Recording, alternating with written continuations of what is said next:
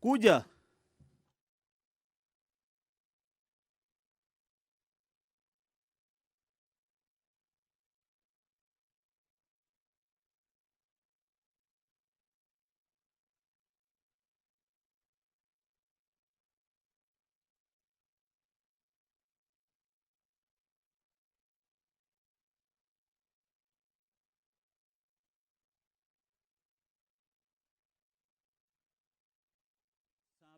Mwezi Septemba mwaka 2023. Nikufahamisha kwamba matangazo haya yanaletwa kwako moja kwa moja kupitia kitengo cha matangazo ya Bunge Parliamentary Broadcasting Unit na shirika la utangazaji nchini KBC. Kukuletea matangazo haya moja kwa moja, mimi naitwa Geoffrey Kwatemba. Na leo hii, mtazamaji, kwenye orodha ya shughuli za bunge, ningependa nikufahamisha kwamba kutakuwepo na kamati ya bunge nzima. Na tunapozungumzia kamati ya bunge nzima, kuna mswada wa sheria ya afya ya kujadili ama kidijitali kumradhi, ambao ni mswada wa bunge la taifa, mswada nambari 57 wa mwaka 2023. Mswada huu utakuwa vile unashughulikiwa katika bunge na kupitia kamati ya bunge nzima. Mswada huo unatoa nafasi ya kuanzishwa kwa mfumo wa telemedicine na mHealth, mfumo ambao unazungumzia haja ya ushirikiano kati ya mifumo ya afya. Vilevile katika kamati ya bunge nzima kuna mswada wa bima ya afya ya jamii, mswada nambari 58 wa mwaka 2023, ambao utakuwa unaongozwa na kiongozi wa wengi katika bunge, sio mwingine ila Mheshimiwa Ichung'wah Kimani. Na nikufahamisha kwamba mswada huu utakuwa unapendekeza kupanua bima ya afya kwa Wakenya wote kulingana na michango yao ya wanachama na chanjo inayofadhiliwa na serikali kwa maskini. Mtazamaji, kama unavyofuatilia kwa karibu, ningependa pia nikujulisha kwamba tunapozungumzia kamati ya bunge nzima, hili ni vizuri utambue kwamba kazi moja muhimu ya kamati ya bunge nzima ni kujadili na sio uchunguzi. Na hii inalinganishwa na kamati za kudumu ambazo zinaweza kuanzisha masomo au uchunguzi wa waziwazi katika bunge. Kamati ya bunge nzima inazingatia sana kuhusiana tu na maswali au miswada ambazo bunge linaweka kwa kamati ya bunge. Jukumu na mamlaka ya kamati ya bunge nzima ni pamoja na kuzingatia maswali au miswada inayorejeshwa kwake na bunge kwa kuzingatia maagizo yote yaliyopewa na bunge kupitia kwa spika. Kwingineko, kwenye orodha ya shughuli alasiri ya leo, kutakuwepo na mswada wa marekebisho ya pili kuhusu kuzuia na kudhibiti saratani. Huu ni mswada nambari 45 wa mwaka 2022 ambao unasomwa kwa mara ya pili. Mswada huu umeweza kuandaliwa na Mheshimiwa Abdul Daud ambaye ni mbunge wa Imendi Kusini. Nikufahamisha kwamba mswada huu unalenga kurekebisha kifungu cha 5 cha sheria kwa kupanua wigo wa majukumu ya taasisi ya afya na kutokana na matibabu ya ugonjwa wa saratani ili kujumuisha katika kuhamasisha matumizi ya afya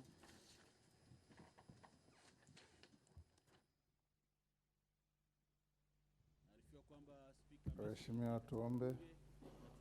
Ewe Mwenyezi Mungu ambaye kwa hekima na wema wako umeteua nyadhifa za viongozi na mabunge kwa ustawi wa jamii na utawala haki wa wanadamu, twakusihi utazame kwa neema nyingi sisi watumishi wako ambao wameridhika kutuita ili tutekeleze shughuli muhimu za jamhuri yetu. Twakuomba uteremshie baraka zako sisi tuliokutanika hapa na utujalie tuyatende na kufikiria mambo yote yatakayofikishwa mbele yetu kwa njia ya haki na uaminifu, ili utukufu na sifa zako ziendelezwe na ili kustawisha amani, ufanisi na heri ya nchi yetu na wale ambao haja zao umezikabidhi mikononi mwetu. Amen.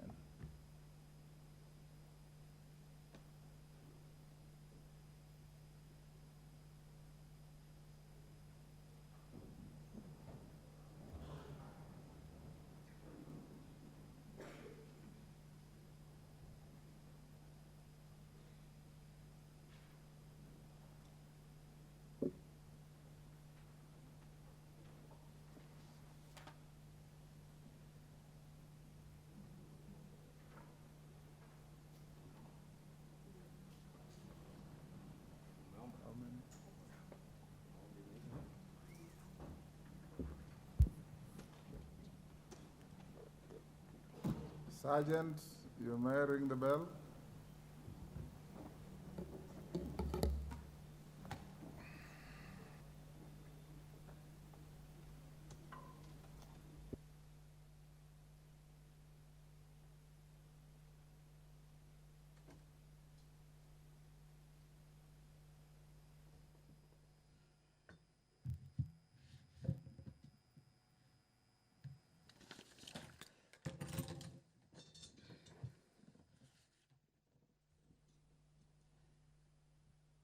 Nikufahamishe tu ya kwamba kutokana na jinsi ambavyo mambo yalivyo, spika wa bunge Mheshimiwa Daktari Moses Masika Wetangula ameamrisha kukirizwa kwa kengele ili kuweza kufuatilia kwa karibu wabunge ambao pengine walikuwa wameshikika katika vikao mbalimbali, mikutano mbalimbali, kuweza kuingia na vikao hivi kuanza rasmi, kumaanisha kwamba hakidi haijaweza kuafikiwa. Kutokana na kuamrishwa kwa kukirizwa kwa kengele ni kuhakikisha kwamba angalau wabunge waweze kuingia na kufikia akidi, na nikufahamisha kwamba akidi ya bunge hili linakuwa ni waheshimiwa 50.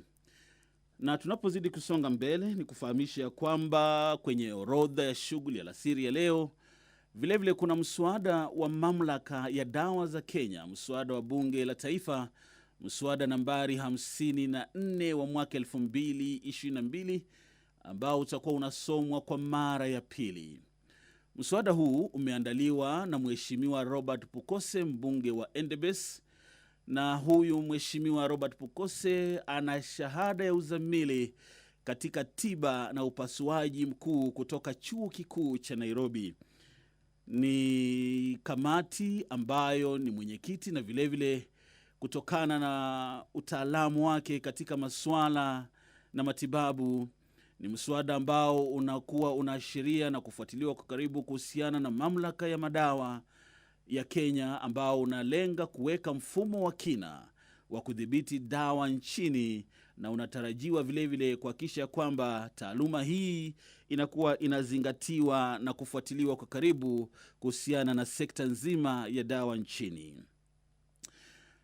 Mtazamaji, kuna marekebisho ya mswada wa kitaifa wa mamlaka ya ujenzi nambari 59 wa mwaka 2022 ambao ulitengenezwa na Mheshimiwa David Gikaria, mheshimiwa kutoka Nakuru Town East, ambao vilevile utakuwa unasomwa kwa mara ya pili. Na nikufahamishe tu ya kwamba lengo kuu ama mswada huu, marekebisho haya yanatafuta kutoa utambuzi kwa wanawake, vijana na watu wanaoishi na ulemavu kama vikundi vilivyotengwa na kuwapunguzia mzigo wa kulipia ada za usajili. Mswada huo vilevile hauna vifungu vinavyopunguza haki na uhuru wa msingi. Nazidi kusubiria kuhakikisha kwamba akidi inafikiwa na vikao hivi kuanza rasmi moja kwa moja. So napoangalia pale naona waheshimiwa wanazidi kuingia moja kwa moja, angalau tukitazamia muda usiokuwa mrefu akidi itakuwa inafikiwa na vikao hivi kuanza. Kumbuka vikao la siri ya leo tayari spika wa bunge hili la kitaifa Mheshimiwa Daktari Moses Masika Wetangula ameshaingia na atakuwa anaongoza vikao la siri ya leo. Nikufahamishe vilevile kuna mswada wa marekebisho wa Baraza la Taifa la Vijana nambari 1 wa mwaka 2023. Mswada huu umeandaliwa na Mheshimiwa Joshua Kandie. Lengo kuu la mswada huu ni kurekebisha sheria ya Baraza la Vijana la Kitaifa ili kuondoa uwanachama wa Baraza la Vijana la Kitaifa kwa kuajiri kwa ushindani wa vijana wanaohudumu katika baraza hilo. Order number 2, communication from the chair. Order number 3, messages. Order number 4, petitions. Order number 5, papers. Leader of Majority. Thank you, Honorable Speaker. I beg to lay the following papers on the table of the House today, Wednesday, 27 September 2023, afternoon sitting. 1, the Circle Societies specified on deposit taking levy, order number 2, order of 2023 from the Ministry of Cooperatives and Micro, Small and Medium Enterprises Development. Ministry of Cooperatives and Micro, Small and Medium Enterprises Development. 2, reports of the Auditor General and financial statements in respect of the following constituencies for the year ended 30th June 2022 and the certificates therein. Kiambu, Kikuyu constituency, where yours faithfully comes from, and Nakuru Town East constituency of Honorable Gikaria. 3, the performance audit reports on response to gender-based violence from the State Department for Gender and Affirmative Action. 4, the performance audit report on National School Meals and Nutrition Program from the State Department for Early Learning and Basic Education. Thank you, Honorable Speaker. Thank you, Majority Leader. Chairperson, Departmental Committee on Health, Dr. Bukose. Wapi Dr. Bukose? Vice Chair wake?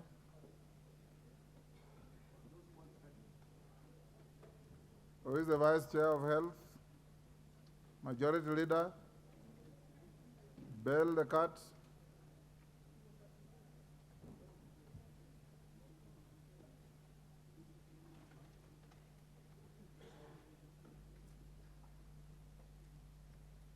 Okay, we'll state to tomorrow. But if he comes and is ready before we go to the Committee of the Whole, we can be able to accommodate. Next order. Order number 6, notices of motion. Order number 7, questions and statements.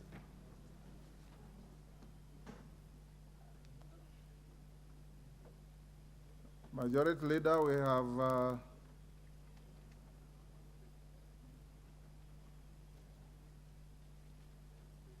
have mini CS for Finance. Yes, Honorable Omboko Milemba, you had actually seen me and wanted to make a short statement. Thank you, Honorable Speaker. I am rising on a point of order understanding, Order 83, to seek your direction regarding the recommendations of the Presidential Working Party on Education Reform. Honorable Speaker, the President Working Party on Education Reforms, popularly known as PWPER, made several recommendations to the education sector, consequently establishing great conflict not only between the Ministry of Education, TAC, but also with other players in the field. Honorable Speaker, the recommendations that the Ministry of Education review the grades for pre-service teachers jeopardize the mandate of the Teacher Service Commission as provided under Article 237(3) of the Constitution. Honorable Speaker, the Presidential Working Party on Education Reform has also recommended that the Ministry of Education establishes a comprehensive school system where all levels of learning are managed as one institution, contrary to Part 2(9) of the 4th schedule of the Constitution. The Working Party further recommends that the Ministry of Education recruit staff for special needs education institutions and hard staff areas. This recommendation will be contrary to the Constitution. Honorable Speaker, further, that the Presidential Working Party gives now powers to the Teacher Service Commission to employ chaplains and imams in schools. This is in direct conflict of Article 9 of the Constitution, which separates the state and religion, and therefore removes the powers of sponsors in the schools, replacing it with Teacher Service Commission. Honorable Speaker, I could go on and on, but let me stop there and indicate that, Speaker, the business of lawmaking is a reserve of Parliament under Article 109 of the Constitution.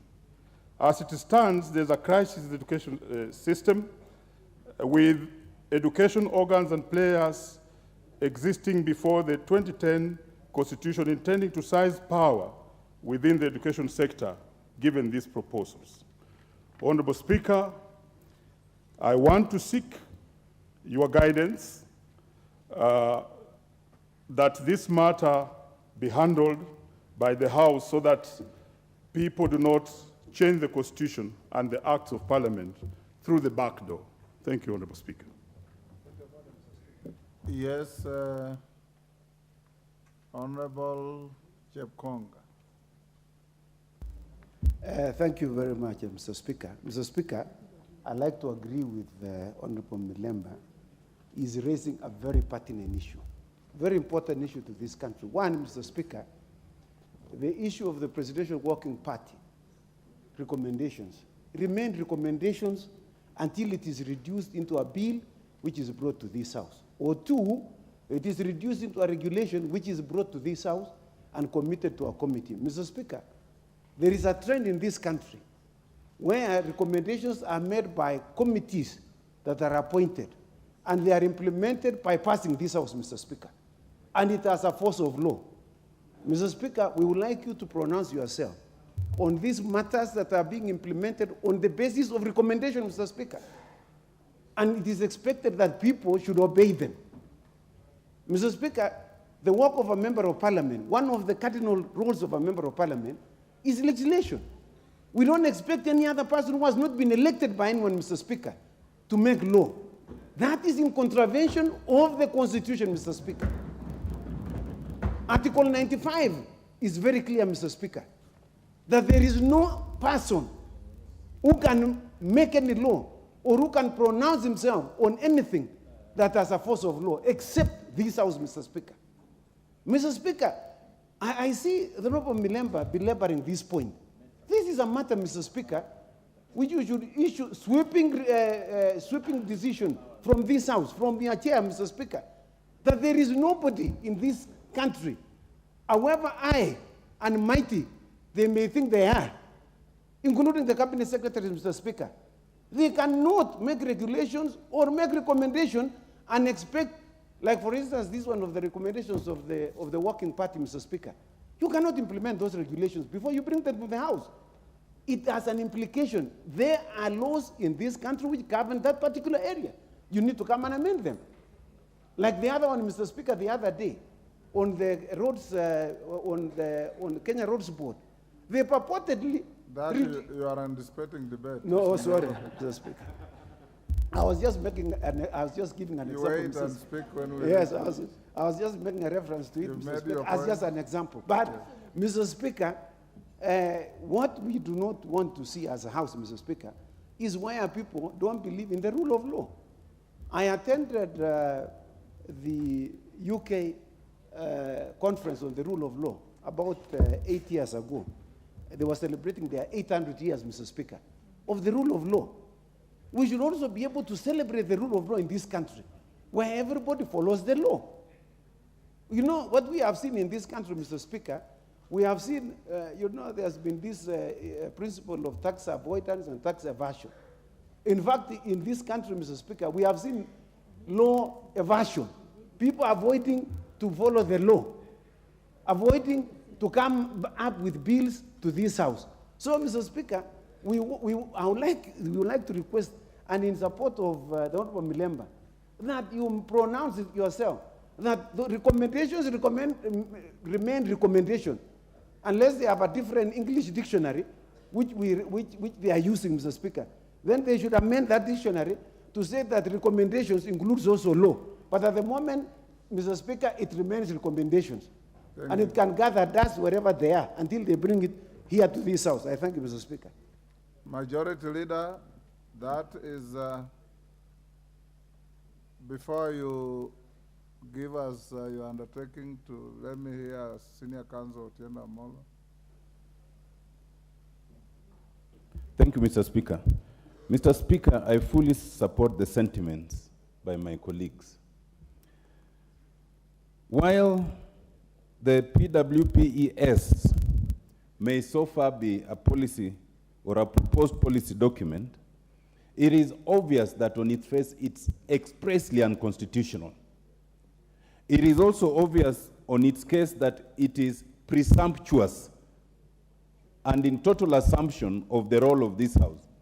Mr. Speaker, I say that because I'm aware that not only is it a policy document that has not crystallized into law under Article 95, but they have purported to appoint an implementation committee which is implementing it already, which means it's not even considered that it's necessary to see whether Parliament will adopt its recommendations into law, and Parliament becomes highly relevant under Article 95. Mr. Speaker, it is true that the point of determining unconstitutionality may not have arisen. It could either be determined by a court if it comes into law, or by the Speaker if it comes to the floor of the House. But the problem here is that there's a clear effort to circumvent that provision, so that the occasion of it deciding by the court may not arise because there will be no law passed by Parliament. But the occasion of determination by the Speaker might not arise because it will not come to you. And that's why, Mr. Speaker, it is important that we now look at Article 95 critically. It is true nothing should assume the force of law except as passed by this House. But additionally, this House is also required under that article to deliberate and resolve issues of interest to Kenyans. This has become an issue of interest to Kenyans. Mr. Speaker, just this morning, I will report to you that the session that was being chaired by the Deputy Speaker had the chair of delegated legislation present before this chamber for rejection 2 sets of regulations, one which actually emanated from this same department under Section 70. I see that trend continuing in this report. It is a trend that must be rejected, and not just rejected, Mr. Speaker, by you saying that we think they should consult. It is within your powers and jurisdiction, Mr. Speaker, by way of communication, to pronounce yourself and say whatever is contained in that document that is purported to be implemented is void ab initio. And if anyone wants to remedy it, they know how to restart it. Thank you, Mr. Speaker. Majority Leader, I want to close it there. I think the point has been made abundantly clear. Majority Leader, can I hear you? Thank you, Honorable Speaker. And I really don't have much to add because the law is the law. The Constitution, as has been from Article 94, 95, 96, the Constitution is indeed very clear. And as much as there is a Statutory Instruments Act, Honorable Speaker, nobody, including cabinet secretaries, have the power to make law, not even a presidential working party.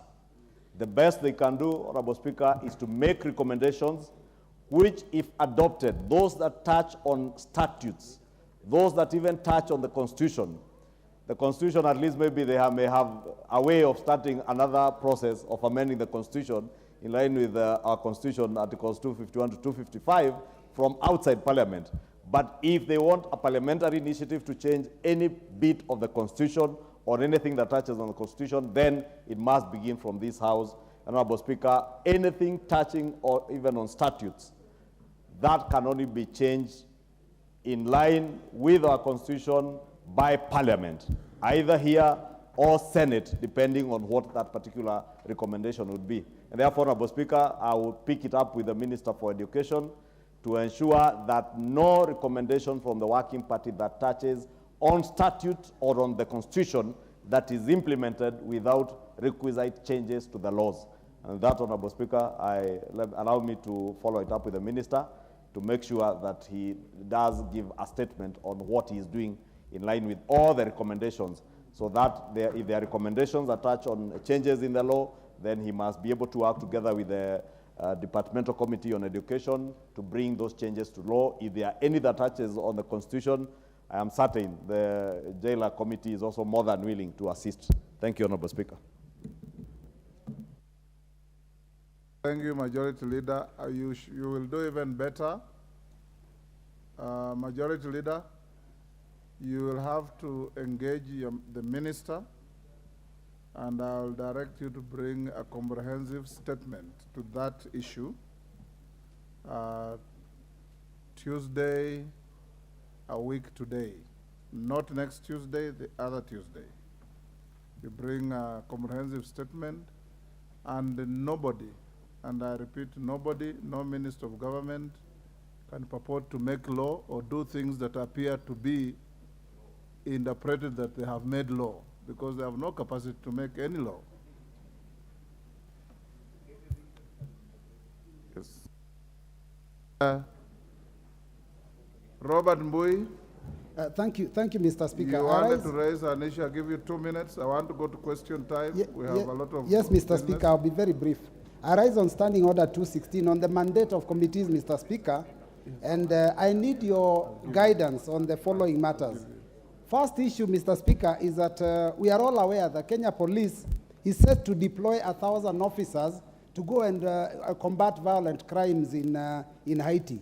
At the same time, Mr. Speaker, you are aware that the U.S. Secretary of Defense and our CS for Defense, Mr. Honorable Haden Duale, have also signed a peace agreement that binds this country for a period of 5 years. Mr. Speaker, my concern is Parliament going to sit and watch while these things go and happen, or is Parliament also going to play a role in this? Because I believe that Parliament is meant to be able to participate in any decision-making process where Kenyans are affected. So, Mr. Speaker, I seek your guidance on what role is Parliament going to play in those two issues. Thank you, Mr. Speaker. Leader, you don't have to answer that now. The Tuesday I told you to bring the statement will actually be a public holiday. It's called Huduma Day. So you will bring your statement on Wednesday, which will be the 11th of next month, and you will be required to bring 2 statements, the one on education and the one raised by Robert Mbui. So that, Honorable Pukose, I will step back and allow you to table your document. Thank you, Honorable Speaker, for being magnanimous to allow me to table this statement. Honorable Speaker, I beg to lay the following paper on the table of the House today, Wednesday, 27 September 2023, report of the Departmental Committee on Health on its consideration of the Assisted Reproductive Technology Bill, National Assembly Bill number 61 of 2022. Thank you, Honorable Speaker. Thank you. Honorable members, allow me to acknowledge the following schools in the Speakers and Public Gallery. Kiriti Girls High School from Mathioya, Muranga. Kivou Primary School from Mwingi Central, Kitui. Thome Secondary School from Laikipia West, Laikipia. And this is not a school, it's called Small Business Traders from Migori, Suna East in Migori. On your behalf and on behalf of the Speaker, we welcome all our visitors to the House of Parliament. Thank you.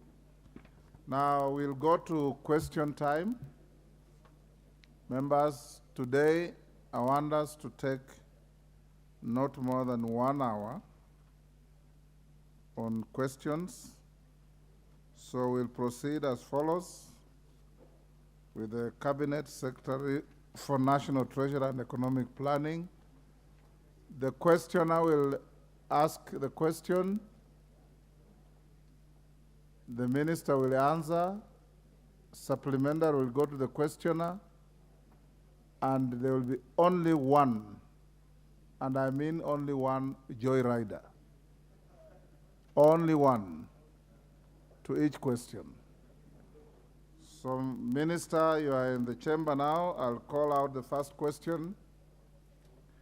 Question number 010 of 2023.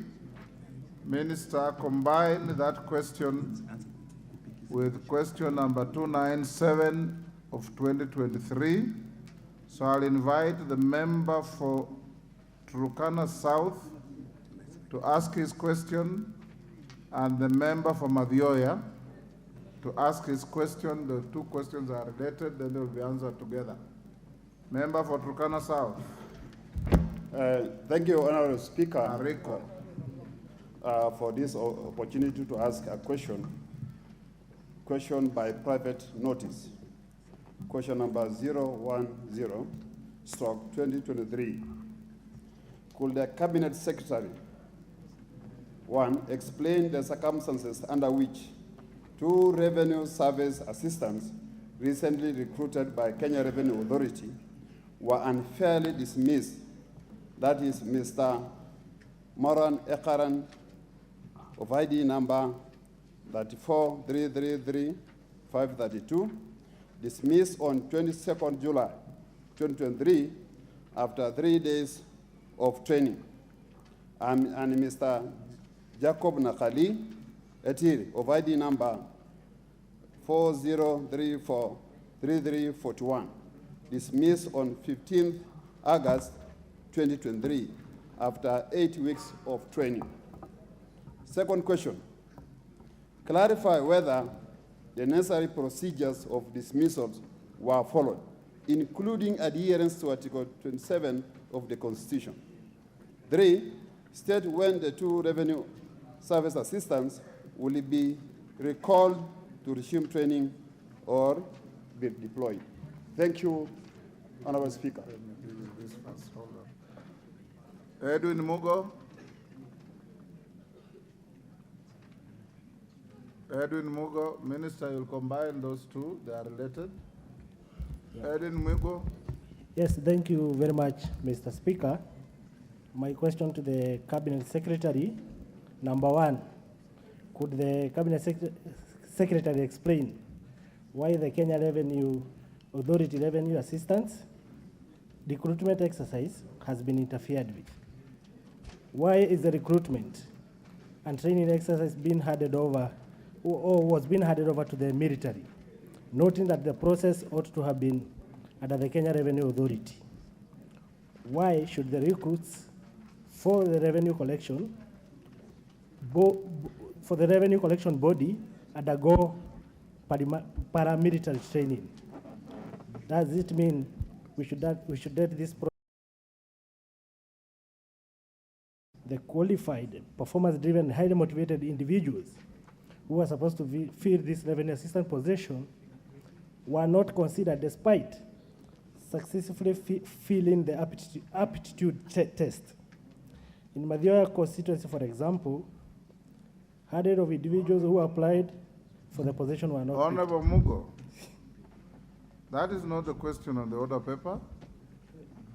You are reading your own things. Yeah, Mr. Speaker, the question is on the order paper, and I want you to read it as is printed. You seem to be debating the question instead of asking the question. Do you have the order paper?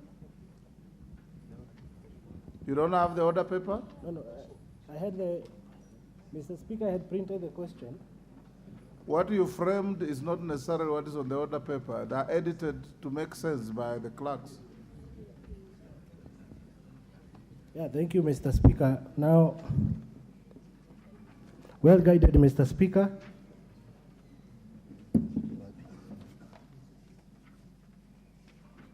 You have the order paper now? Yes, Mr. Speaker. Okay, go ahead and ask the question.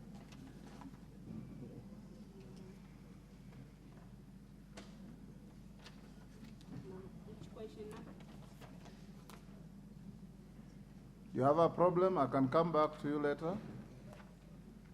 No, Mr. Speaker, I have it now, Mr. Speaker. Go ahead. Yeah. Could the Cabinet Secretary, one, clarify whether Kenya Revenue Authority officers recruited in the Domestic Taxes Department in June 23 will undergo paramilitary training in Eldoret before their deployment. Number 2, while explaining the criteria used by KRA to arrive at the final list, provide a list showing the distribution of individuals recruited in terms of age and gender per constituency. Number 3, clarify whether some individuals were turned away from the training in Eldoret based on drug abuse history, HIV/AIDS status, having given birth within 6 months preceding the date of reporting for training, and having physical scars on their bodies. Thank you very much, Mr. Speaker. Minister, you can answer those two.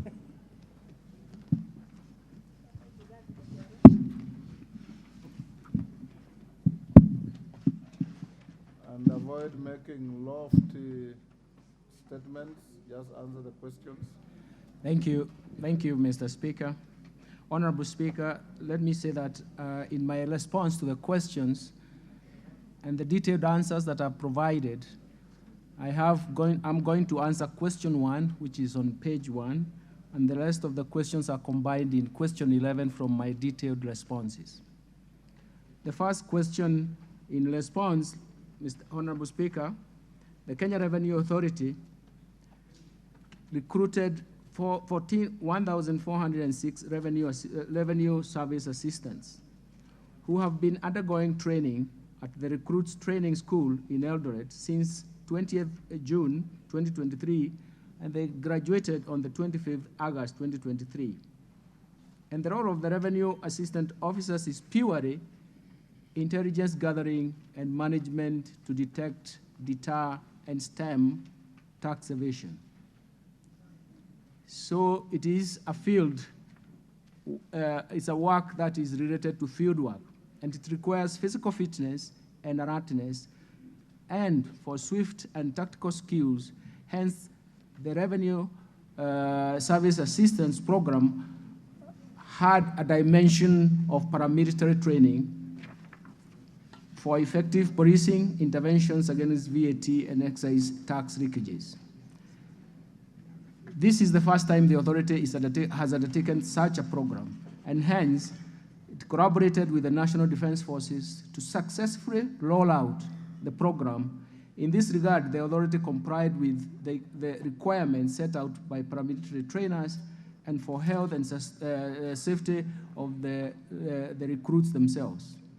Part of the requirements was medical assessment to ascertain if the trainees were fit for the rigorous paramilitary training. Upon medical assessment, any candidate found not fit for the training was therefore not enrolled for the training. In this regard, Honorable Speaker, only 2 that have been referred to were found unfit. One was for health reasons, and the second one was actually falsely providing police clearance certificates. I've provided the details of even what happened. They were not trained for the 3 days. They were actually not even trained because they did not undergo the process, Honorable Speaker, sir. On question, the next question is found on number 11 from my list, and it relates to, let me get it, thank you. It relates to why they are undergoing paramilitary training. Yes, I have it, sir. It relates to, in the response, Honorable Speaker, the revenue service assistants were being trained on technical skills, VAT and exercise, and also paramilitary training for fitness and alertness.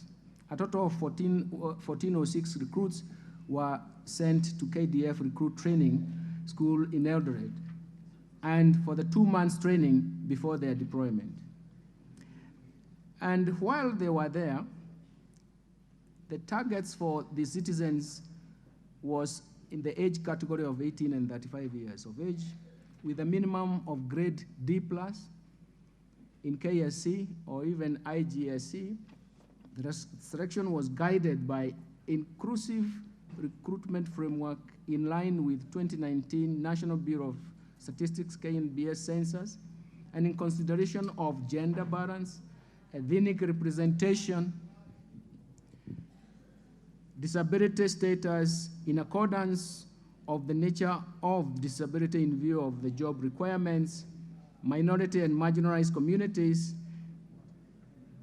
constituency representation, and the distribution of the recruited personnel, RSA as we call them, revenue service assistants, in terms of consistency and gender, and even representation is attached in an annex.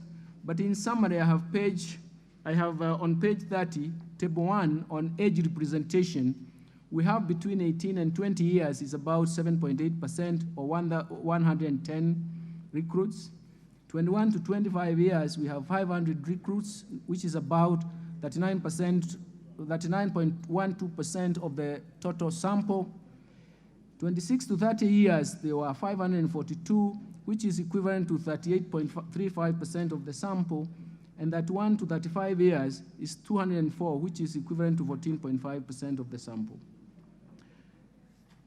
Honorable Speaker, the Revenue Service Assistance Program had a military training element, and this was the first time the authority, the Kenya Revenue Authority, undertook such a program, hence the need to collaborate with the National Defense Forces to successfully roll out the program. The rationale for the prescribed paramilitary training was as follows. We needed to help those recruits maintain training readiness and reduce potential risks, protect health and safety for the recruits, and mitigate the uncertainty on managing complications and even special cases. And the following categories of diseases were actually registered, as has been said in the question. But the most important thing is that the KRA complied with the training requirements set by KDF and the paramilitary training, and the outcome of medical assessment was what was observed clearly. Thank you.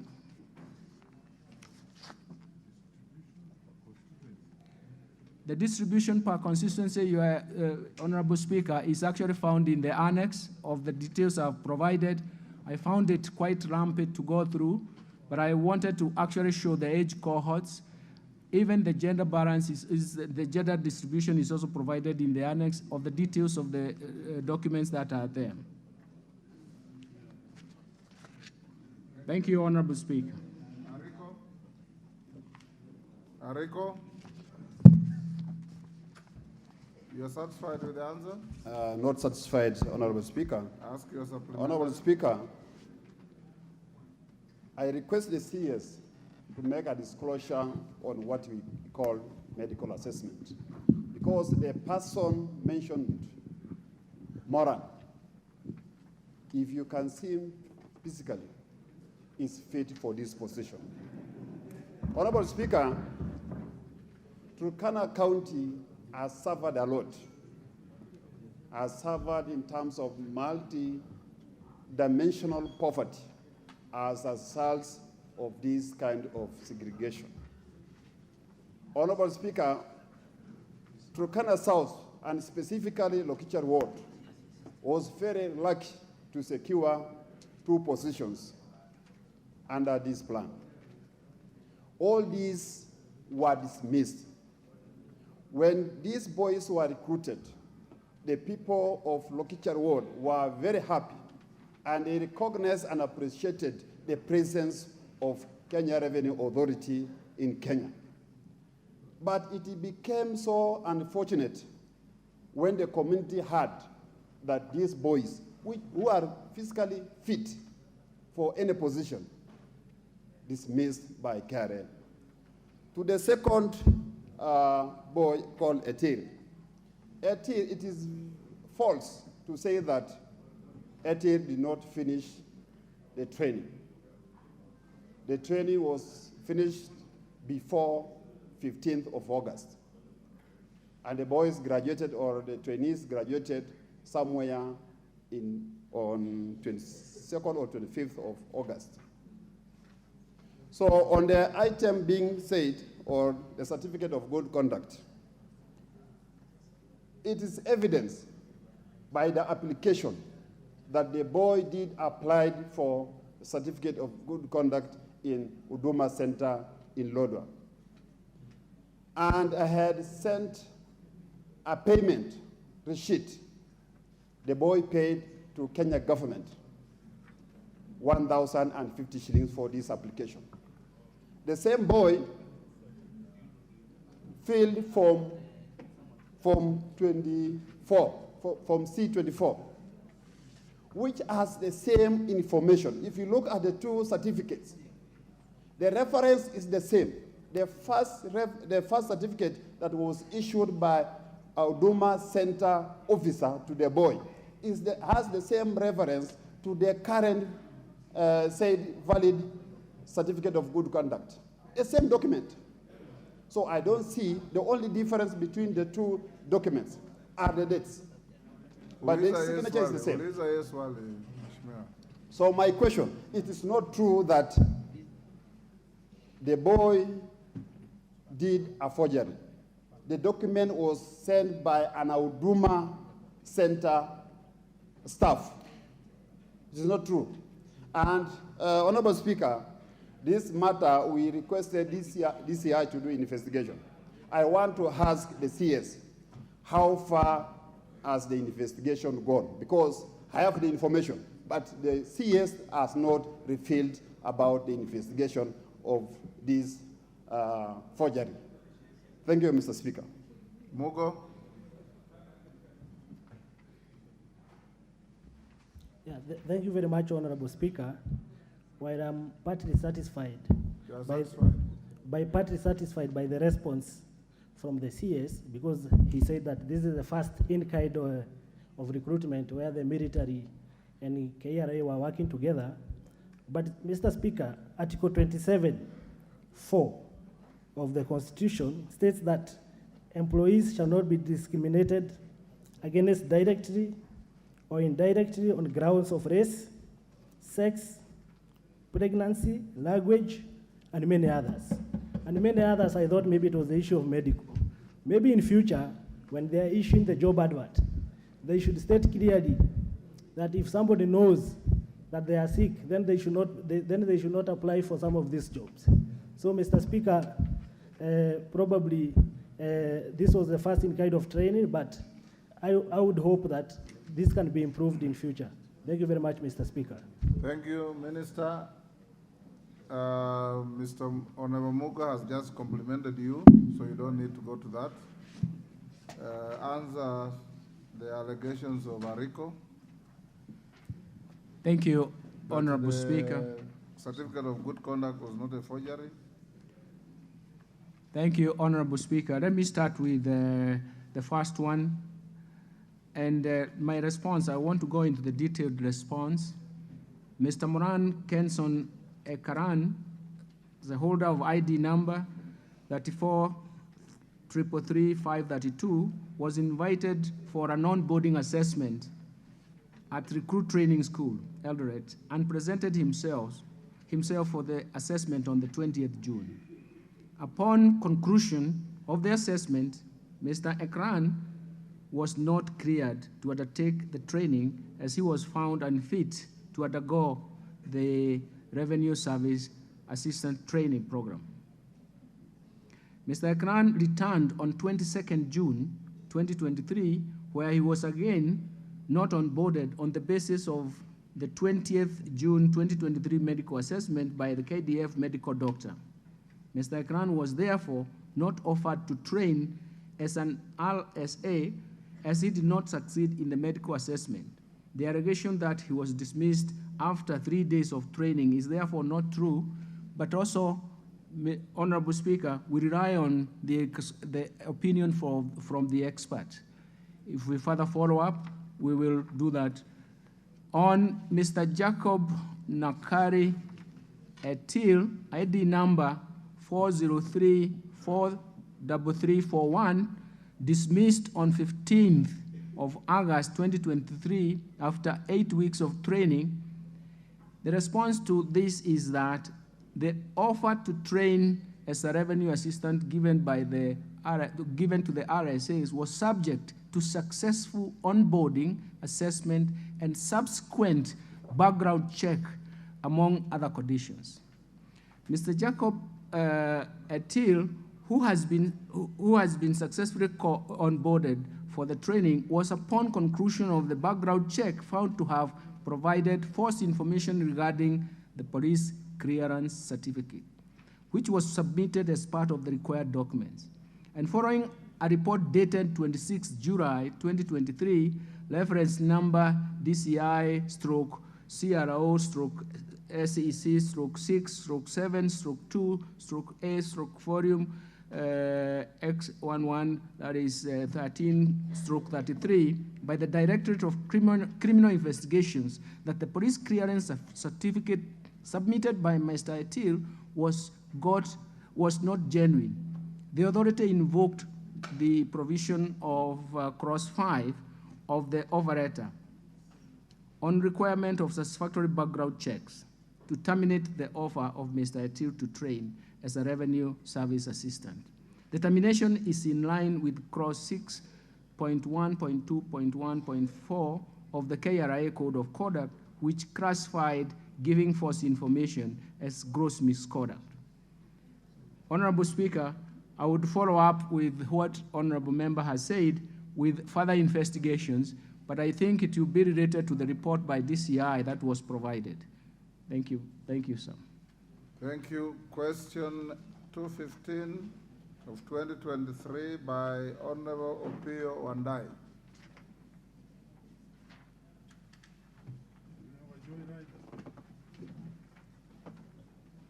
Honorable Opio Wandai, the minority leader is not here. Yes, Wamboka. Honorable Wandai is engaged, and just had asked that the minister can therefore go ahead and answer the question. The minister can't answer a question that has not been asked. Can I ask on behalf of Honorable You Opio Wandai? can't, because there's no written designation to the speaker that you ask on his behalf.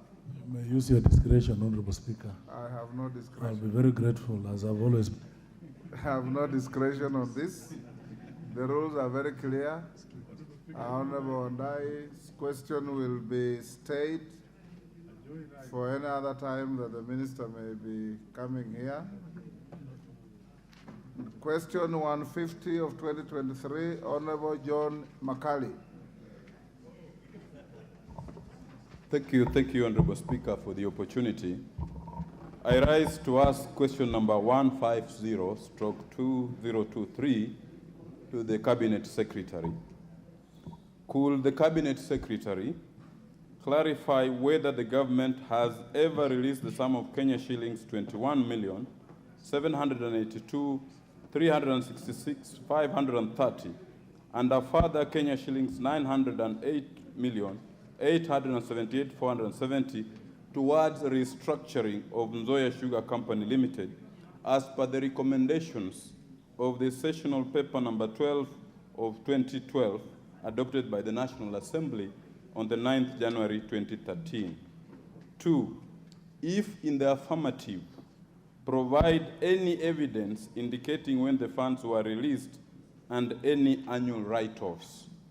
3, provide details of the current annual status of the balance sheet of Nzoia Sugar Company Limited. Thank you, Honorable Speaker. Minister.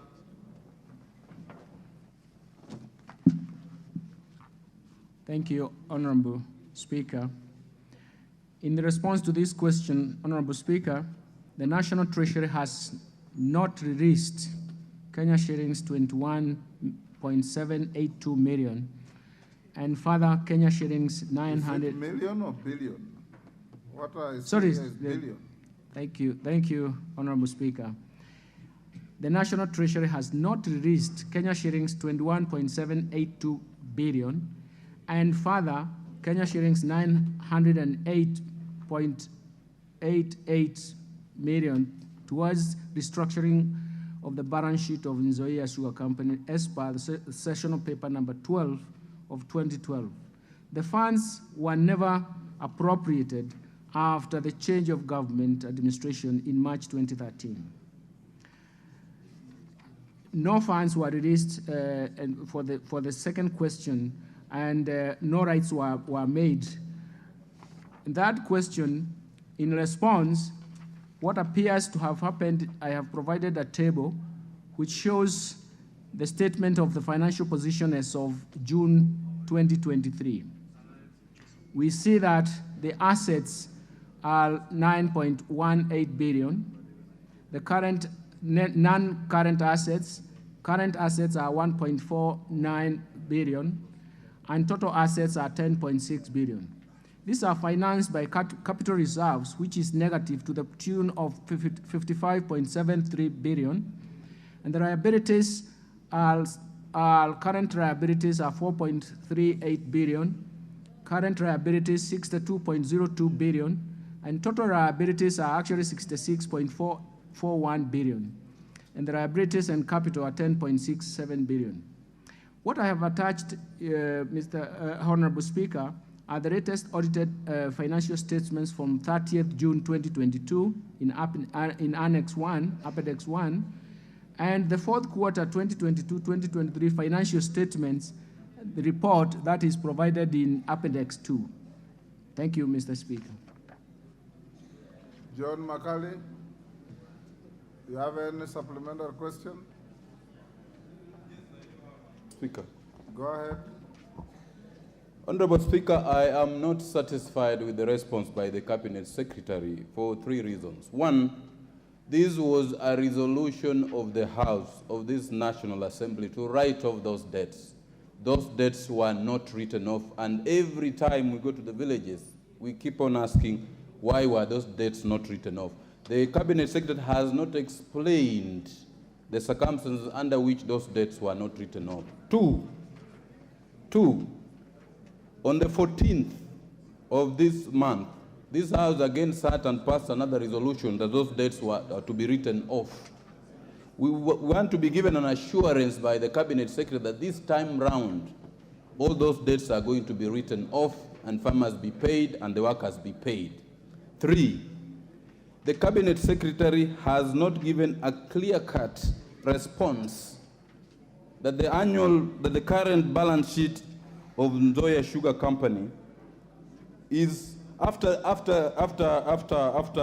writing off of those days, we'll have a clear balance sheet, because what we want, Honorable Speaker, is to have a clear balance sheet so that this particular company can be able to begin operating to profitability. The difficulty we have, Honorable Speaker, is that out of a small loan that was given of 9.9 million shillings, now we have a debt of 27 billion shillings out of accrued interest, precisely arising out of non-compliance with a resolution of this particular House. Can the Cabinet Secretary assure this House, the nation, and the people of Bungoma that whatever resolution that are given by this House will be honored and implemented and executed with the letter? Thank you. Minister.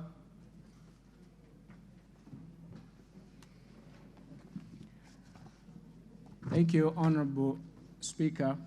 There is a supplementary question number 8 from my records that tries to explain the subsequent statement that has been made.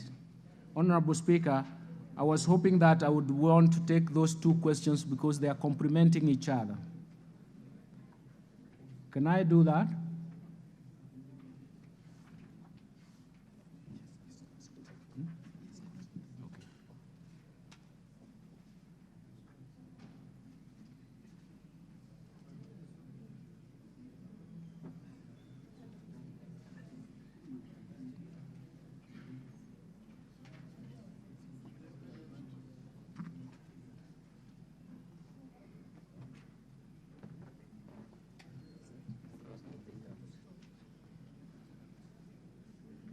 Minister, you finished? I had actually said, Honorable Speaker, I had related that to another issue that is related to this on the bailout, as well as the current thinking in terms of rescuing the sugar sector. And I was hoping that I can answer that when I'm doing that, because it combines the process. In the course of this afternoon? If you are not with full information, write to the member through the clerk. That is in order, because we have a supplementary answer to that, to the bailout section this afternoon that we are going to provide. Okay, fine. When we get there, you can deal with it. Thank you. Okay. Next, 151, member for Madare, Anthony Olwoj.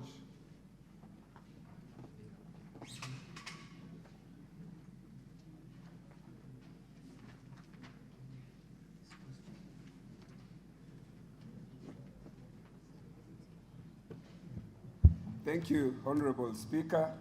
I rise to ask question 151 of 2023 to the Cabinet Secretary. Could the Cabinet Secretary state the reasons as to why funds to political parties have not been paid out in accordance with the provisions of the Political Parties Act since its enactment, and in particular, circumstances under which the political party funds meant to ensure political parties operate and function as institutions of governance are yet to be fully disbursed 4 months to the end of the 2022-2023 financial year. 2, outline the steps that the ministry has taken to implement the High Court decision, Judicial Review number 483 of 2016, that directed the Cabinet Secretary to, among other things, ensure that the National Treasury makes budgetary proposals and estimates that reflect allocations not less than 0.3% of national revenues to political parties, including steps that the ministry is taking to comply with the provisions of the Political Parties Act. And 3, indicate the arrears due and owing to each of the political parties for the financial years 2016-2017 up to and until 2022-2023. The steps being taken to ensure that the arrears are cleared, and further explain the measures the ministry is taking to ensure that political parties are able to pay their staff in time and carry out their calendar of activities uninterrupted, as required by the Constitution and the Political Parties Act. I thank you, Honorable Speaker. Minister.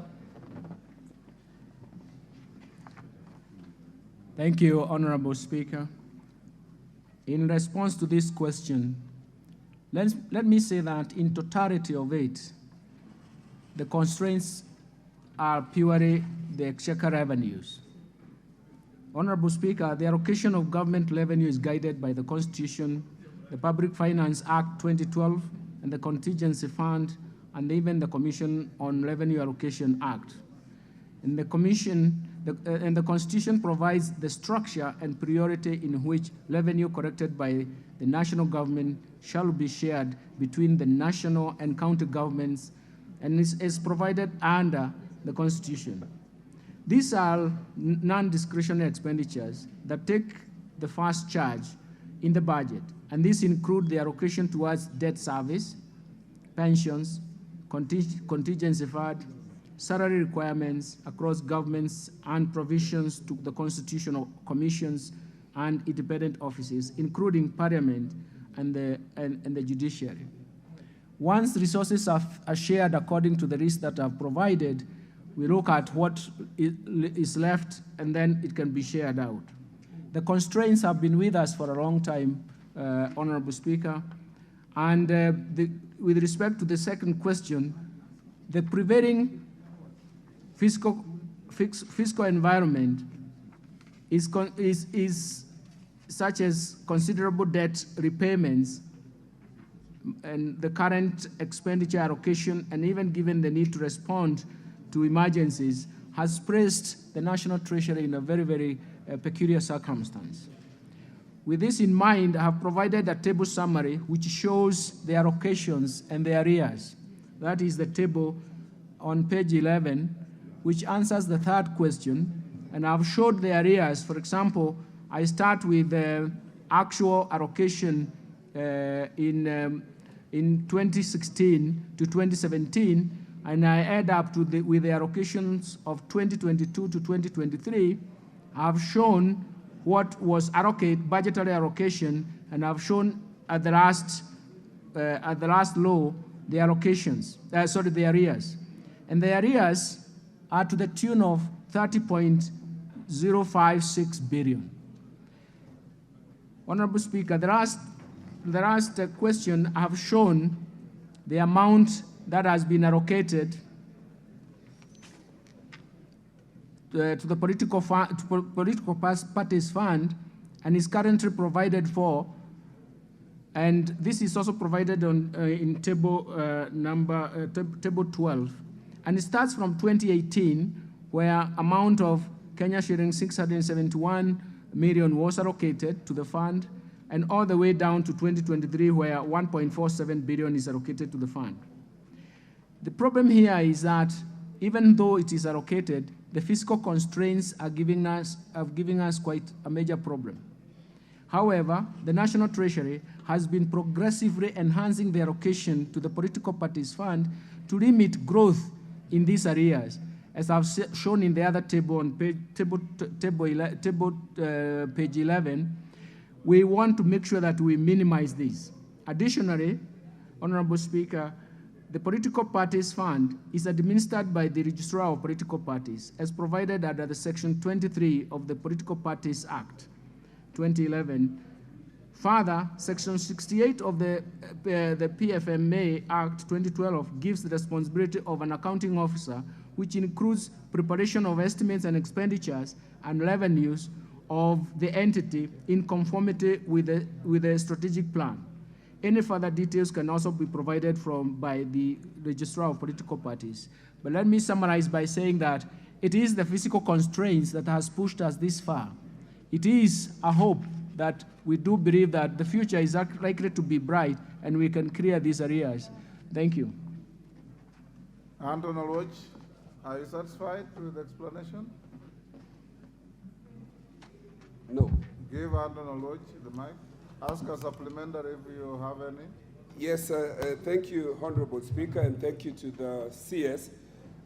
However, I wish to ask this supplementary question because specifically on the question of the court award, which we adverted to the judicial review number 483 of 2016. The minister has not, to my mind, and in the printed copy that I've looked at, answered what steps they are taking to respond to or meet the court award that was issued and which is still in arrears, even if you take into account the fiscal constraints that are there at the current time. In addition to that, to the CS, Article 201 states that tax burden and benefits are supposed to be shared equally, so that even if we acknowledge that there are challenges to the exchequer after taking out the ones that are prioritized, can you demonstrate that even when the exchequer falls short, the constitutional commissions and all these other organs, including parliament, are deducted or denied allocations to the extent of the shortfall of the exchequer? And lastly, employees of political parties are required to pay statutory deductions.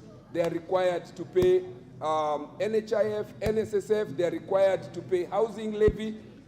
How is the ministry taking into account the penalties that will accrue as a result of this default? What measures will be put in place to cushion political parties, which are institutions of governance, in paramateria with all other institutions, that they are equally safeguarded even as we talk about exchequer shortfalls? Thank you, Honorable Speaker.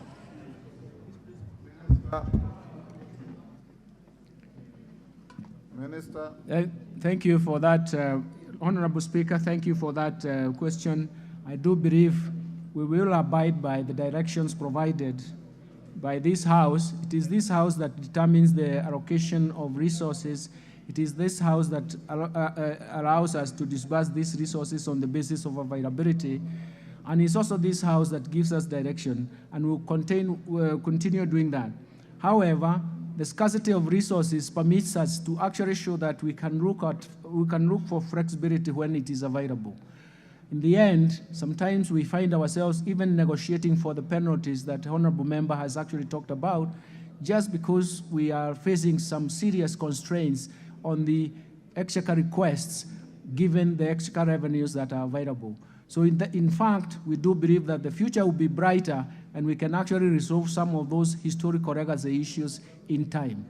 Thank you. Thank you. Next question. Honorable members, question 153 and 216 are related.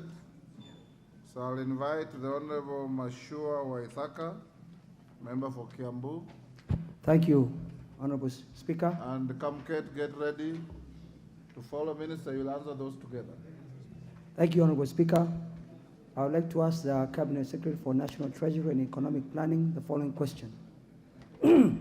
Could the Cabinet Secretary state the volume of US dollars reserve held by the Central Bank of Kenya and each of the commercial banks in the country, and confirm whether the high volume of US dollars believably being hoarded by commercial banks' accounts for the spiraling exchange rate that has hit an all-time high? Question number 2. Explain why the rate of exchange for purchasing US dollars from forex bureaus and commercial banks is as high as 141 Kenya shillings and shillings 146 per unit, respectively. Yet the indicative exchange rate set by the Central Bank of Kenya is 129 shillings, translating to a difference of almost 15 shillings per unit against the CBK rate. Question number 3, what measures has the ministry put in place to resolve the shortage of dollar supply, lower the exchange rate, cushion importers from the loss of money due to the high dollar exchange rate, and to avoid the proliferation of black money exchange markets? I thank you, Honorable Speaker. Thank you. William Kamket. Mr. Speaker, I beg to ask the Cabinet Secretary for Treasury and Economic Planning the following question. 1, could the Cabinet Secretary explain the impact that de-dollarization by countries such as China, Brazil, Russia, India, Malaysia, and Saudi Arabia may have on Kenya's economy, in light of the fact that these countries are key markets and trade partners in Kenya's international trade? And 2, could the minister clarify whether Kenya will follow the same trend of de-dollarization that has been adopted by recently by various developing market economies? Thank you. Minister. Thank you, Honorable Speaker. Honorable Speaker, as at September 22nd, 2023, the usable foreign exchange reserves held by the Central Bank of Kenya was US $6.96 billion. This represents about 3.76 months of import cover. Commercial banks keep deposits in dollars and other currencies in accordance with the statutory ratios set by the central bank. Foreign currency deposits held by commercial banks have remained constant, with trade growth currently standing at US dollar equivalent to 1.15 billion shillings as at June 2023, from about 921 billion as of December. Honorable Speaker, these are customer accounts. These are customer deposits. So in a sense, it's not holding, it is actually customer accounts that they are holding. The second question, the response to the second question, the exchange rate details are released by the Central Bank of Kenya, and it's an indicative rate. meant to help those exchanging currencies to gauge the value of the shilling at any given day. The central bank does not set the exchange rate. It is determined by the market. The central bank receives actual exchange rate transactions from commercial banks and forex bureaus every day and computes the mean rates from these numbers. And the mean rate is what is quoted as the exchange rate of the day. Honorable Speaker, if you look at any newspaper of the day in the morning, you'll see a table that provides all these details. But what happens is that it is the mean rate that is quoted that gives us an idea of what is the value of the currency.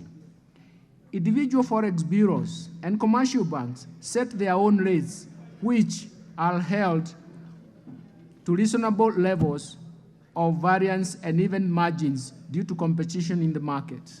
Because essentially, customers are free to move from one bank or one forex bureau to another. Typically, consumers looking to exchange smaller amounts and focusing on the exchange rate available, the nominal exchange rate available, will find more favorable rates at forex bureaus, while those looking to exchange larger amounts through their foreign accounts will find better rates in commercial banks. But that variability can be seen in the table. That question, Honorable Speaker, in response, I want to say that Kenya pursues a flexible exchange rate policy.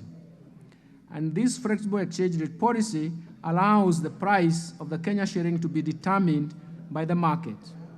As of March 2023, the central bank issued a forex code, and the code is intended to promote a robust, fair, liquid, and even open and appropriately transparent market, which in a diverse way sets the market rate.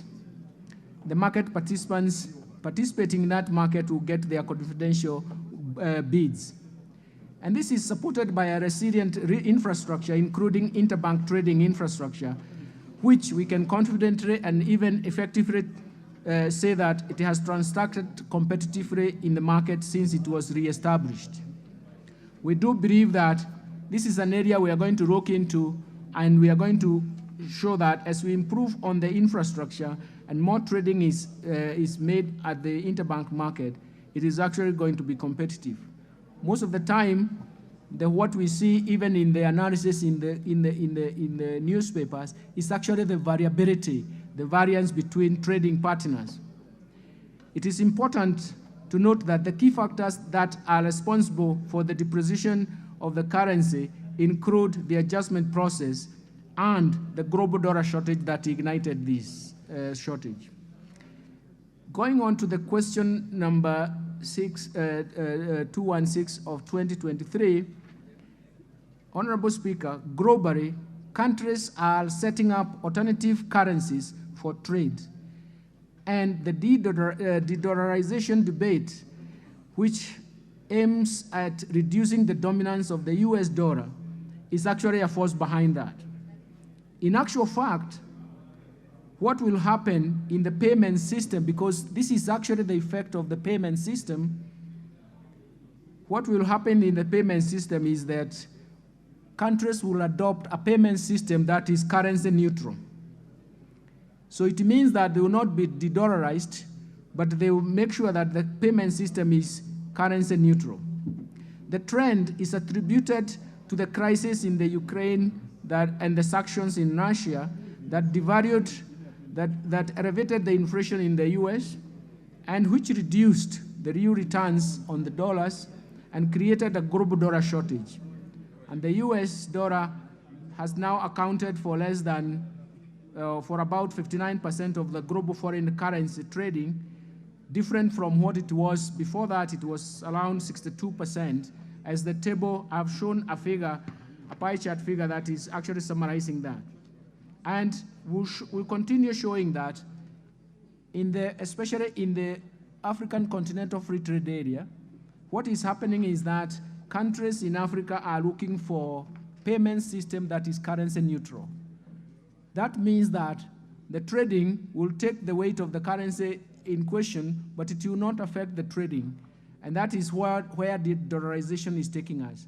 So in effect, Honorable Speaker, what I would say is that that fear of dominance of the dollar is actually leading us to payment systems that are currency neutral, which is, as of now, is equivalent to de-dollarization. But what is also showing up is that countries like China and India are popularizing their own currencies so that they provide an alternative liquidity channel through which trading will take place. But in the end, what we are going to see is actually a trading platform or a payment system globally that is currency neutral. Thank you, Honorable Speaker. Thank you, Minister. Mashua. Yes, thank you, Honorable Speaker. I am happy with the two questions that I had asked, but on the third one, I was thinking that the other measures that I was, for example, we know that that gold can be used as a hedge against inflation, and against the declining of the value of the currency.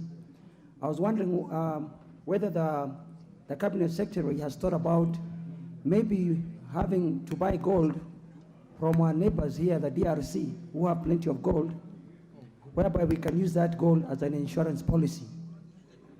The other question that I would like to ask is, we know that most of the money we get in dollar is from the diaspora. And we find that most people in the diaspora are having many problems when they transfer their money because of the high transfer cost. There are many hidden charges.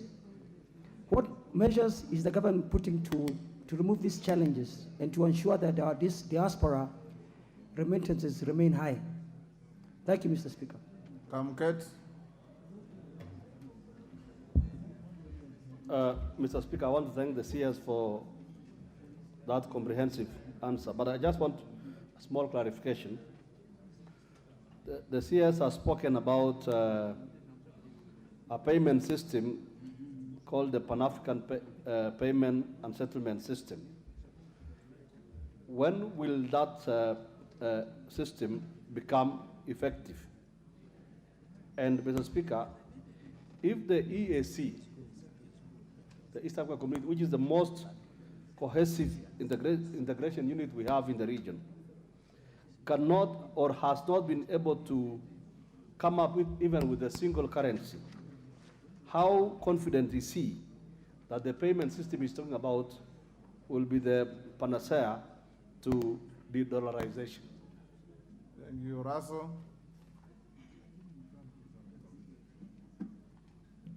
Thank you very much, Honorable Speaker. Honorable Speaker, I think the questionnaires have said they are happy with the answer from the Minister, but I am far from it. The shilling is on the free fall. The dollar is the foreign exchange of trade in this country.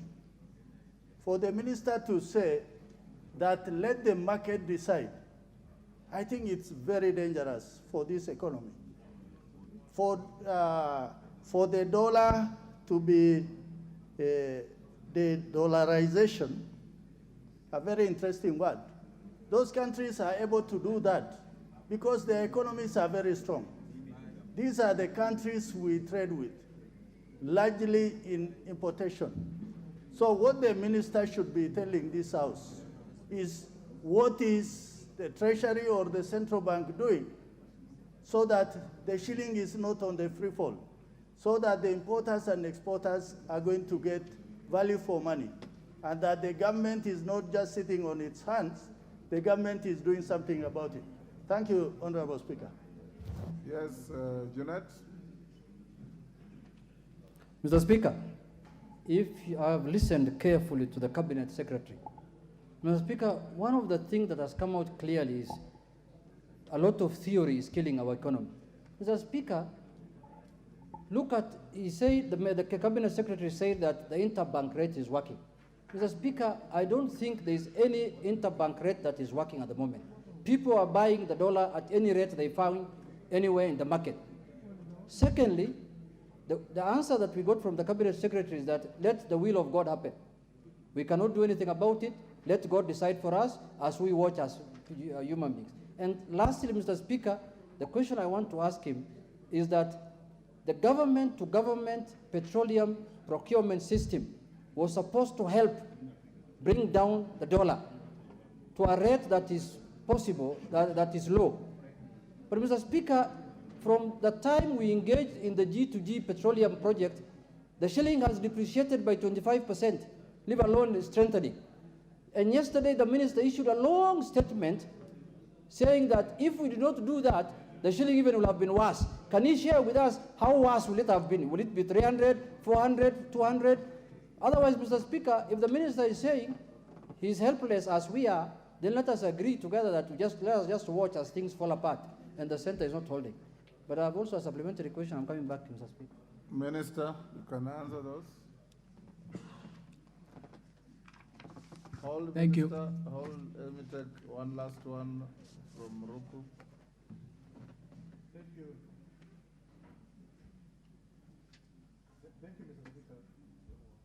Give him the mic. Thank you, Mr. Speaker, for the opportunity. As my colleagues have said, Mr. Speaker, we as an economy, we are in a problem because of the dollar rate. And it is true that, Mr. Speaker, we have commercial banks which have huge deposits of dollar which they are not releasing to the market. And it is the responsibility of the Central Bank of Kenya to ensure there is proper regulation of money supply within the economy. In April this year, Mr. Speaker, Treasury issued an expression of interest for sovereign bond, so that probably the economy can be able to get more dollars within the economy and stabilize the issue of Kenya shilling versus the dollar. The question which I have to the minister, Mr. Speaker, how is this getting structured? Because there's a way that can be structured to make it more efficient, more sustainable, and even the economy be in a position to reap more benefit from issuance of sovereign bond. Can the minister explain to us whether they are looking into establishing a company which can purposely be for getting sovereign bond issued within the international market, and probably the same company can be in a position to enter into joint ventures with other companies in the international market for the purposes of issuance of sovereign bonds. Thank you, Mr. Speaker. Minister, you can answer those. Thank you, Honorable Speaker. I have a list of questions, 6 questions that have come up. Let me start with hedging, using gold to hedge. I think this is a fantastic question, but you do remember that the gold standard ended in 1981, and it's because you still have, it is not a currency, it's a hedging instrument, but you still have to go to a point of sale. And that is a problem because you may not determine which way the hedging would go. But unfortunately, the flexibility of currencies outside hedging instruments is becoming very, very important, and it has been appreciated. I am familiar with, even 2 days ago, I saw some newspaper reports showing that Tanzanians were buying gold to hedge against currency depreciation, but they still face the issue of moving into a point of sale to actually convert it into a convertible currency. The whole issue is what you do with your portfolio choice is actually very, very important. And what we can do here is to provide information how you can deal with your portfolio choice in given circumstances. The second point is about diaspora dollars in terms of flow. We do believe, and we have recognized this for many years, that diaspora remittances are problematic because you are charged the cost of transfer, and they are also fixed in terms of the exchange rate. it's in a sense, you lose double. That's why towards the end of the 2000 and the beginning of the 2000, the decade of 2000, there were so many what we call pseudo-currencies or cryptocurrencies.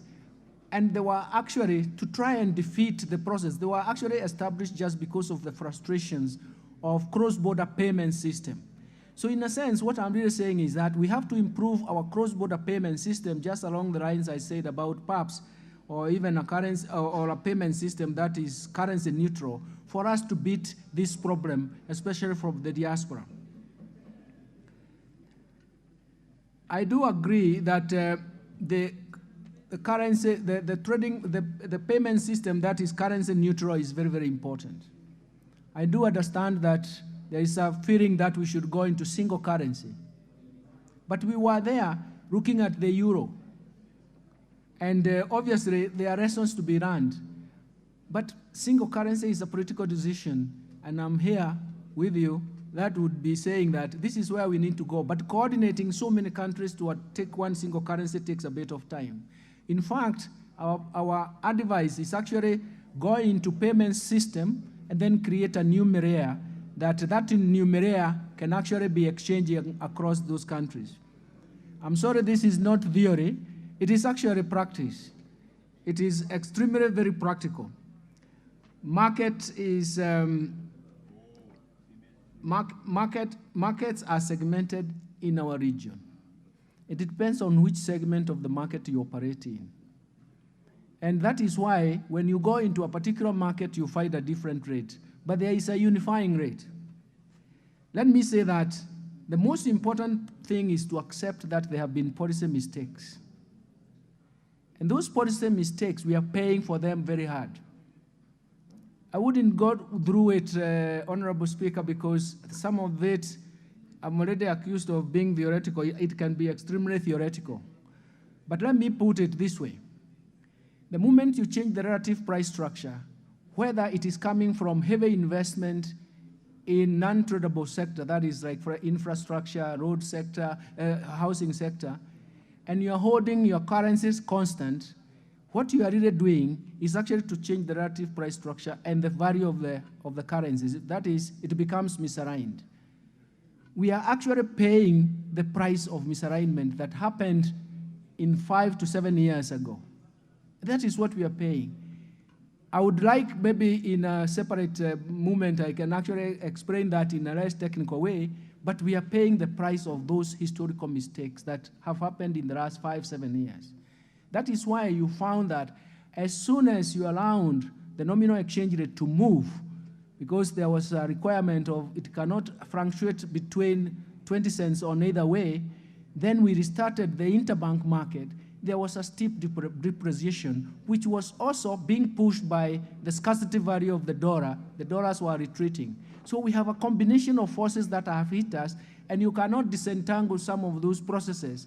But I want to summarize and say there was a policy mistake, but by the time we are correcting the mistake, there was a scarcity value of the dollars. It was a global shortage of dollars that hit us.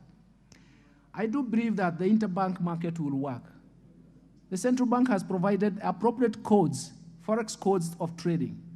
But what we really need is actually once we ride over the shocks that are hitting us, then we can come into a very reasonable, can we say sensible, or can we maybe assume that normal trading positions, and we'll be able to predict.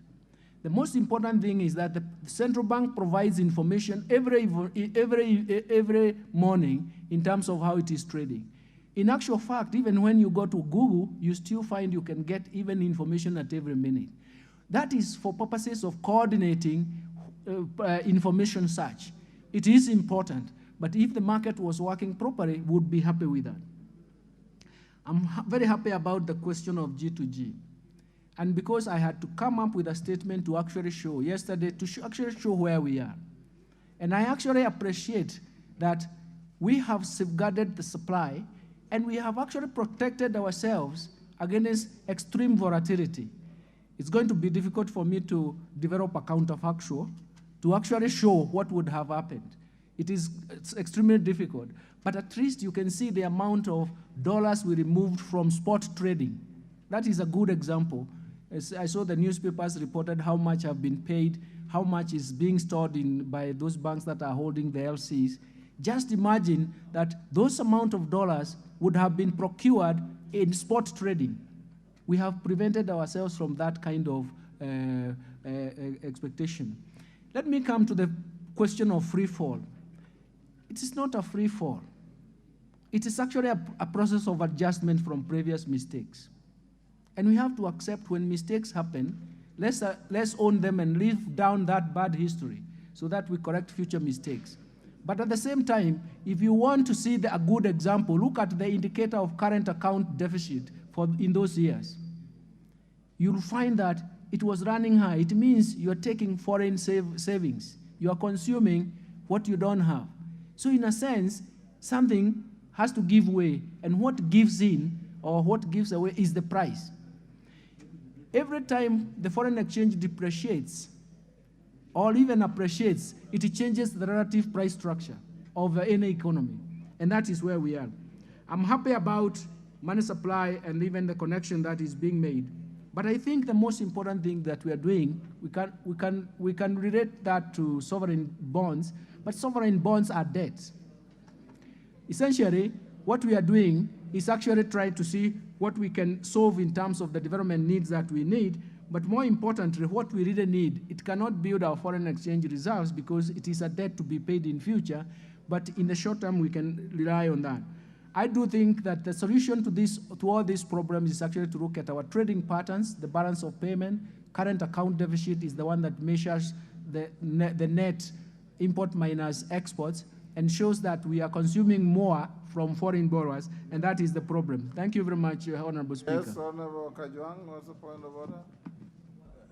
Mr. Speaker, I've heard the Minister discuss with a lot of professionalism, and I think it is merited that many of the issues that he's adverting to has historical issues in the last 5 and 7 years. But I'm wondering if he would be misleading the House, because if I remember, he served as the governor of the central bank within these years that he's talking about. In other words, he was part of policy making that he's talking about. Would he come clear to us and the country to exculpate himself from blame that he is not part of those that made that policy that he's talking about? Thank you. Minister? Thank you very much, Honorable Speaker. Are you part of the problem? I'm not part of the problem. I'm well trained. I was part of the solution for many years. And I left the central bank in March 3rd, 2015. This is close now to 10 years. So, and I did show clearly from that period, including statistics, that how we managed the exchange rate. There are times we were hit by shocks and we recovered. But I was giving a clear example of what has happened 5 to 7 years ago. That was also a period I was away. Thank you very much. Question 217. Aden Daud. Yes, Junet. Mr. Speaker, I seek your indulgence on a matter that is before the House. Which one? The issue of the recruitment of KRA that was raised by Honorable Matioya, Honorable Mugo. Mr. Speaker, that matter is very important to the nation because, and we have the minister now. All your answers, you've talked to me. Let me finish the questions that I've called out first. Minister, there are many members creeping here wanting to revisit the question of KRA recruitment. I am not inviting any member. I'm going to question 217 of 2023. Aden Daoud, I'll come back to that. Aden Daoud. Minister, I'll combine Aden Daoud. We have passed the 1 hour is allocated. I'll combine Aden Daoud and question of Abdi Shuria, 295. They are related and I want quick short answers. Daoud? Thank you, Honorable Speaker. I stand Yes, to ask. Wamboka, what is the problem? Guidance, Honorable Speaker. Maybe the minister should be short to the point because he's taking too long just told him to say nothing. to give precise Thank you, Honorable Speaker. Dawood, ask your question. Honorable Speaker, I rise to ask question 217 of 2023. Could the Cabinet Secretary, Roman 1, explain why card schemes, in particular Visa, are charging merchant fees and penalties that are not publicly published in the course of their business operations? Roman 2, provide evidence of regulatory approvals on the undisclosed Visa and other card merchants' calculations of their charges and penalties on card holders that earn millions of US dollars, and whether they pay, whether they declare that income to Kenya Revenue Authority.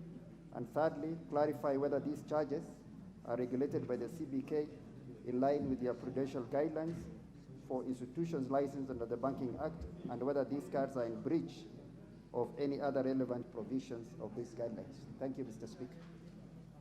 Thank you, Sharia. Abdi Sharia.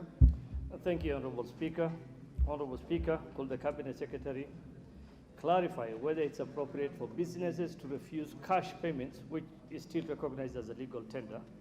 2, state the measures in place to accommodate citizens who do not have access to digital payment systems such as M-Pesa, online payment platforms, or credit/debit cards such as Visa or MasterCard. I thank you, Honorable Speaker. Minister, those are very clear questions. Can you give quick, short answers?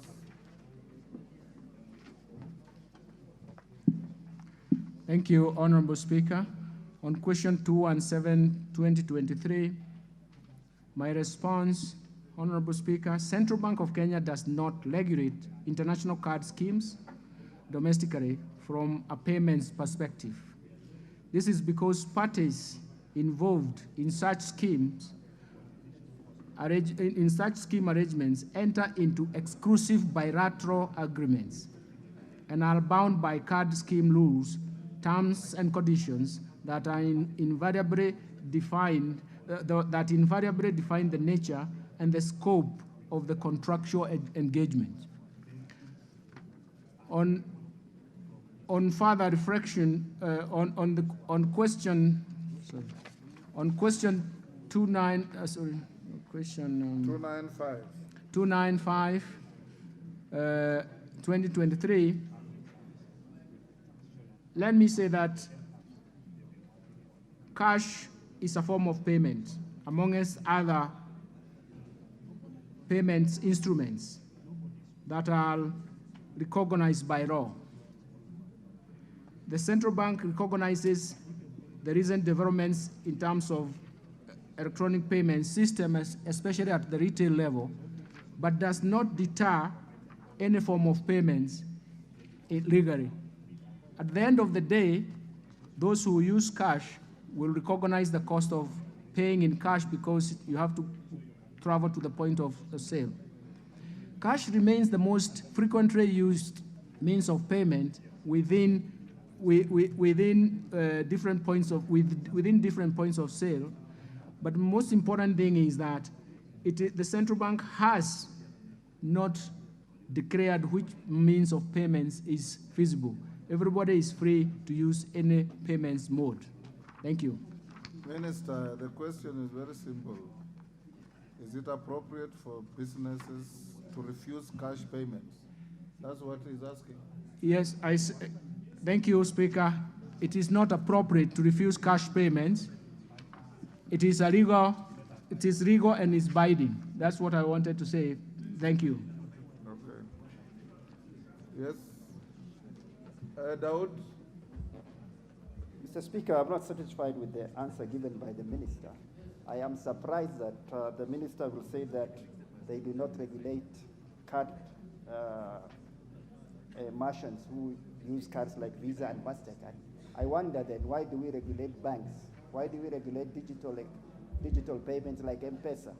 If this country will not be in a position to regulate Visa, we are able to go into contractual agreements with any of the merchants that we deal with. What we are asking is if there are charges that are hidden and they are charged to Kenyans, what records do they have other than going to court? And why the central bank is not regulating such card issuing merchants? Thank you, Mr. Speaker. Minister.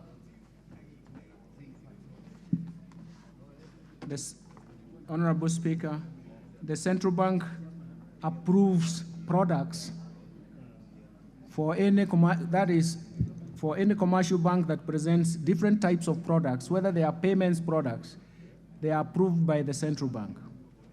However, there are some payments that are encrypted, and so it means that you abide by the conditions. It approves the conditions of service, but does not regulate the day-to-day transactions in those products.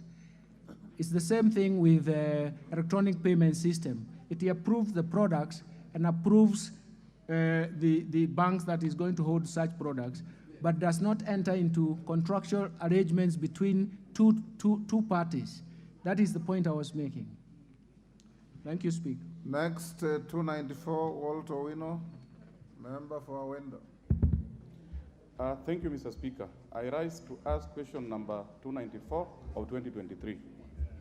Could the Cabinet Secretary, number one, provide the status of South Nyanza Sugar Company's request for financial assistance in the form of a bailout from the government?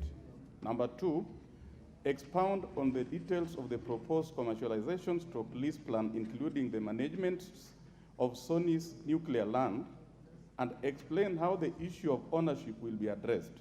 Also state the measures in place to protect the current employees from losing their livelihoods, and clarify on the guidelines in place to ensure a transparent and beneficial privatization process for the company, particularly for the farmers who should benefit in both the short and long term. Number three, provide the status of implementation of recommendations of task force report into the crisis in the Kenya sugar industry appointed by the Minister for Agriculture on 27th March 2023, as well as the report on the petition on inquiry into crisis facing the sugar industry in the country by the Committee of the National Assembly that as adopted on 20th June 2019 with regard to privatization of sugar companies. Thank you, Mr. Speaker.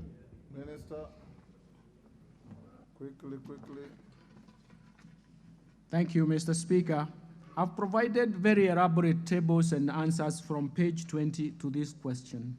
And let me say that, Honorable Speaker, between the period 2019 and 2023, the company received a bailout from the government through Agricultural Food Authority, AFA, aimed at addressing farmers' arrears and factory maintenance as detailed below in the table.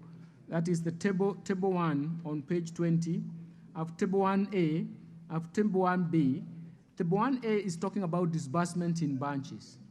Table 1B is providing the dates of when this happened, and then I have the bailout factory maintenance presented in table 3. I would prefer that if there are any specific questions after this, I can follow up, because I've provided these tables to show the details. The supplementary question is the plans to privatize the state-owned sugar mills goes way back in 2015. And the Privatization Commission approved the sale of government stakes in the 5 sugar companies.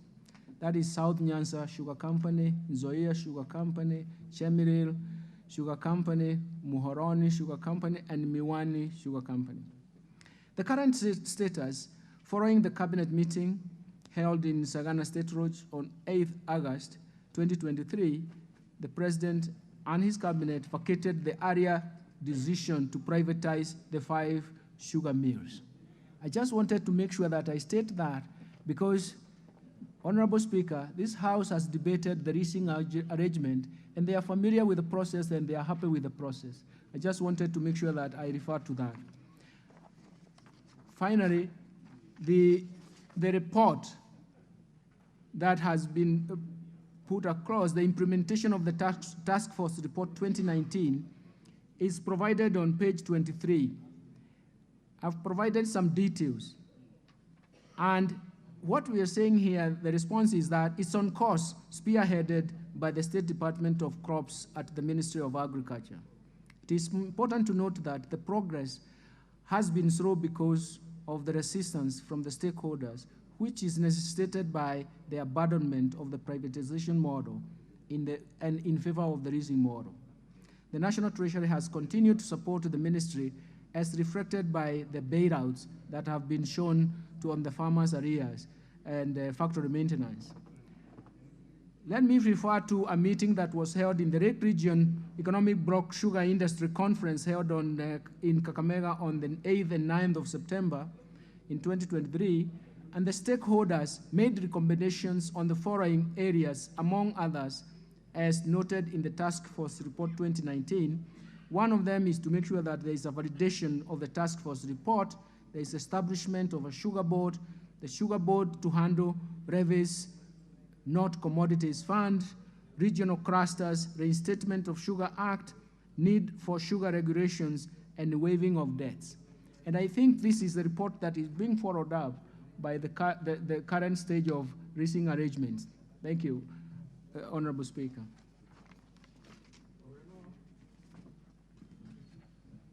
Walter? Yeah, thank you, Honorable Speaker. I'm not very satisfied with the response. More so on the issue of payment of the arrears to farmers, considering that these arrears are dated back to 2019 when canes were supplied to some of those factories. I want the Minister to tell us when these farmers should be expecting to be paid their arrears. Are they to wait for the transaction of leasing these sugar factories to end so that they are paid, or the Treasury is going to commit into paying them their arrears before the transaction starts? Again, I would want to know when... One at a time. Okay, thank you, Speaker. Donya?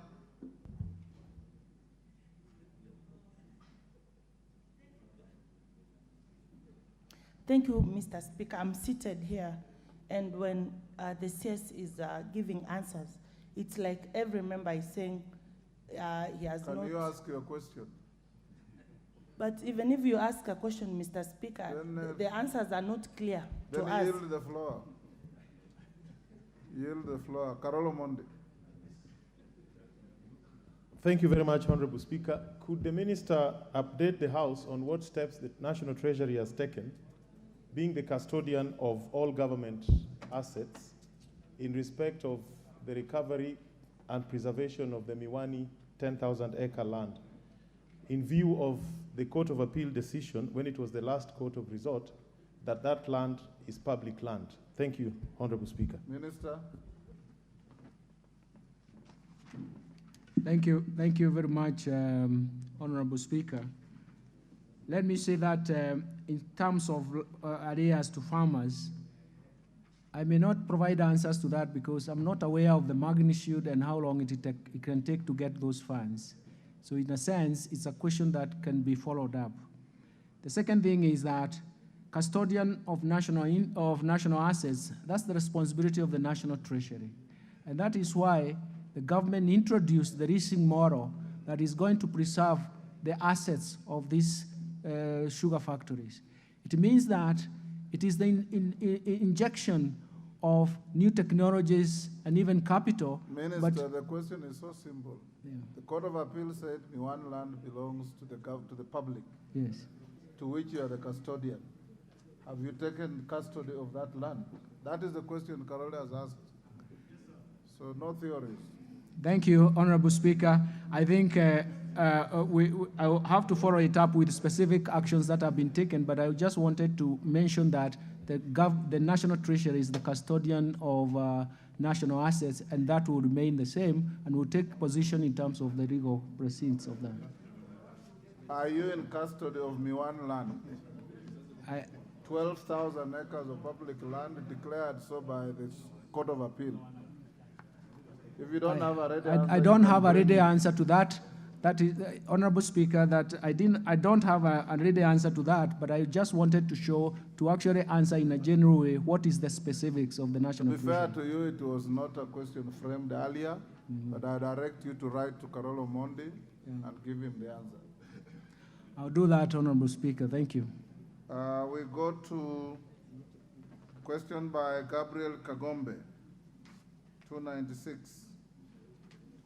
Gabriel Kagombe, question dropped. I thought I saw Gabriel Kagombe in the house. Question dropped. Last question by nominated member Dorothy Ikiara. Minister, once you finish that, I'll give 5 minutes to members who are agitated Thank you, about Honorable the KRA Speaker. issue. Question number 356 of 223.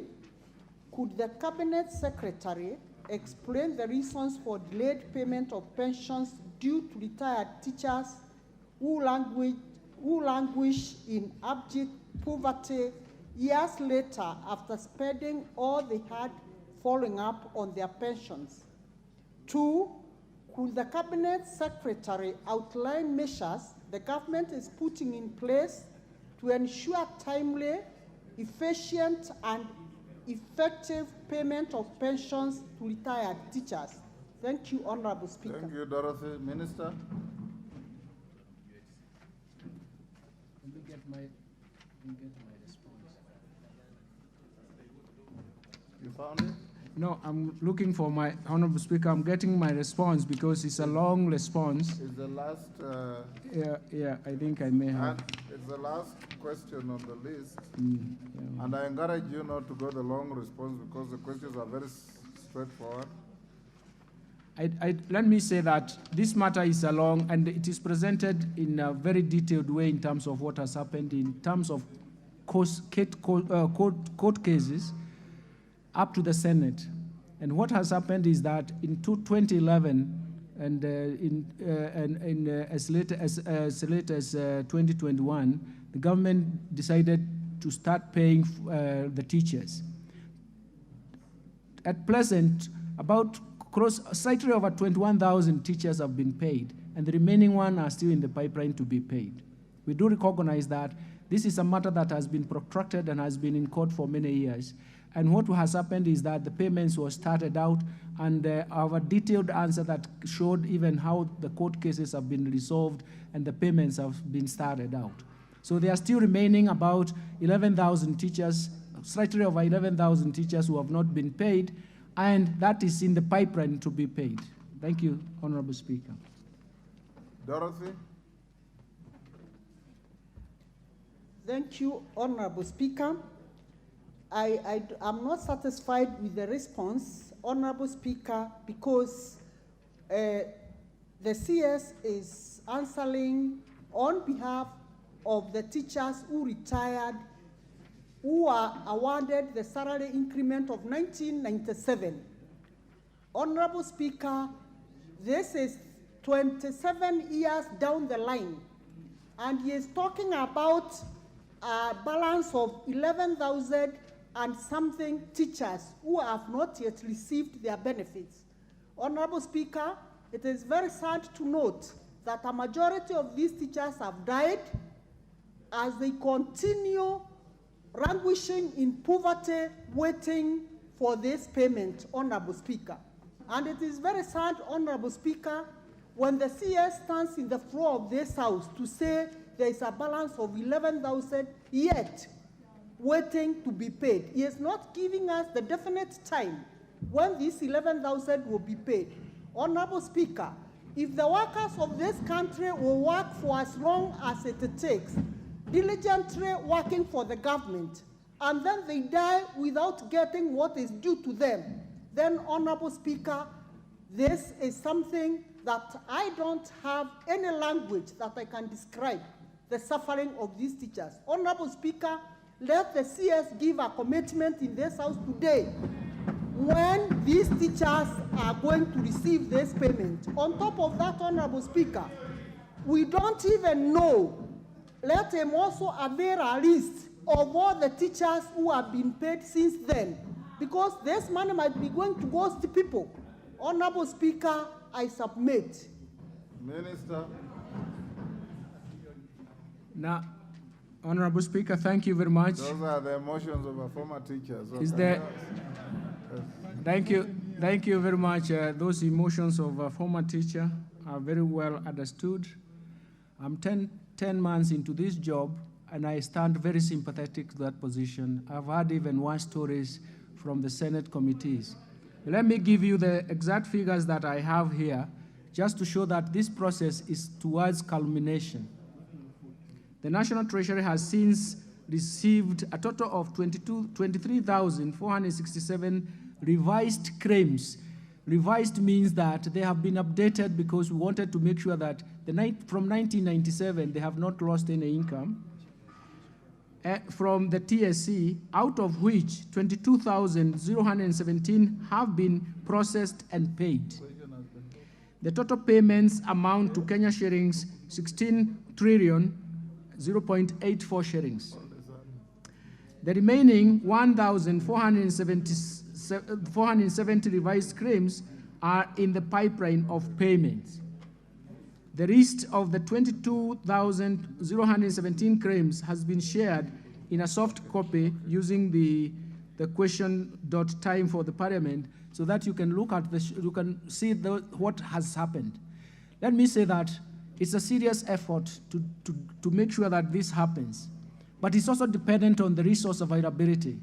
We are solving a legacy issue, and I do believe the emotive part of it, and we'll do our best to make sure that it is done. Thank you, Honorable Speaker. Yes, Mwalimu Milemba. Honorable Speaker, something has come out. I don't know if the minister is really right to say that the payments to the teachers is 16 trillion. It sounds like either, I can't believe it can be in trillions. But number two, he is not speaking about the current teachers who also have not got their pensions, leave alone the 1997 ones, despite the fact that pensions is a fast charge on CFS. Can you tell us why the teachers' pensions are not being paid, despite the fact that it's a fast charge on CFS? Thank you, Honorable Speaker. Minister. Thank you very much. Let me correct the figure that I gave. The figure is 16.085 billion. Not trillion. Not trillion. I think the full stop was not seen. It was looking like a comma. Okay. I think I do agree with the urgency of the matter. I do agree we have had these issues even at the county level, Honorable Speaker, even at current level in terms of pension remittances. So we are resorting to the exchequer to actually draw down on this. Otherwise, they are supposed to be statutory deductions, and we are reformulating our payment system so that those statutory deductions are automatic. We have a similar problem, even current problem, not even the legacy historical problem, but it's a problem, Honorable Speaker, I'm trying to rectify so that we are resorting now to the exchequer because those deductions were not provided for. So in a sense, we'll try to do to work out round the clock on the basis of available resources and how much we can work with the documentation coming from TSC to finalize this. Minister, what you probably need to do, you know, pension is a contributory fund. You tax the employer at source, you match what you have taxed, and it goes into a special fund. So the emotional disposition by the Honorable Kiara is justified, but the answer doesn't match that emotion. So what I will advise you is if you can prepare a comprehensive report on the delayed pension to teachers. When it's ready, send it to the majority leader. I'll give him an opportunity in 2 weeks to present it to the House. And then of you who have agitations from your constituents who are teachers and suffering in the same manner, you can ride on Dorothy's question so that comprehensive answer can come here in 2 weeks' time. The Honorable Kagombe has reappeared and said he has stepped out to ease himself. So I had dropped your question, but I'll give you 2 minutes to prosecute it. Go ahead. Thank you, Mr. Speaker. The majority leader was trying to make sure that I don't ask this question, but then I will still present it. Mr. Speaker, could the Cabinet Secretary explain why the National Youth Service is yet to receive the 2 billion shillings that was allocated in the just concluded financial year 2022-2023? And 2, state the time frame for the release of the said amounts to National Youth Service to enable the service to clear its pending bills. And number 3, indicate when the remaining balance will be availed to the National Youth Service to fully settle the pending bills. Minister.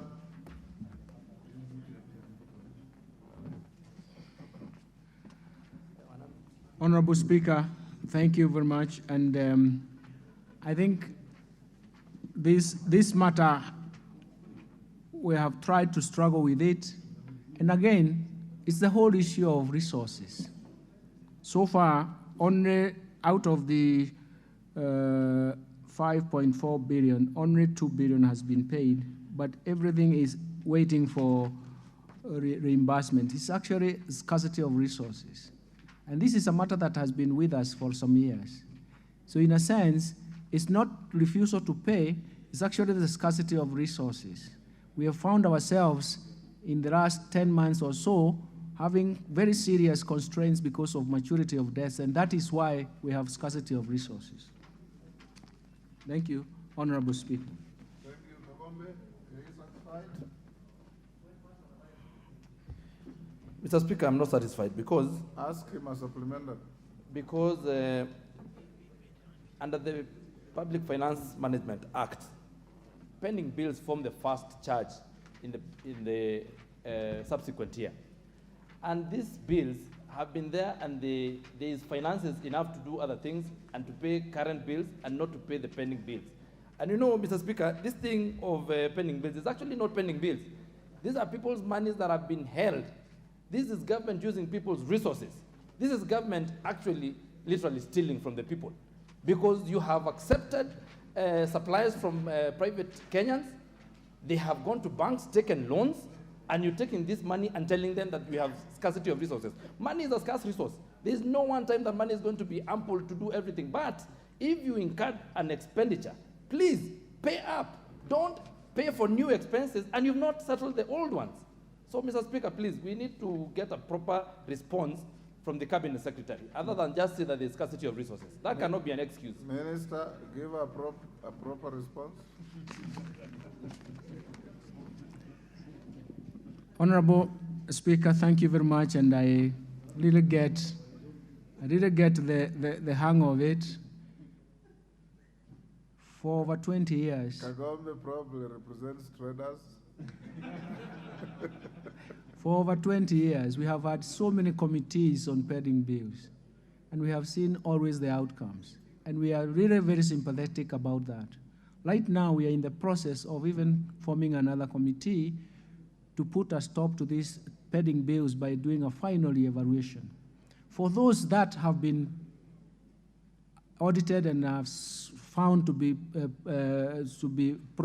payable, we are in the process of payment. But in a sense, this is a historical issue. It didn't start yesterday. So we are sympathetic of this, and I do believe they are people's incomes, and people have lost their assets because of that. So, Honorable Speaker, I will provide a full report even after we have done, even when we have covered the current state of payable bills. In this report, I focused only on those of NYS, and I've gone into several stages in terms of showing the details. What I cannot perhaps indicate is the actual payment time, but I'll follow up with that with details in terms of payment period. But we have done a lot of analysis in that, and we have covered the time frame and even the kind of resources that are left to be paid out. So it's something that I'm going to follow up, Honorable Speaker. Thank you very much. Daud. Thank you, Mr. Speaker. Mr. Speaker, did I hear the minister say he's going to make another committee to check the pending bills. And for the last 20 years, they've been doing it, and he'll do another one, and then another one, then another one. So we're never going to come to an end of it. People will not be paid. I think that's what he said. He'll do another committee. So what happened to the last committee? Yes, member for Manyata. Thank you, Honorable Speaker. I feel like the minister is not taking this issue of pending bill seriously as he should take it. Honorable Speaker, I expected with the question of Bwana Kagombe, Honorable Kagombe, the minister to give us a strategy, a clear strategy on how to deal with the issue of pending bills. But, Honorable Speaker, the answer was very unsatisfactory, and I believe that we deserve a better explanation on how the Treasury wants to deal with the issue of pending bills that has made Kenyans go bankrupt, others commit suicide, and others, Honorable Speaker, lose their whole livelihood. Thank you, Honorable Speaker. Minister. Thank you very much for that question. Honorable Speaker, thank you very much for that question. I think the certainty of what is purely pending bills is very, very important. The last time we heard of it was during President Kibaki's regime. Out of the pending bills that were claimed to be pending bills, it was a small percentage that was actually certified and verified. This House has created rules and regulations in terms of what can be paid as pending bills and what is the process of verification. We have to follow that process. We have to be adherent to the law. But I'm also very sympathetic that we should not have any pending bills. Minister, the majority leader who is a CPM might perhaps tell you that under the PFM Act, it's a criminal offense for anybody to procure goods or services without an attendant budget. Yes. And as minister, you should give strict directions to persons manning public institutions that they should not and cannot procure goods and services from Kenyans without an attendant budget, and therefore, if they did that, as you deal with the historical baggage, at least clean the now and the future, so that we don't have piling pending bills because of flouting the law. Thank you, Honorable Speaker. I'm well guided, and that is the position we have taken so far. We are now trying to solve the legacy historical issues so that at the very end we can leave down that bad history that we have to contend with. Yes. Now, Minister, before I release you, you circulated a list from KRA that has caused several agitations.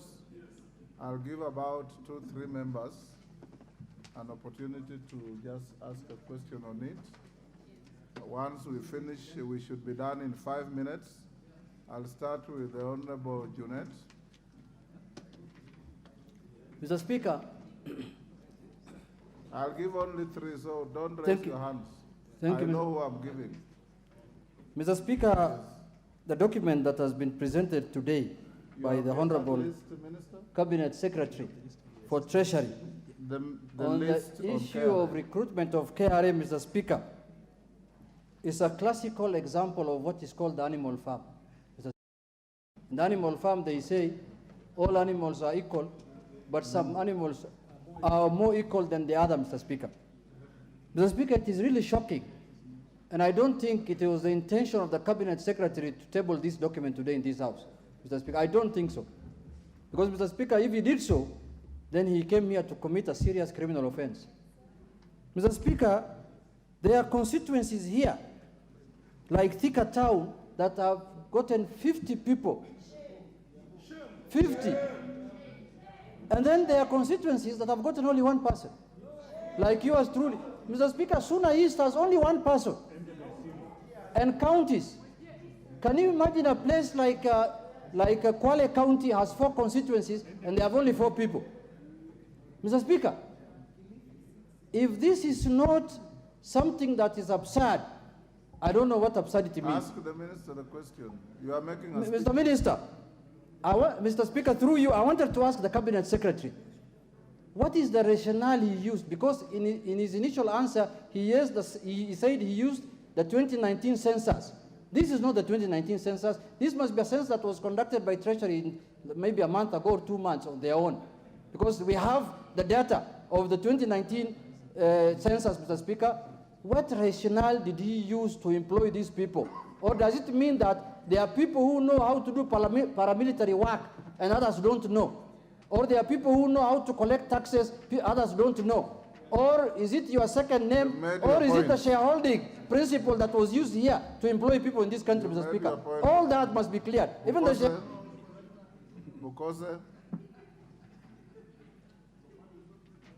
Minister, just note, I'll take 3 or 4, then... Maybe, thank you, Honorable Speaker. Honorable Speaker, I represent constituency called Endebess. Endebess there is listed as 0. There's nothing. It's not appearing anywhere. So I want to ask the Cabinet Secretary, in constituencies where nobody has been recruited, what plans does he have to compensate those constituencies? Thank you. Wamboka? Just one question each. Indeed, Honorable Speaker, it is very shameful that as a country, having traveled a long journey to try and make every Kenyan... Don't make a speech, ask a question. To try and make every Kenyan feel comfortable, Honorable Speaker, why would be the minister training, giving these trainees military training, Honorable Speaker? Are they going to be fighting with the people they are going to collect tax from, Honorable Speaker? And 2, Honorable Speaker, can we get the ethnicities? Can we get the ethnicities of these people so that in the spirit of the Constitution, we may speak to the regional balance of this country, Honorable Speaker? Thank you. Member for Member for Chuka. Thank you, Mr. Speaker. Mr. Speaker, I also looked at that list, and I'm still wondering, because we have the CS here, the CS is still in the house, Kenya has not stopped employing, so it needs to tell us, because I'm sure KRA will employ again. This is not the last time KRA is employing. Is he giving a commitment that the constituencies that have been short-charged in this employment will be looked at? Because like mine, I don't see anything that we got. And finally, Mr. Speaker, on the issue of teachers that retired in 1997, you need, as you handle the issue of teachers, to remember that there were people who had been promoted to join the Ministry of Education as ministerial officials, and they are not included in that retirement package. It only talks of teachers, not ministerial officials. Thank you, Mr. Speaker. Korere? That is the last one, Minister. You answer questions. The concerns are all the same. Thank you, Speaker. Yes. Speaker, the question I want to ask the Cabinet Secretary. I listened carefully when he was presenting, and he said he used the census of 2019 in as far as regional distribution is concerned. I want to ask him a question, and we'll go back to the census of 2019. Does he want to tell us, according to the census of 2019, 2 communities constitute 70% of this country? Question number 1. Question number 2, Mr. Speaker, the Constitution is very clear in as far as regional affirmative action on marginalized groups and people living with disability and minorities. I want him to come clearly, because I can challenge this list. If he table the list of Laikipia North, for example, I can swear there is not even one Ndorobo, one Yaku, one person living with disability. And finally, Mr. Speaker, going to train 70% of KRA trainees in Eldoret, paramilitary training. Are they training a tribal militia? Speaker, Are they training these guys to come and box traders, strangle them, kick them, kill them, to squeeze taxes out of them? What exactly are they doing? Minister, as Majority Leader. Speaker, maybe because the minister, I don't know whether the Bureau of Statistics is under his ministry, but maybe he could also, and I'm not asking him to do it now, when he retreats back to his office.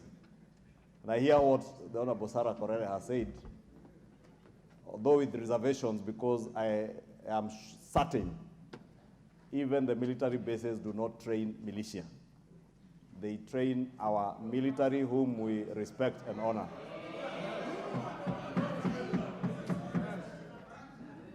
Honorable Speaker, if you can protect me, because members do know that if you have something to say, just like I did, seek the Speaker's attention and say it.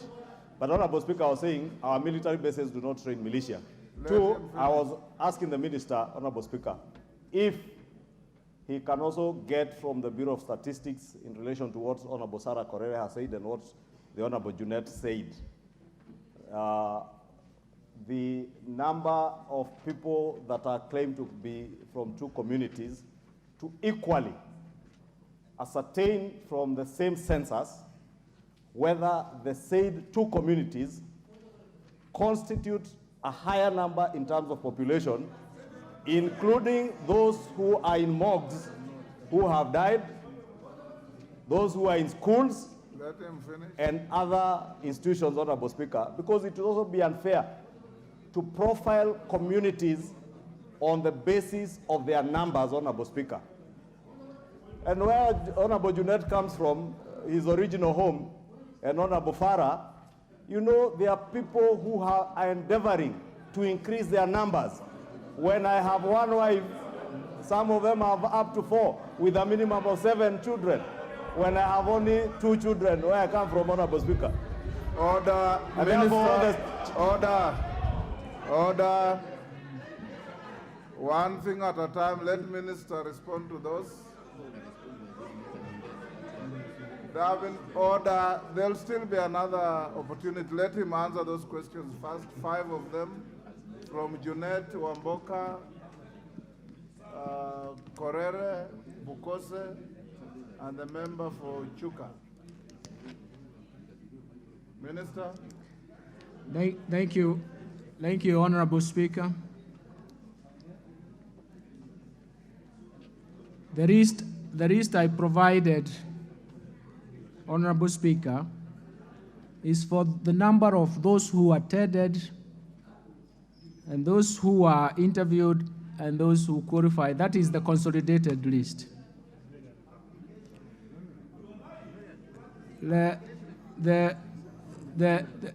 What I don't have and I want to follow up with, because that's the information that I have now, I have the information of those who are interviewed and qualified. I provided information of those 2 that were disqualified. But what I need to provide as a follow-up is information of those who applied and the distribution. That is what I'm saying I'm going to follow up with. The information that is available here, is only for those who are interviewed and those who qualified. What I'm going to do is to follow up with information of those who actually applied. Then we'll see the whole picture. Then it is not everyone who applied that qualified. One of the things that we need to remember is that not everyone who got the information, so it's, in a sense, we need to see the whole information and see what that. Third, I actually provided information why the military training, and that justification because of the quality and the nature of the work. It requires physical fitness. Third, finally, I'm going to look at the census data and try to indicate the census data, including the age cohort, because the census data is one component, but the age cohort is another component. So I'm going to follow up with this more comprehensive information that we can get information from.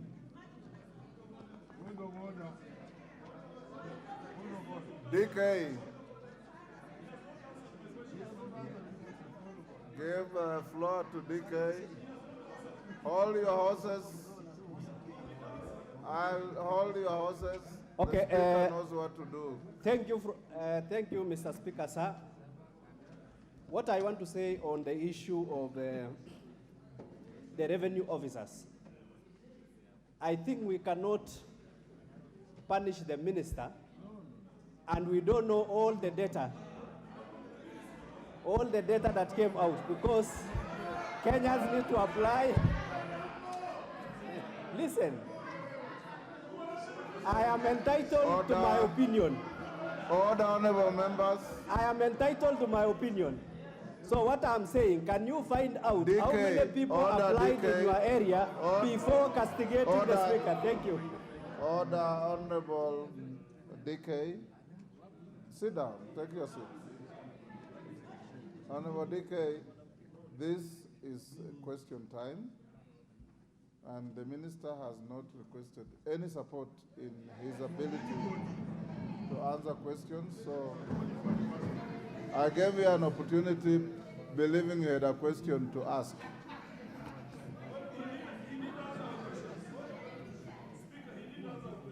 The member that is Were, ask a question. Thank you, Honorable Speaker. The minister is not very clear in answers as far as KRA issues are concerned. The advertisement was very clear. They were recruiting clerks. Even during interviews, paramilitary came later. But the question is,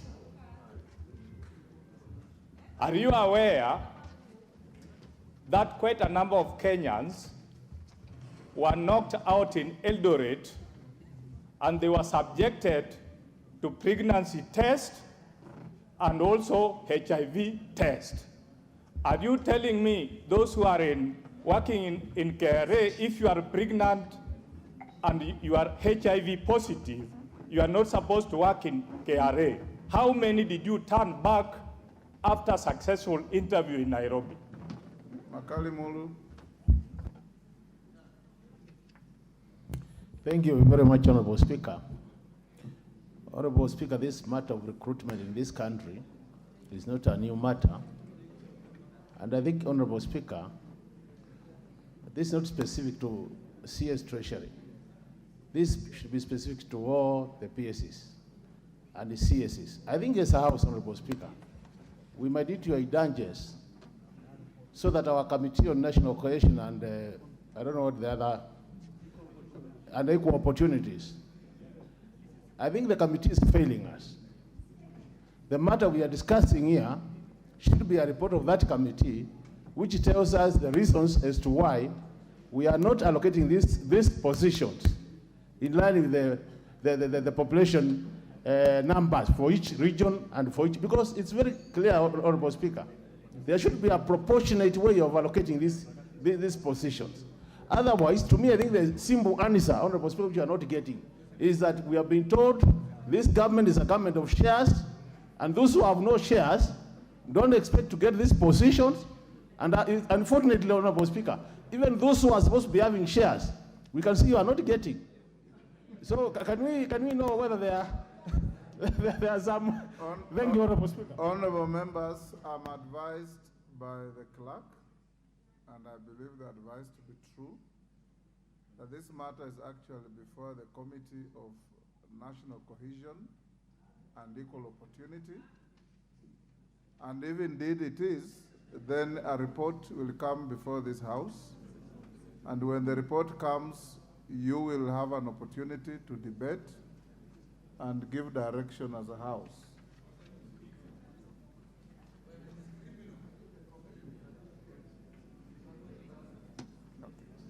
That being the case, therefore, members, I will end here and go to the next minister. You can feel the outrage of the House.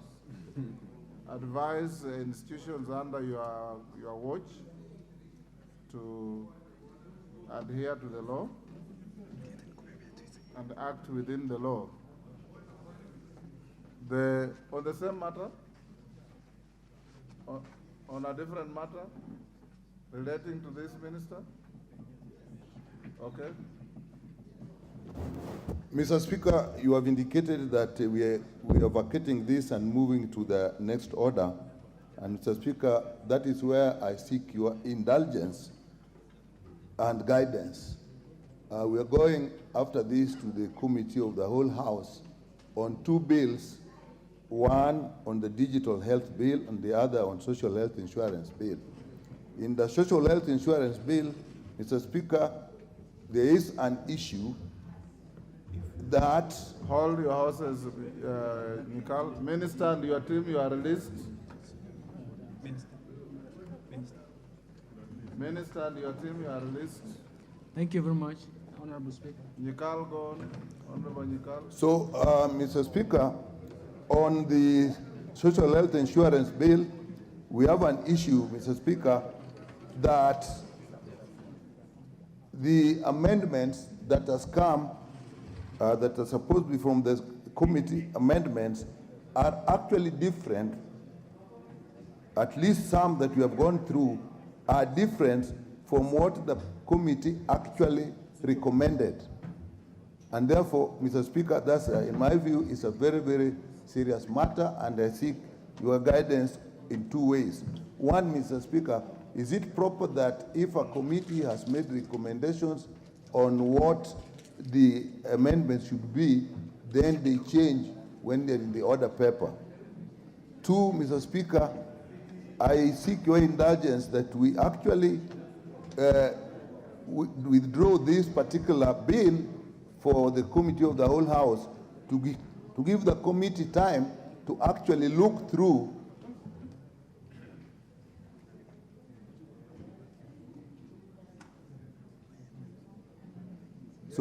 yes, Mr. Speaker, so I seek your indulgence in two ways. One, is it in order that the committee has made recommendations in terms of the amendments, and when they come in the order paper, they are different? And two, that you give this committee time by withdrawing this particular item of the order from the order paper, so that the committee can actually go through all the amendments that were supposed to have come from the committee, and just be sure that it's not just those that you have noted that are a problem, that all of it. And three, then agree as a committee that these are the committee amendments. Thank you, Mr. Speaker. I seek your guidance and indulgence on that. You have actually jumped the gun. First, we have not reached Order 8, and you seem to be raising issues on Order 8. Secondly, when we reach Order 8, and we're in a committee of the whole, then the right process is to prosecute amendment by amendment, and whenever you find that there is something amiss, you raise it at that time. This matter came to the Speaker's attention by way of a letter signed by a few members of the committee. I received the letter. I directed the majority leader and the chairman of the committee to discuss the matter and prosecute it in the committee of the whole. I've also been told that the amendments that were not taken on board from the committee have since been adopted by one member. I was told that member is prosecuting those amendments as they came from the committee. That means all is not lost. What you need to do is, as you go to the committee of the whole, diligently prosecute each amendment as they come, and see what best you can do to bring a good law in the legislative process. But I received your letter and those who signed it, and I've acted on it in the manner I have said. Honorable members, will you be... Yes, Kajwang? Mr. Speaker, I will never go against your ruling because that is not possible from a ranking member such as me. But Mr. Speaker, you have solved the problem in one way. But I also had Honorable Nikal and myself to be requesting that now not in terms of the whole house, but we could reorganize the order paper because definitely Roman 1 is going to come before the committee of the whole house. But it is unlikely that Roman 2 will be prosecuted in the whole house. If possible, you could pronounce yourself on it, that this matter be taken back to committee to reconcile and harmonize even tomorrow so that it can come in the afternoon and we can consider it in the committee of the whole house. So that some of us who have constitutional issues, because there's a lot of constitutional issues here as to whether committees can disregard what they have agreed properly in committee and bring before us an order paper which is different. And then there's also a procedural issue, whether the clerk can change what is in the order paper, what is in the committee, and print a different supplementary or order paper which is in variance, totally in variance with the committee decisions. These are issues which are fundamental, but we don't want to prosecute them now. Now we only ask that it is possible, Mr. Speaker, that you could rearrange the order paper and say that let us deal with Roman 1. And therefore, because I don't hear problems on Roman 1, and so that we can tackle it tomorrow without all these issues that we're having. Mr. Speaker, I beg. Kajwang, as I discharge a quasi-judicial function here, nothing is before me to warrant me to do what you're asking. Like I said, we have not reached that order yet. You may have a legitimate point, but that point can only be prosecuted in the committee of the whole, because the next order is a committee of the whole, and it will be highly procedural for the speaker sitting in plenary to direct matters going to the committee of the whole to be stayed or to be stepped down. That can only be done in the committee of the whole by whoever will be chairing the committee, on the understanding that there will be material sufficient to justify the request. Like I did say, I got a letter on a matter that Dr. Nikal has very ably raised, and I dealt with it in the manner that I said I did. And I now invite all members to be upstanding.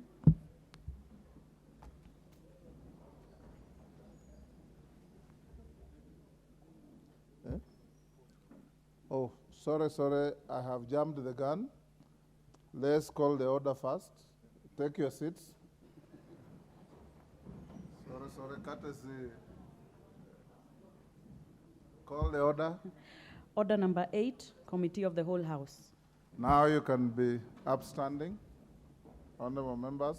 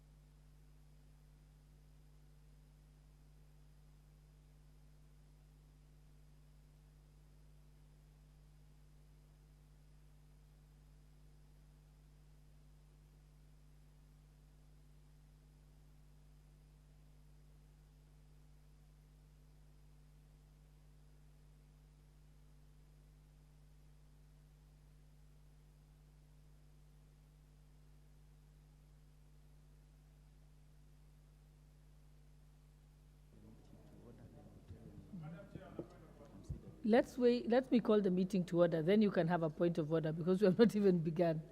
Okay.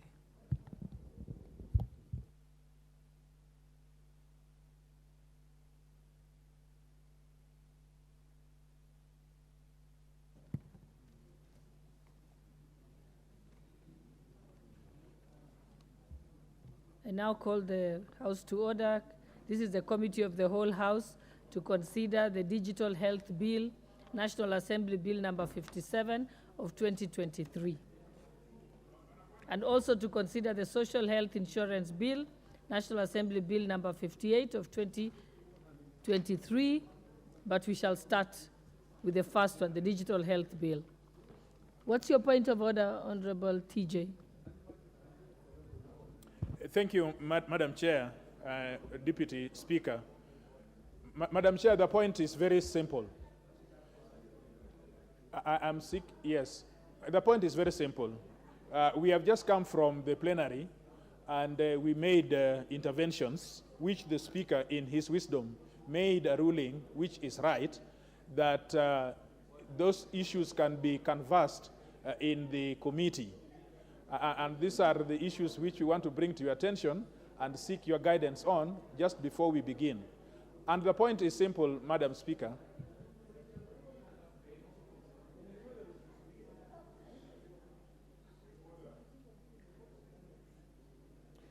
The point is simple. We request you to look at the order paper and reorder the order paper, just to make easy or convenience to some of us. Instead of waiting for Roman 1, some of us could be doing parliamentary assignments in this house elsewhere, so that we know that order Roman 2, it is unlikely that we may prosecute or finish or reach Roman 2, because there are issues that we think should be raised, and we want to raise them, both constitutional and procedural.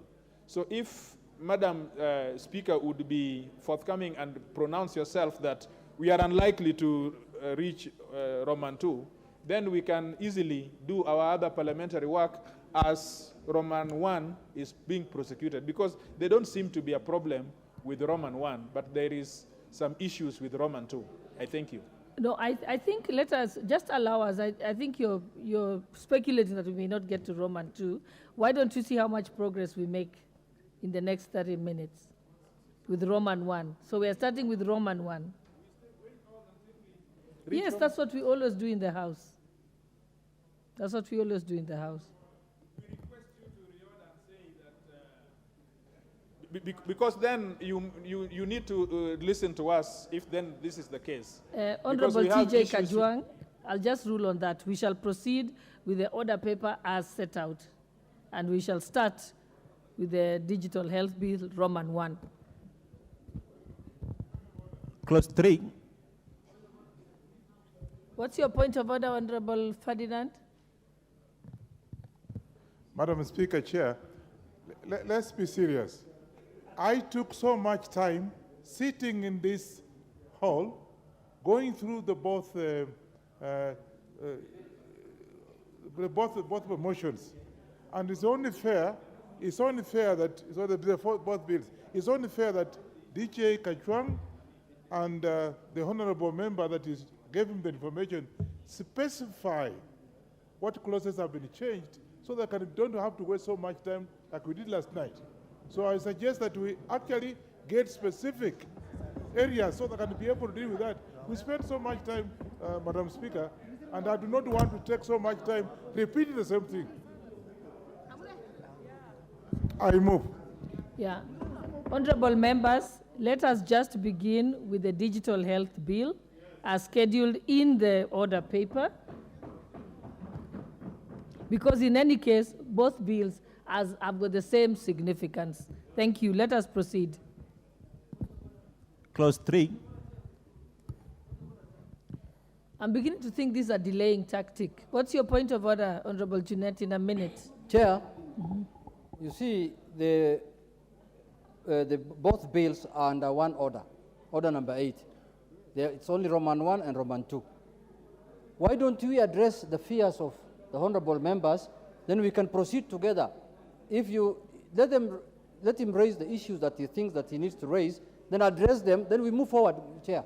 That is a better orderly way than saying, come later. They're already in one order. You can't separate them. They are twins. Cement twins, or they're called what? Siamese twins. Honorable Jeanette, I don't agree with you. I don't agree with you. Yes, so it's a point of order, Leader of Majority. I hope you're not saying that we should reorder the paper. No, Honorable Speaker, Honorable Chair, I wanted to agree with you. Because to begin with, the person who has raised those issues, the Honorable TJ Kajwang, from all our records is not a member of the Health Committee. Number two, Honorable Speaker, the chair of the committee has signed for the particular amendments that are in the order paper. And our standing orders are very clear that the chair of the committee is the one who signs for all reports and amendments that will appear on the order paper on behalf of a committee. Lastly, Honorable Speaker, the amendments being spoken to on the social health insurance bill, there are similar amendments sponsored by members.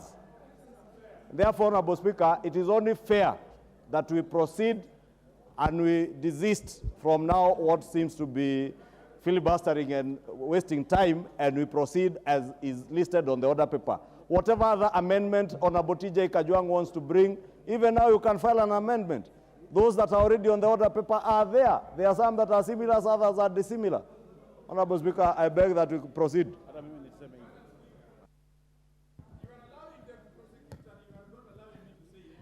Honorable TJ, I think you're now becoming out of order. You already made your case. I already made a ruling that we shall continue with the order paper as is, and it is going Roman 1 and then Roman 2. So we'll start with Roman 1. And I think, Honorable Junet, you've already made your point of order. Let us now begin. Okay, this is the last point of order. What's your point of order? So what is this, Chair? Chair, I agree with what the majority is, with an amendment. You see, Chair, the chairman of the committee can sign an amendment on behalf of the committee. But that doesn't mean that the amendment that the committee members wish to carry will be dropped by the chairman. He doesn't have that executive authority. That's why they are called a committee. Number two, if you are saying we are going to address these other issues in Roman 2, then let's proceed to Roman 2. Okay. Watch it. Let's reach Roman 2. And then Roman 1, Sasa. Let's proceed. Clause 3. I propose the question that clause 3 be part of the bill. Chair, mover. Chair, I propose that clause 3 of the bill be amended in paragraph H by inserting the words within and immediately after the words health facilities.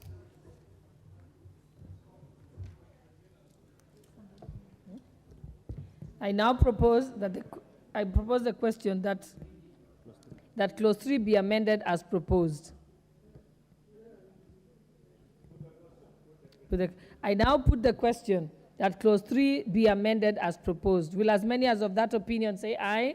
Aye. Will as many as of the contrary opinion say nay? The ayes have it. I now put the question that the clause that clause 3 be amended as amended be part of the bill. Will as many as of that opinion say aye? Aye. Will as many as of the contrary opinion say nay? The ayes have it. Clause 4. I propose the question that clause 4 be part of the bill.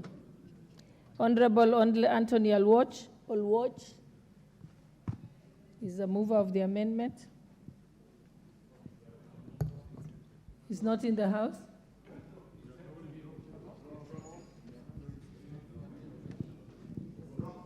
Okay, that amendment is dropped. I now put the question that clause 4 be part of the bill. Will as many as of that opinion say aye? Aye. Will as many of the contrary opinion say nay? The ayes have it. Clause 5.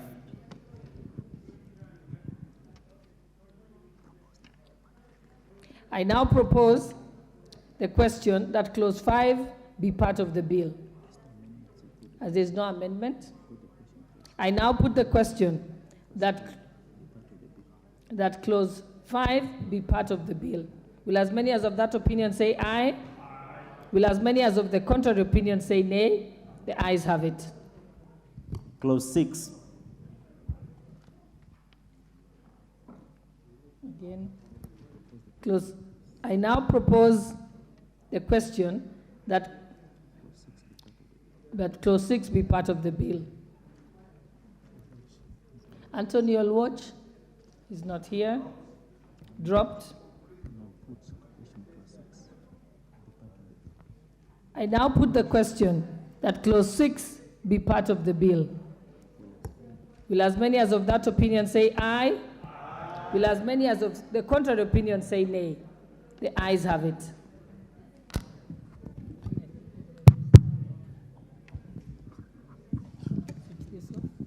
Clause 7.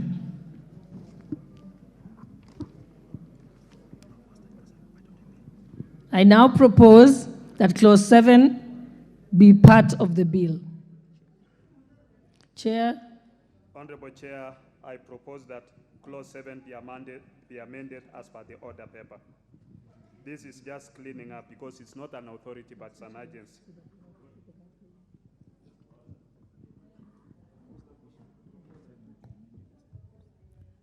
I now propose the question that clause 7 as amended be part of the bill. Yeah, the clause 7 as amended by the as proposed by the chair be part of the bill. I now put the question that clause 7 be amended as proposed by the chairperson of the Health Committee. Will as many as of that opinion say aye? Will as many as of the contrary opinion say nay?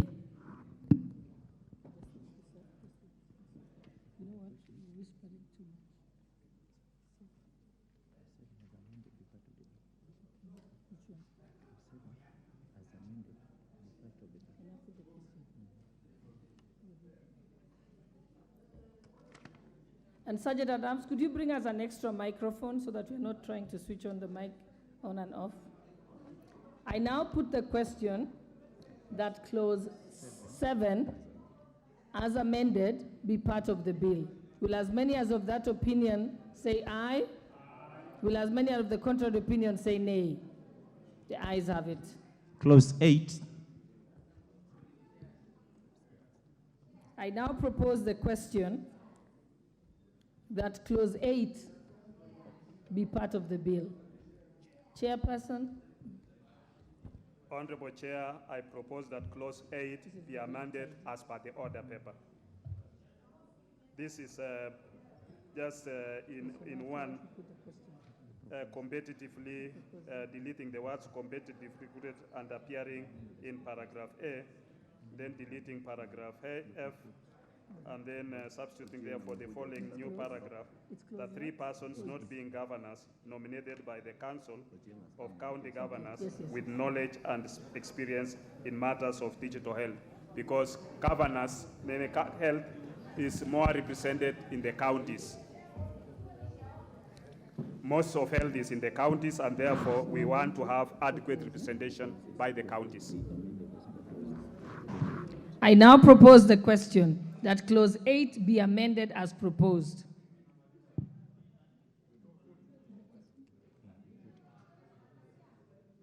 Okay, I now put the question that clause 8 be amended as proposed. Will as many as of that opinion say aye? Will as many as of the contrary opinion say nay? The ayes have it.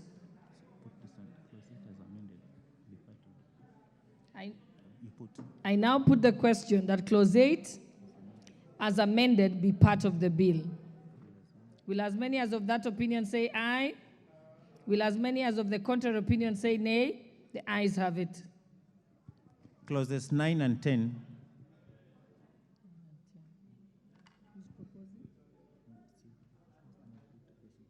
I now propose the question that clause 9 and 10 be part of the bill.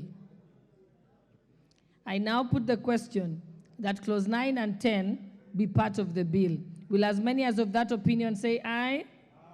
Will as many as of the contrary opinion say nay? The ayes have it. Clause 11.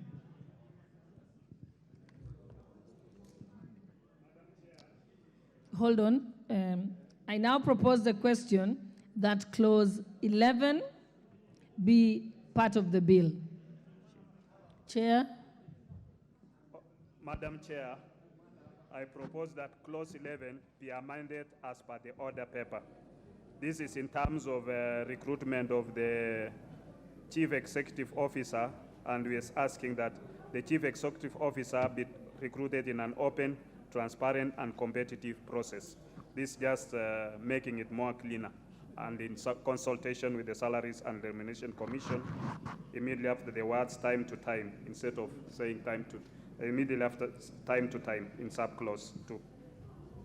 Thank you. I now propose the question that clause 11 be amended as proposed. Put the question. I now put the question that clause 11 be amended as proposed. Will as many as of that opinion say aye? Will as many as of the contrary opinion say nay? The ayes have it. I now put the question that clause 11 as amended be part of the bill. Will as many as of that opinion say aye? Will as many as of the contrary opinion say nay? The ayes have it. Clause 12. There's an amendment. I now propose the question that clause 12 be amended, be part of the bill. Chair? Honorable Chair, I propose that clause 12 be amended as per the order paper. In one, where we are it's just cleaning up instead of authority, what we are creating is an agency. And then we are also, instead of saying in terms of qualifications, we are raising the qualifications to a master's level. That's all. I now propose the question that clause 12 be amended as proposed. I now put the question that clause 12 be amended as proposed. Will as many as of that opinion say aye? Will as many as of the contrary opinion say nay? The ayes have it.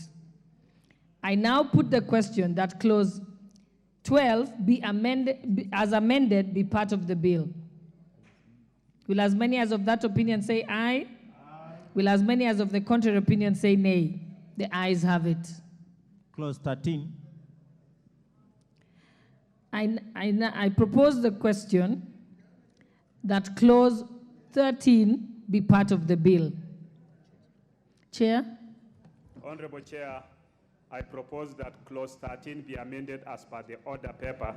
This is to make provision for the qualification and functions of a corporation secretary of the Digital Health Agency. I propose the question that clause 13 be amended as proposed. I now put the question that clause 13 be amended as proposed. Will as many as of that opinion say aye? Will as many as of the contrary opinion say nay? The ayes have it. I now put the question that clause 13 as amended be part of the bill. Will as many as of that opinion say aye? Will as many as of the contrary opinion say nay? The ayes have it. Clause 14. I propose the question that clause 14 be part of the bill. Chair? Oh, it's Antonio Watch. Is he back? You've been missing.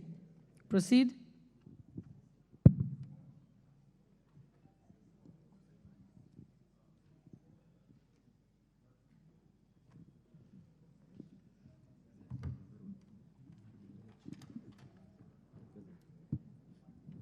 Lodge, you have the mic. Proceed. Oh, thank you. Madam Chair, I propose that clause 14 be amended as per the order paper. Madam Chair, the reasons for this is to make the wordings of this clause consistent with the provision of the Constitution. The role of the Salaries and Remuneration Commission under Article 234 of the Constitution is to provide advice on remuneration. So the word advice is to be used in substitution of the word consultation in order to make it consistent with the provisions of the Constitution. I so move. Members, I propose a question that clause 14 be amended as proposed by the Honorable Watch. Chair of committee. Chair, your comment on this? I want him to prosecute again. The Honorable Pukose asked Honorable Meli to let you listen to Honorable Watch then. Honorable Watch, just for your I'm just trying to look for the amendment. I can take it again? Yes, please. Yes, Honorable Chair, I did notice there was a change of guard, sorry. I propose that clause 14 of the bill be amended as per the order paper. The purpose of this is to substitute the word in consultation with the wordings upon the advice of the Salaries and Remuneration Commission. The purpose of this is merely to make it consistent with the provisions of Article 234 of the Constitution, which provides that the role of the Salaries and Remuneration Commission is to advise. Thank you. So that there is no confusion. Thank you. The Honorable Chair.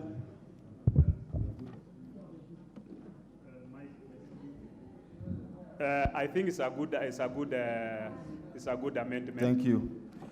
Honorable members, I now therefore put the question that clause 14 be amended as proposed by the Honorable Watch. Will last minute that opinion say aye? Will last minute that opinion say nay? The ayes have it.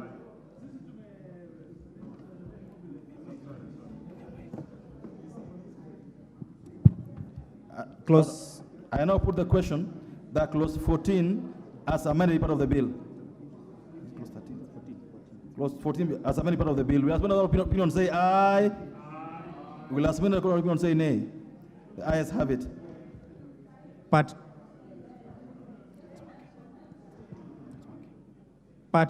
3. I propose the question that part 3, heading B, part of the bill. Honorable Chair. Okay. Thank you. Sorry. Honorable Chair, I propose that clause 15 be amended as per the order paper, and this is to provide for levies as source of money for the agency. The Honorable Chair, you are renumbering part 3 first before you proceed to clause 15.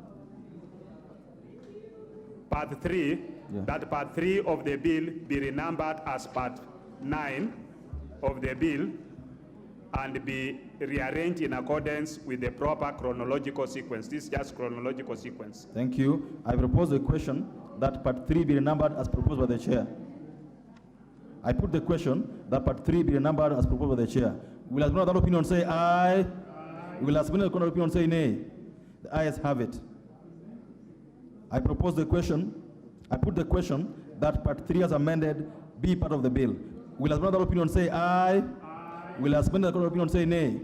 The ayes have it. Clause 15. I propose the question that clause 15 part of the bill. Chair. Honorable Chair, I propose that clause 15 be amended as per the order paper, and this is to provide for levies as a source of money for the agency. Thank you. I propose the question that clause 15 be amended as proposed by the Chair. I put the question that clause 15 be amended as proposed by the Chair. Will another opinion say aye? Will another opinion say nay? The ayes have it. I now put the question that clause 15 as amended be part of the bill. Will another opinion say aye? Will another opinion say nay? The ayes have it. Clauses 16, 17, 18, and 19. I propose the question that clauses 16, 17, 18, and 19 be part of the bill. I now put the question that clauses 16, 17, 18, and 19 be part of the bill. Will as many other opinions say aye? Will many other opinions say nay? The ayes have it. Clause 20. I propose the question that clause 20 be part of the bill. Chair.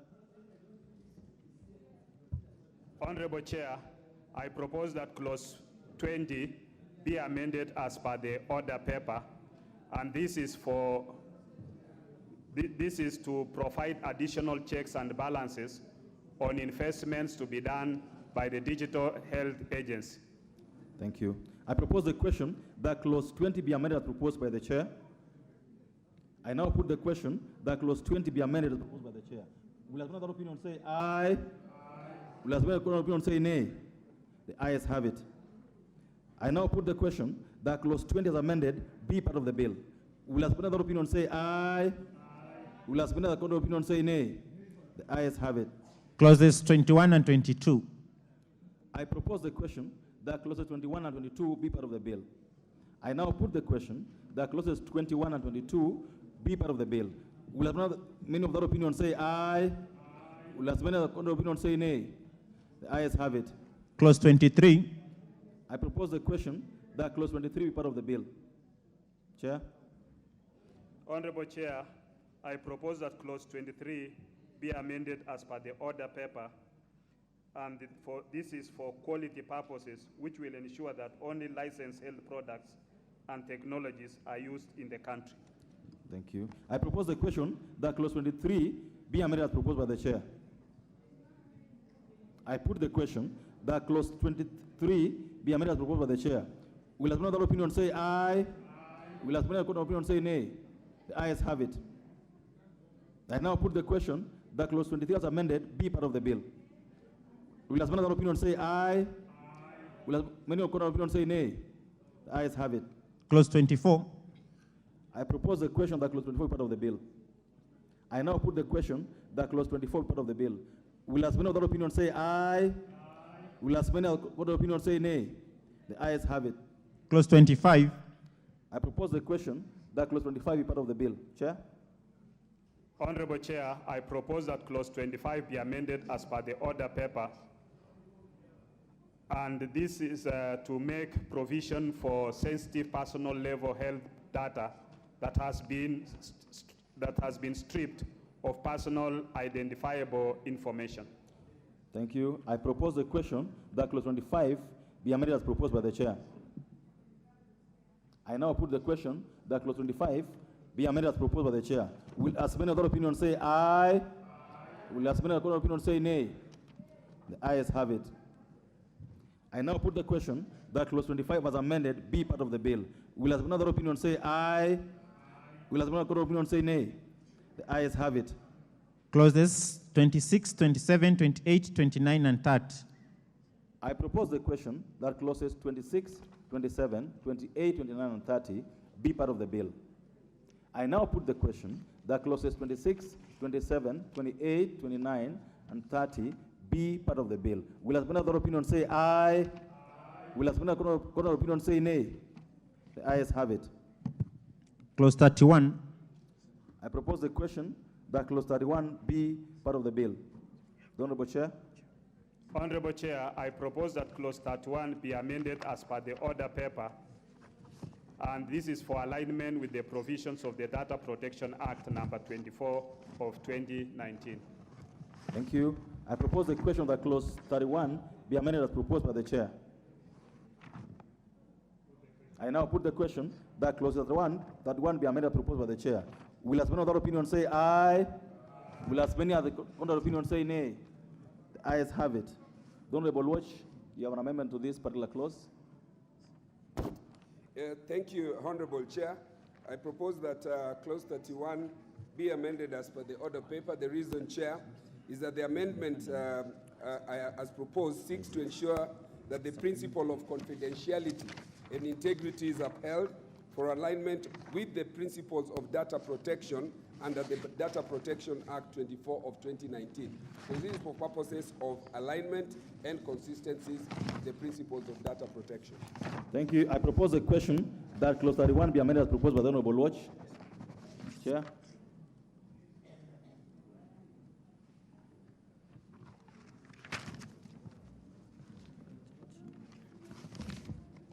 Already in the amendment that we've already done on the chair, we had already said we are aligning it with the provisions of the Data Protection Act number 24 of 2019, which is what he's saying. So we've already done that amendment.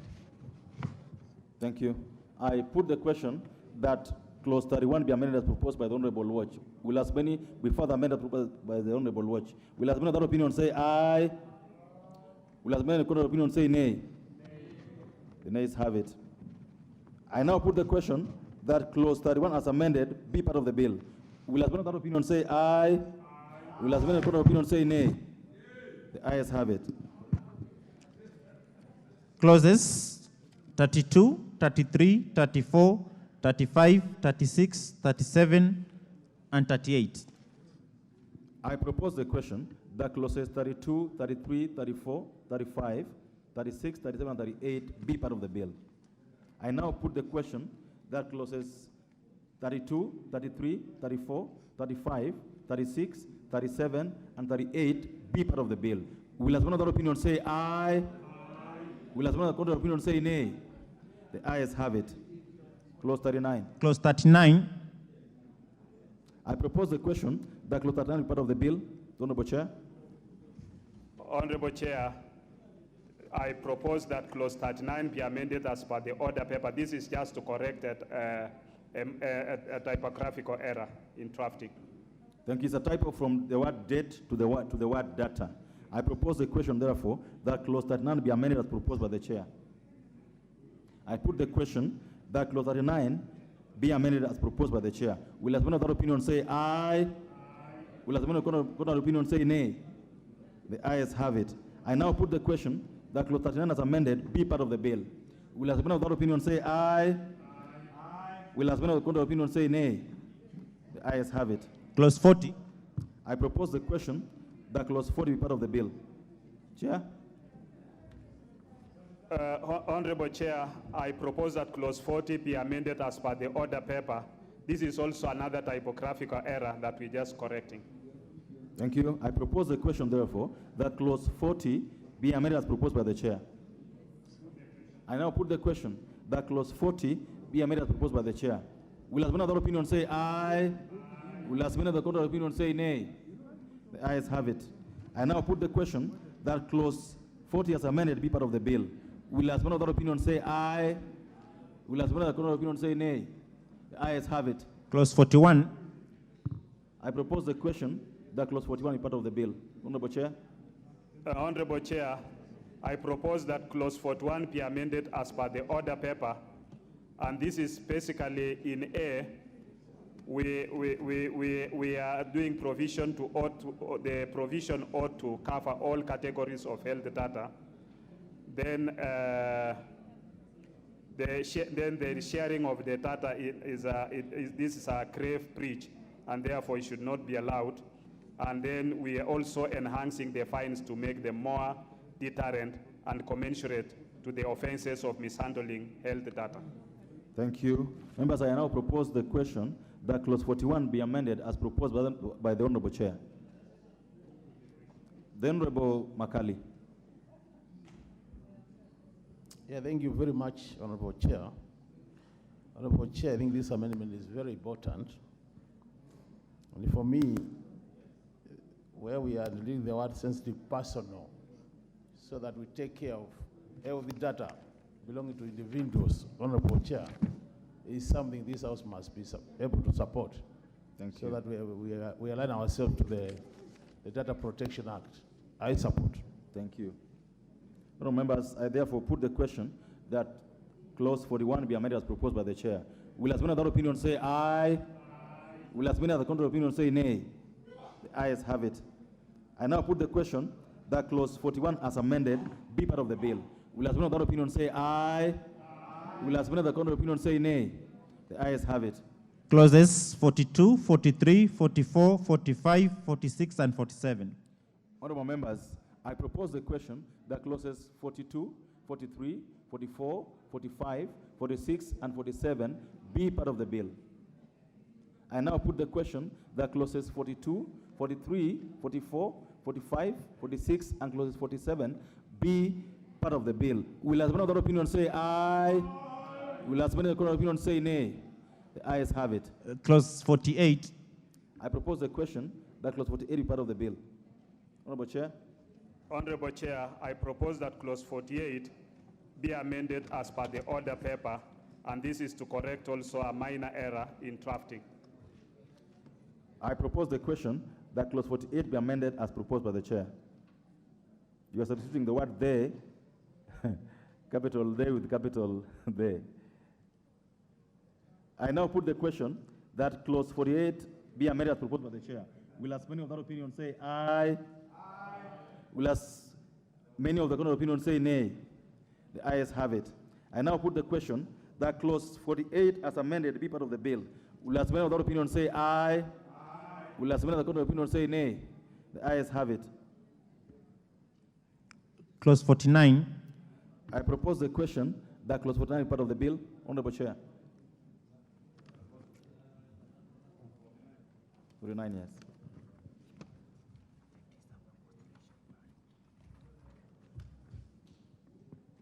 Honorable Chair, I propose that clause 49 be amended as per the order paper. What about it?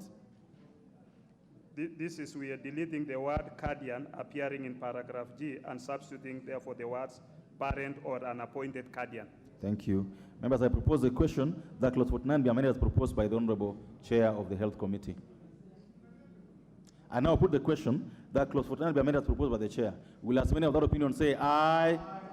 Will as many of the contrary opinion say nay? The ayes have it. I now put the question that clause 49 as amended be part of the bill. Will as many of that opinion say aye? Aye. Will as many of the contrary opinion say nay? The ayes have it. Clause 50. I propose the question that clause 50 be part of the bill.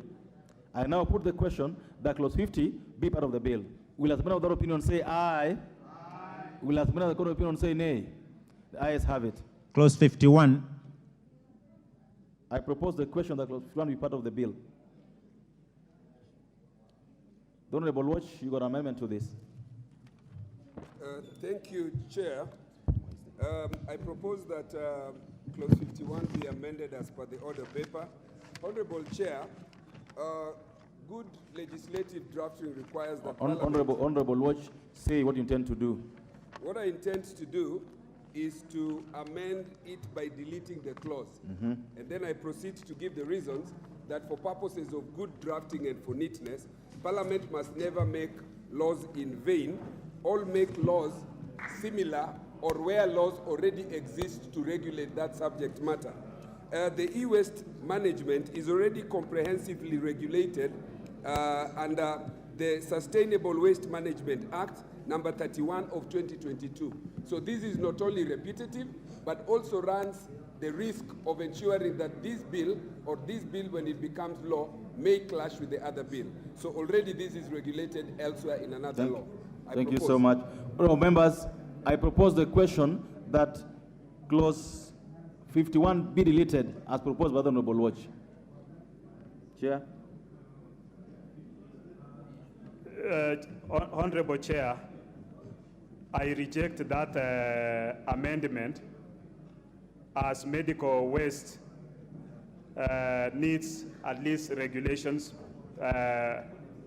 e-waste in terms of which can be done by the Cabinet Secretary. There is no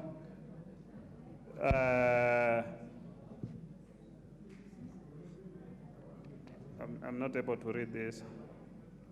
And this, when you look at clause number in the, just a minute. Just a minute. As you put your vote together, the Honourable Majority Leader. Honourable Speaker, Honourable Chair, the amendment by Honourable Anthony Oluoch seeks to delete the entire of clause 51, which is dealing with the question of e-waste disposal. Honourable Speaker, I fail to understand why the Honourable Anthony, who hails from Madara constituency, that has a huge problem with waste disposal, even solid waste, would want to increase more waste in Madara and other parts of Nairobi, because if we do away with this clause, it means then we are not able to deal with e-waste management. And therefore, Honourable Chair, I strongly oppose the deletion and propose that we maintain that clause as it is in its entirety. And is indeed the committee, and I don't know whether the Honorable Anthony Oloch is a member of the committee. He's not a member of the committee. The committee had deliberated on this issue and agreed that they maintain that clause as it is. Thank you. Honorable Milemba.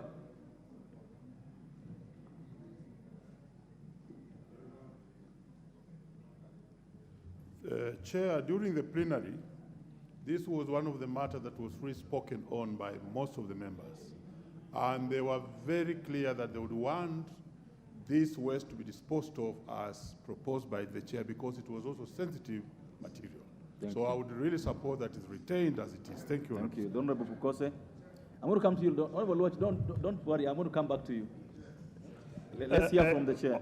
Honorable Chair, I reject the proposal by Honorable Oloch to delete it in its entity because management of e-waste is actually key in terms of health information system.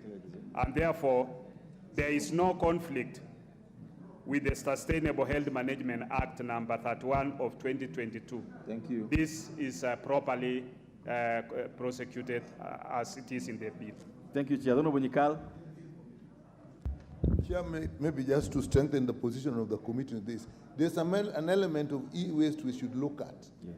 Some of these are actually electronic equipment, and some of them actually retain information, so that even when they are old, and sometimes they are removed from service when they are actually not completely old. So they contain the information. So if you leave it, people can still extract information from that. So it is very important that we actually dispose of it in a way that protects that information. Thank you. The Honorable Watch. Honorable Chair, I'm trying to persuade the majority leader that in principle I'm not opposed to management of e-waste. My only problem as a lawmaker and a draftsperson and somebody who contributes a lot to drafting and lawmaking in this house, for neatness, we could have consequential amendments where you take it to an already comprehensive law on e-waste management. It exists as a law of this house, the Sustainable Waste Management Act 31 of 2022. That's my only problem. The placement by a consequential amendment in an act that already exists. I actually don't oppose what they want to do with waste management here. Thank you. It's the way we need to deal with it. I wonder if more law will cause constipation, but we will decide either way. Honorable members, I put the question that clause 51 be amended by deletion as proposed by the Honorable Watch. Will as many other opinion say aye? Aye. Will as many other opinion say nay? Nay. The nays have it.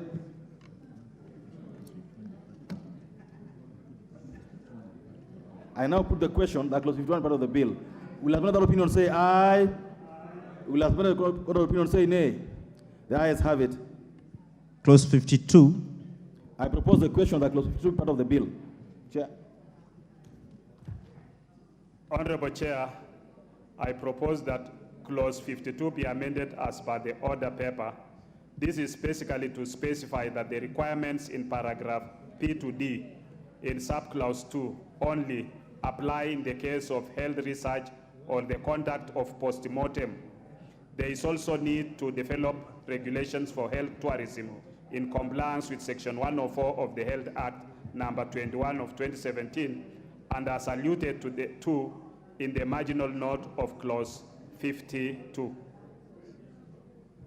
No, members, I propose the question that clause 52 be amended as proposed by the chair. I therefore put the question that clause 52 be amended as proposed by the chair. Will as many of that opinion say aye? Will as many of the contrary opinion say nay? The ayes have it. I now put the question that clause 52 was amended be part of the bill. Will as many of that opinion say aye?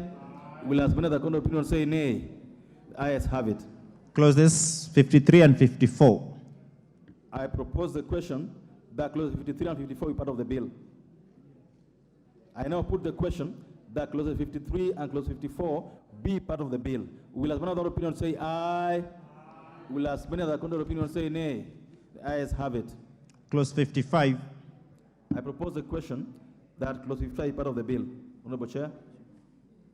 Honorable Chair, I propose that clause 55 be amended as per the order paper.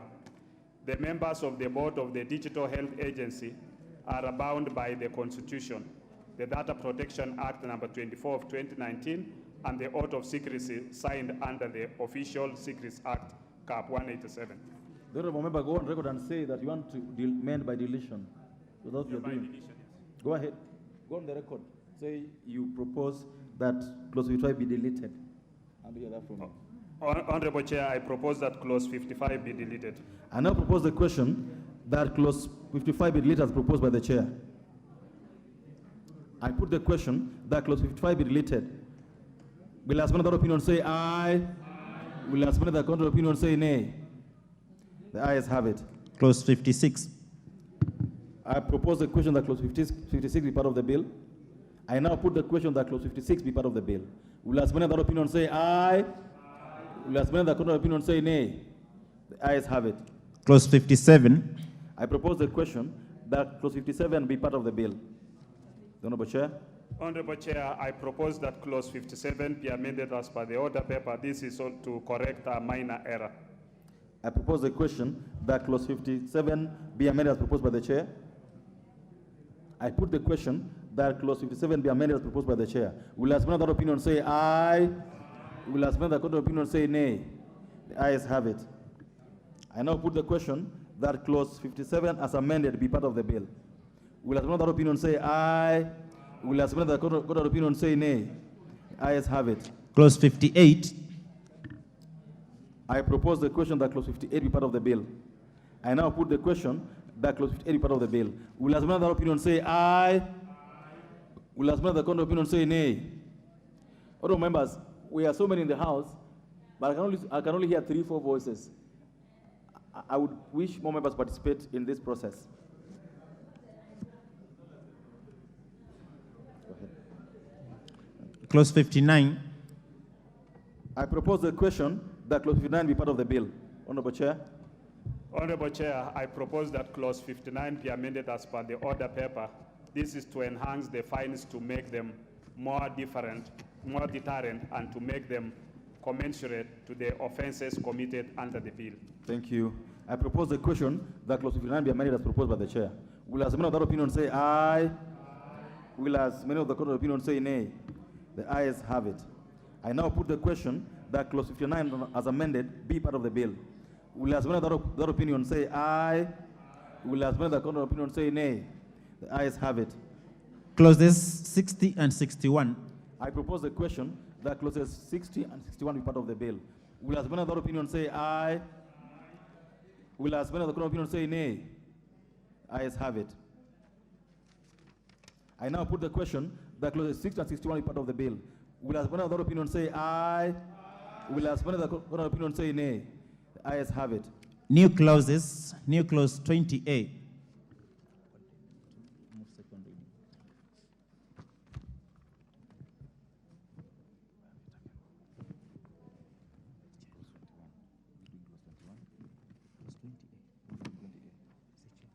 Honorable Chair, clause 21, 20A. Move it for second reading. Honorable Chair, I move that new clause 20A be now read a second time.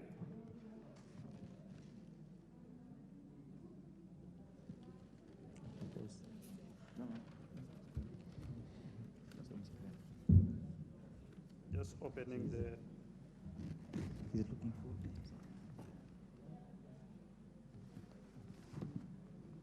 It's the order paper, page 1255. I'm just opening the order paper. Allow Page me 1255. Page 1255.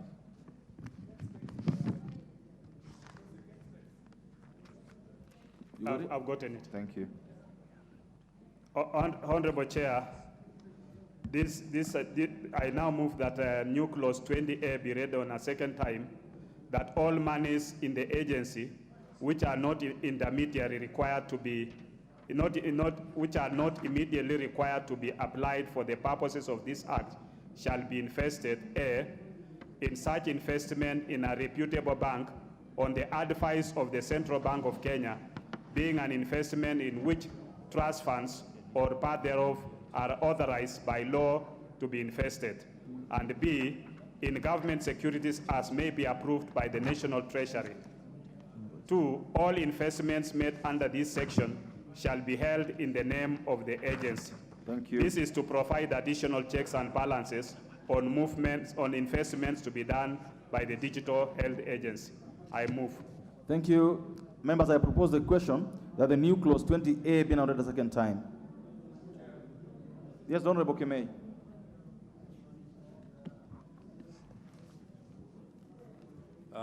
Chair, I'm fully in support of the new clause because, Chair, it anticipates that this agency will be having monies and it will not be able to use all the monies at any given time.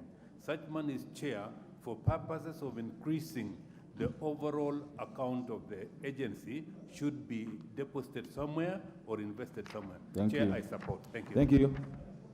The Honorable Makali, 30 seconds.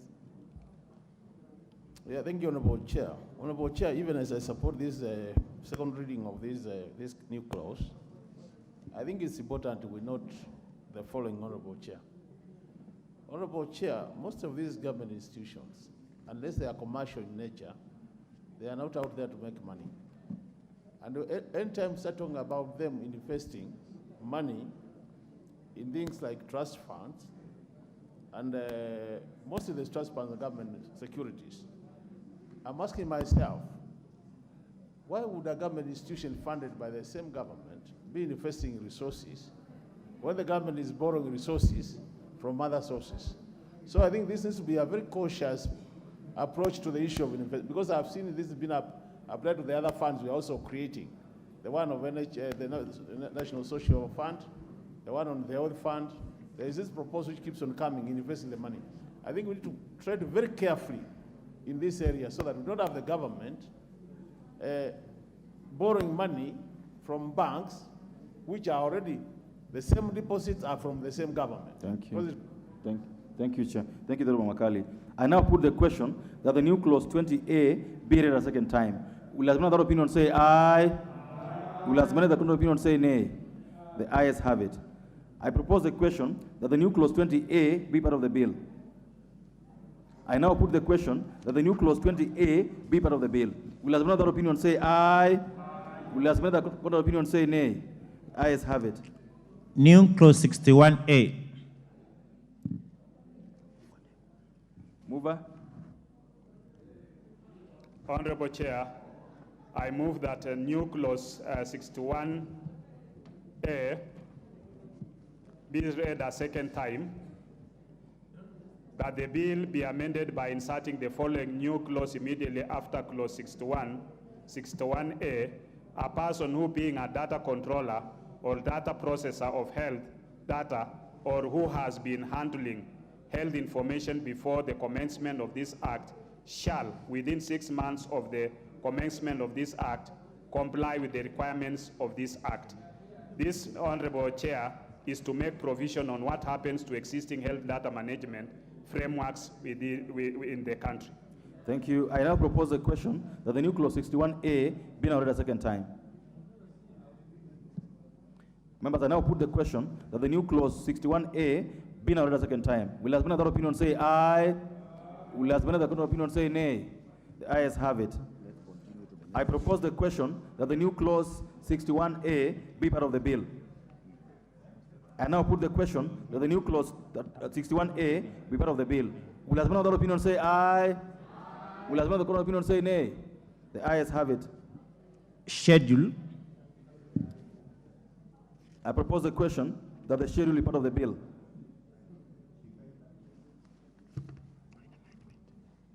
I now put the question that the schedule be the schedule of the bill. Will as many of that opinion say aye? Will as many of the opinion say nay? The ayes have it.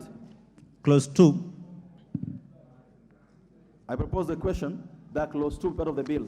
Honorable Chair.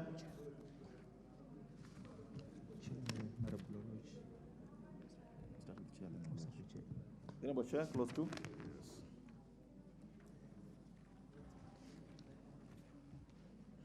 Honorable Chair, I propose that clause 2 be amended as per the order paper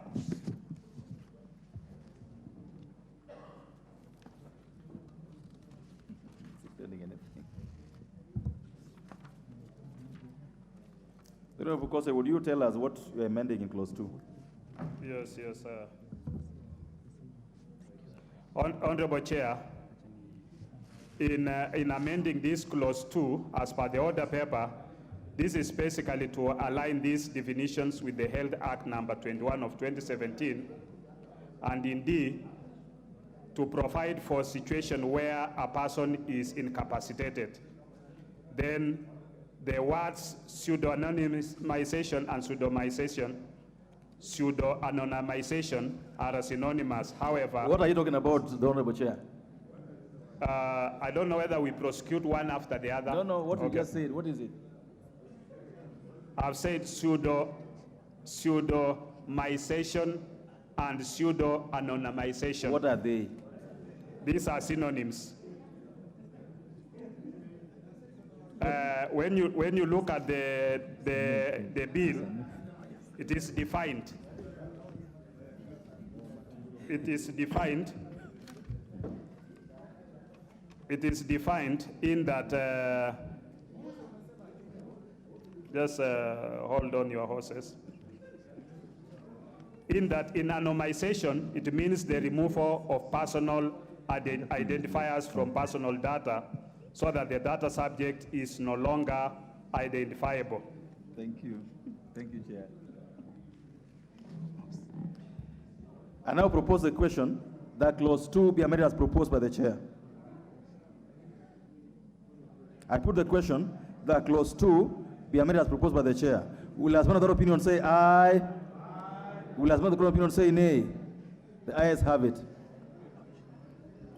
The Honorable Watch, you got an amendment to clause 2.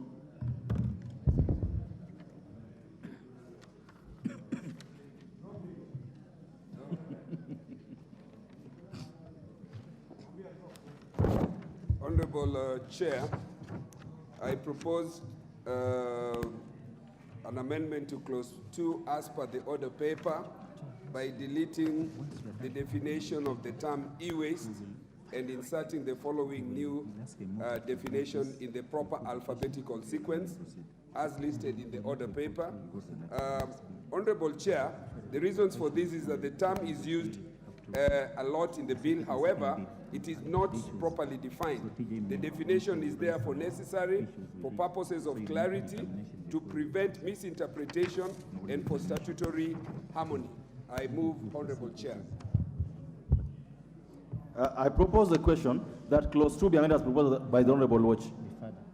Be further amended as proposed by the Honorable Watch.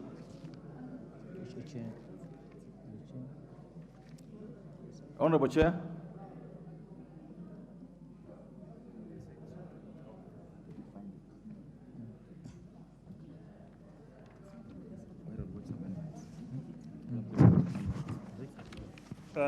Chair, allow me to just consult a little bit.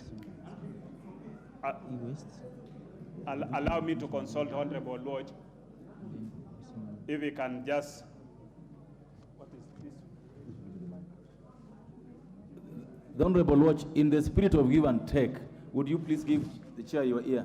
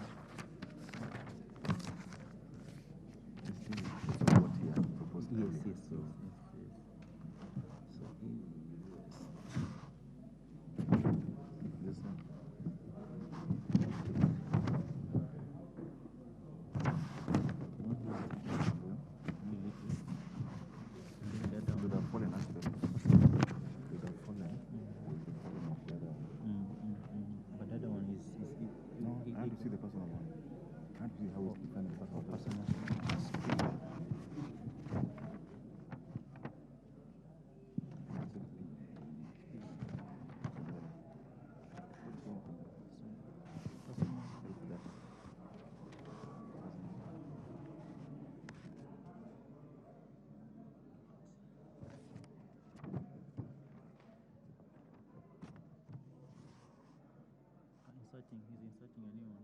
It's not here. It's a new one. It's already here. The Honorable Watch, if I...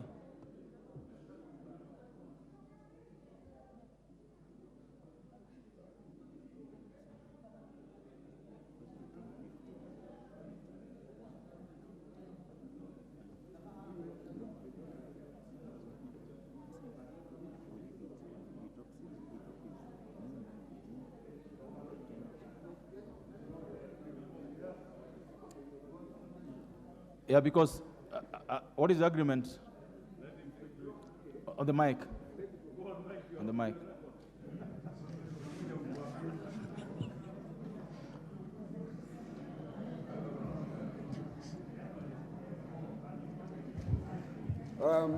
Honorable Chair, after consultation with the Chair of the committee, the Leader of Majority, and members of the Health Committee,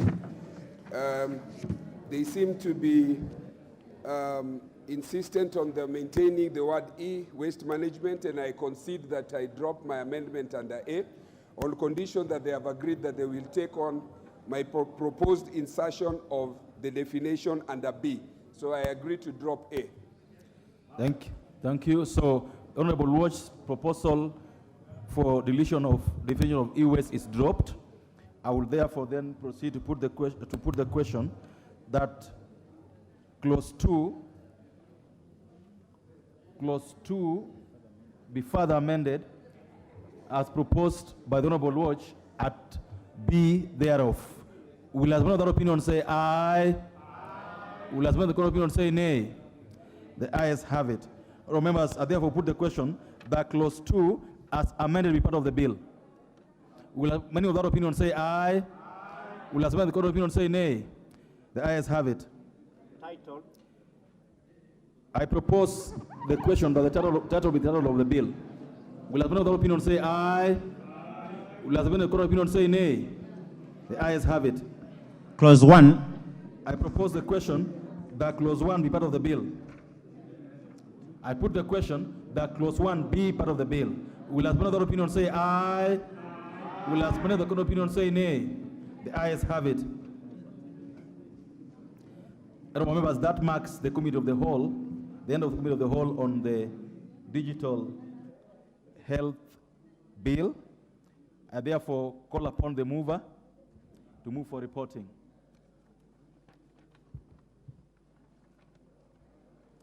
Honorable Chairperson, I beg to move that the committee do report to the House its consideration of the Digital Health Bill, National Assembly Bill number 57 of 23, and its approval thereof with amendments. Honorable members, I now put the question, which is that the committee do report to the House its consideration of the Digital Health Bill, National Assembly Bill number 57 of 2023, and its approval thereof with amendments. Will as many of the opinion say aye? Will as many of the contrary opinion say nay? The ayes have it.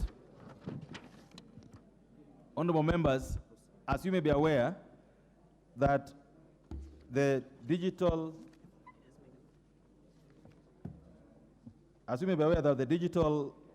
health bill and the social health insurance bill are almost inextricably intertwined.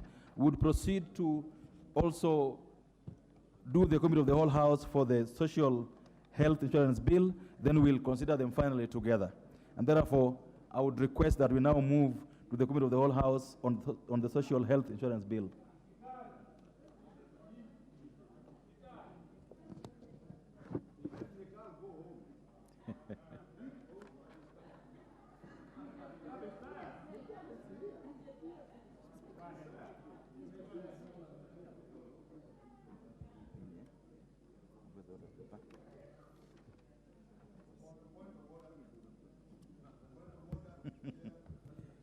Is that why you're being called back? Okay. Then Nyikal, go ahead. Give him the mic. Wait for the mic. Okay, there you Chair, are. this is what I raised it with the Speaker, the Speaker, before we came to the Committee of the Whole House. I once again raised it when we were starting the committee of the whole house. I was advised that I raise it now when we are on the particular item. Chair, my concern is that we are going to the committee of the whole house on social health insurance bill. There are amendments that are committee amendments.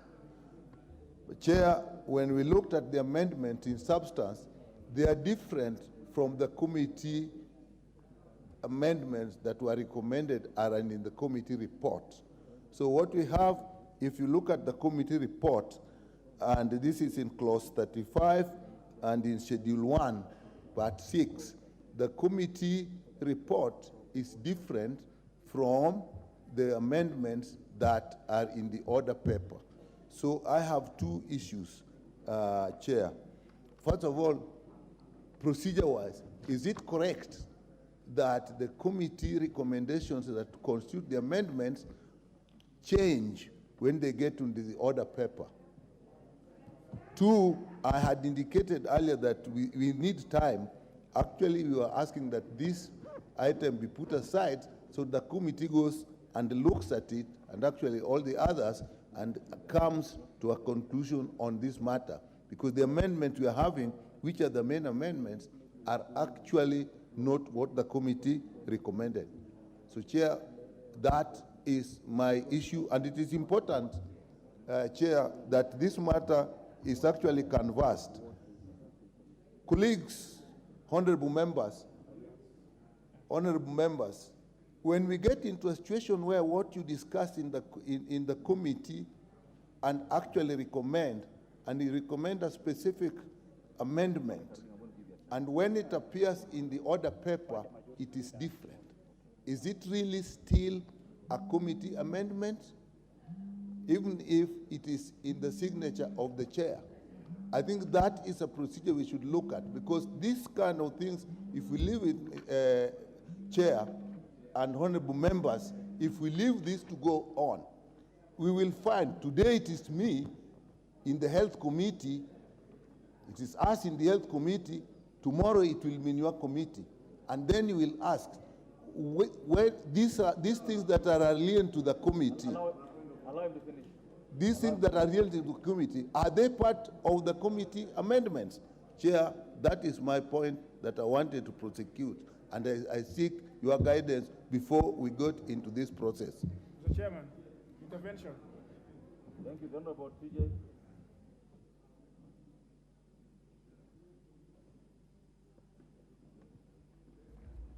Thank you, Mr. Chair.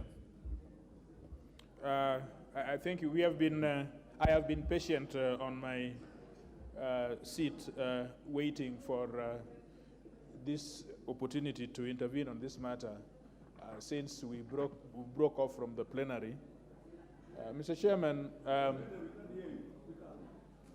I'm trying to raise my voice. This is the first time that I am told the majority leader cannot hear me. But when I'm civilized, I speak in good tones. Mr. Chairman, there is an issue here, and I'm glad that I do not know what coincidence brought you to the seat.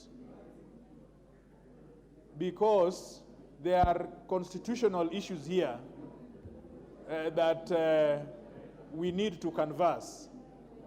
They go beyond the health committee. They go beyond the health committee. Number one, and Mr. Chairman, just let me to let you know that I have looked at this. I have looked at the committee report.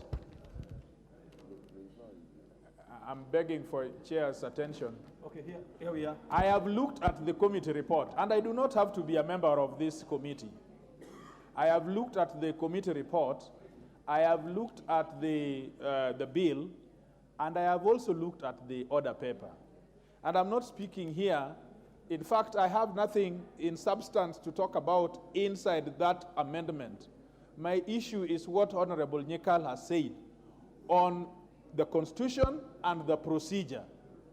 Because if we don't make these things clean, next time it will be a problem, because we would have already consented to a precedent which is wrong. If in a committee you have agreed on certain things, and then you come before the plenary, you find a totally different thing. Majority Leader, please, I'll allow the chair to, I know, yeah, but you could give us time. Then you come to plenary and you find a completely different thing. And yet there is a committee report which is still subsisting, which shows very clearly that it is at variance with what you are faced with in plenary. Constitutionally, would we say that that is part of legislation? Because in this dispensation that we have, committee proceedings and committee sittings is the grapevine of how we make legislation. If then the chair or anybody else brings in a different amendment, would you say that that is the legislation which was taken for public participation? Is it the legislation which the committee has agreed with? Is it something which we can incorporate in our laws? That is number one. It's a constitutional issue of making legislation. Number two, procedure. And in this case, I want to call out the clerk. I really want to call out the clerk. This is not the problem of the chair anymore. If there is a committee discussion and then there are proposals, then there are amendments, can the clerk on its own volition develop an order paper which is at variance with what the committee said in procedure? Does the clerk have that privilege? Irrespective of the enormous pressure, and I know that the clerk in this instance has a lot of pressure to change what was in the committee report with what we see in the order paper.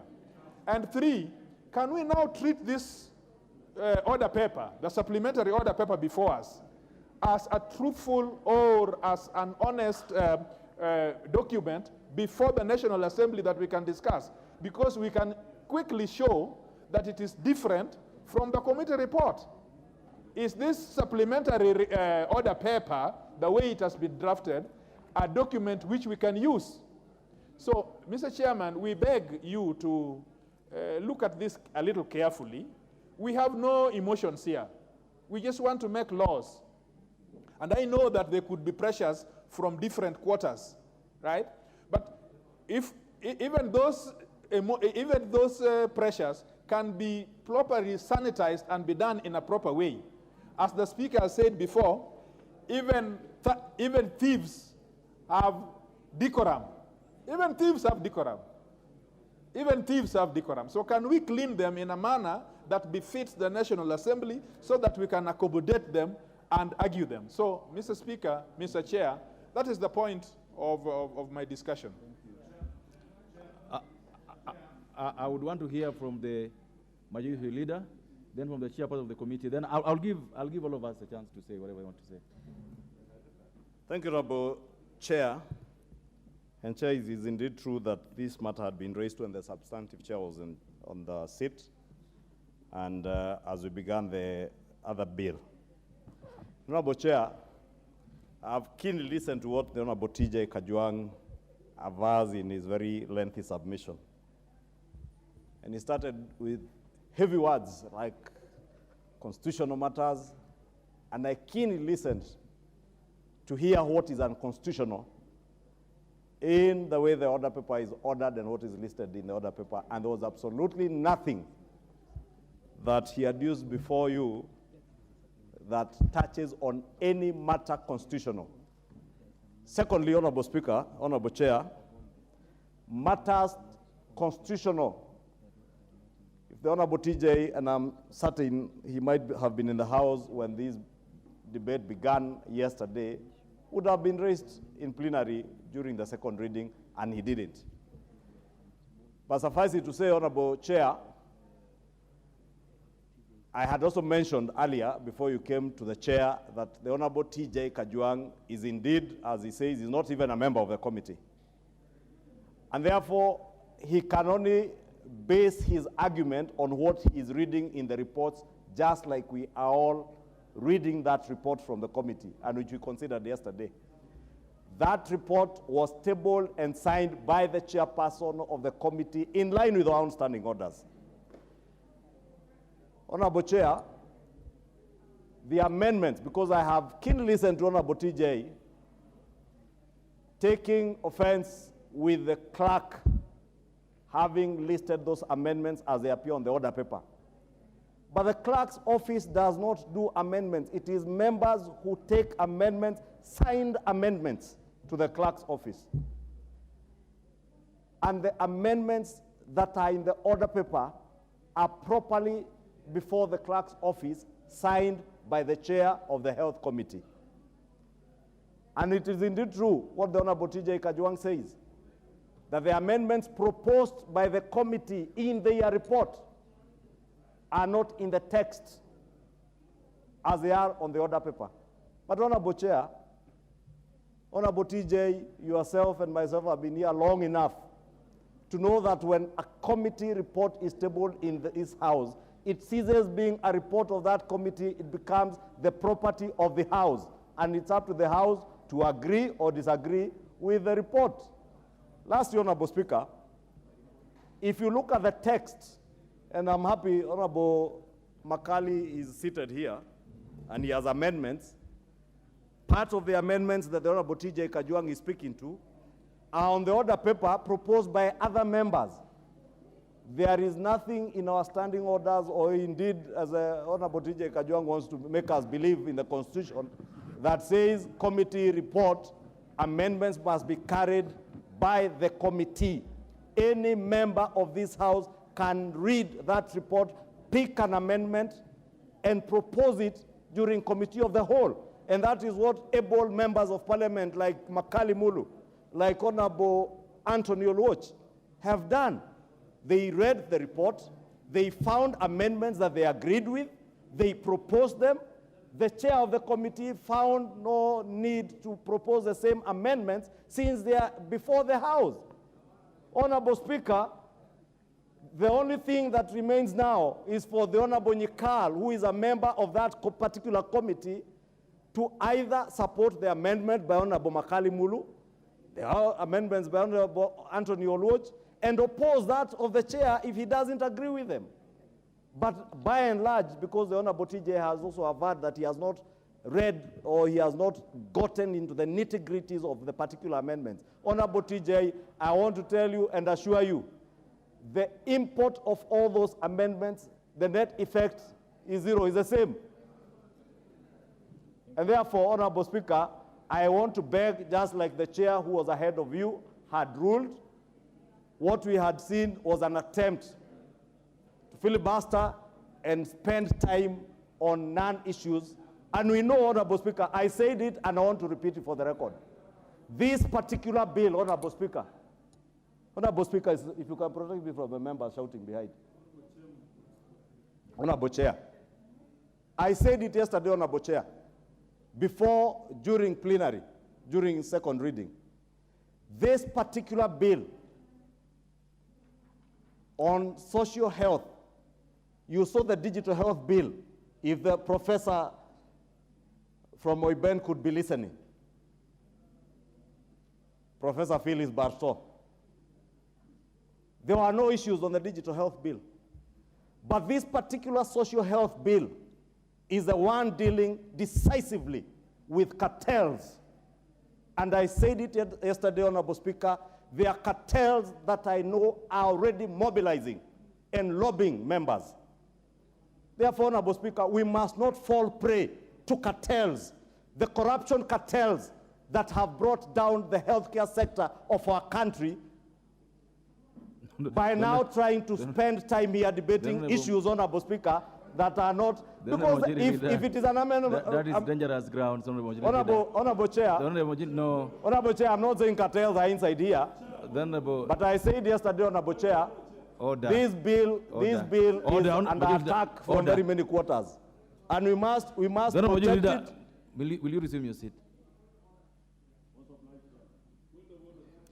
I want, members, the issues being raised are very important. Let's not introduce issues that are not important. And so as Majority Leader finishes, because I want him to finish, I want to request all of us, let's remain on the straight and the narrow. Majid, finish up here. Thank you, Honorable Chair. Most obliged. But I was saying, Honorable Chair, the gist of the matter is, are there amendments to this bill proposed by the committee that are on the order paper? The straight answer is yes. Are there amendments proposed by the chair that may not be in the text of the committee's report? The straight answer again is yes. What do we do as a house? It is to consider all amendments. If the Honorable Nyikal even has further amendments, if the Honorable TJ has further amendments, Honorable Chair, I believe we have done it before. Yes. You have indulged us even to move amendments on an amendment on an amendment. And therefore, I really want to beg that we drop the filibustering and get to the substantive work of legislating. Thank you so and much. save the people of Kenya, Thank you Honorable so Speaker. much. We need to save them. Thank you so much. They are being auctioned because of health bills. Thank you. The solution is in this bill. Let us legislate. Let's do so. I want to give this chance to allow me just 1 minute. This chance will go to the Honorable Pukose to clarify. The Honorable Pukose to clarify the issues of amendments you're raising about, they're being raised about the variances. Thank you, Chair. Chair, the issues which have been raised by the Honorable TJ Kachwang on issues about amendments, that the amendments which might not have undergone public participation. Honorable Chair, you know that when members bring in amendments in this House, those amendments have not been, they are brought in by members who have not participated in public participation. Yet those amendments are prosecuted. And when we take this when we take the document, the bill, for public participation, it is not on specific, or it's not just one amendment. We take it for the whole bill. So the whole bill undergoes public participation. And members, once the report is tabled in the House, what it means is that it becomes a document of the House so that members can be able to go in, look at what was received from the public participation, and see what amendments they can be able to prosecute. I've seen Honorable Makalu has made some even amendments which is picked from the report of the committee. So I think some of those amendments that the Honorable Nyikal might be talking about, they are not lost. The House will still pronounce itself on them. And what it also means is that when we table a report of the House can debate that report, can debate any amendments from it, and accept or reject. It doesn't mean that everything that the committee has decided, then the House will decide, will support. What it means is, even those amendments, even if we brought as a committee, the House has a right to reject or accept. It doesn't mean that the House will accept wholly the amendments by the committee. And in any case, the Honorable Nyikal is a member of the Health Committee. He is free to bring any amendments that he thinks maybe in this document we might have left it out. Honorable Chair, I would urge you that we proceed with prosecuting the committee of the whole House. Thank you. Then members can speak themselves to specific amendments as we put it before them. Thank you so much. The Honorable Patrick from Chuka. The Honorable Member for Chuka. I will come this side. I will not leave anyone unheard. Thank you, Chair. Chair, I think the matter on the floor is an important matter. And Honorable Nyikal, being a senior member of this House, is also a member of this committee, Health, where I'm the Vice Chairman, and is one of the most active members of the committee. That's not in this bill. So what I want to say here is that Honorable Nyikal, being a member of the Health Committee, does not disassociate him from being a member of this House. And this House is an house of debate. That's what we are doing in this session. We are debating this bill. And every member, whether you are a member of the Health Committee or you are a member of this House, you are free to bring any matter as we debate this bill. So, Honorable Chair, I request that you rule that we proceed with debate on this bill, but at the same time, you give as we debate, we'll give time to Honorable Nyikal to bring his issues in the bill and the amendments.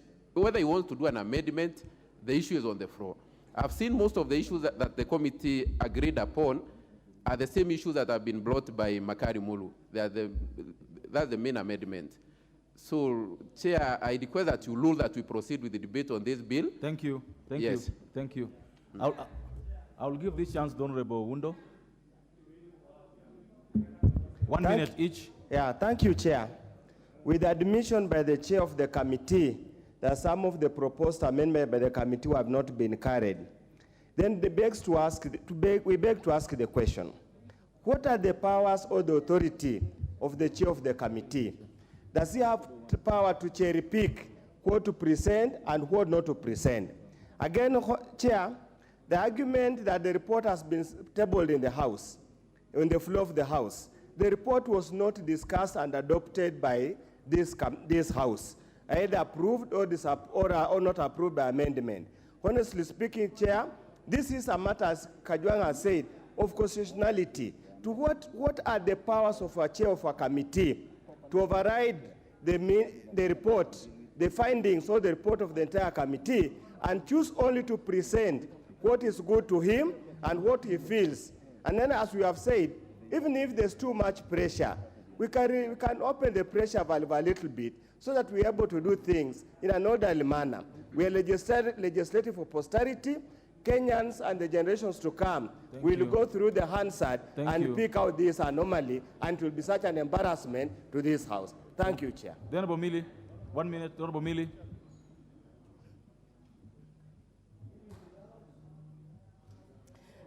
Chair, I do apologize and thank you for indulging me.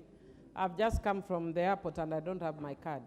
So I'll request that even as we go on, when I carry my hand, if you could kindly indulge me. Chair, I think this matter has come before this House before.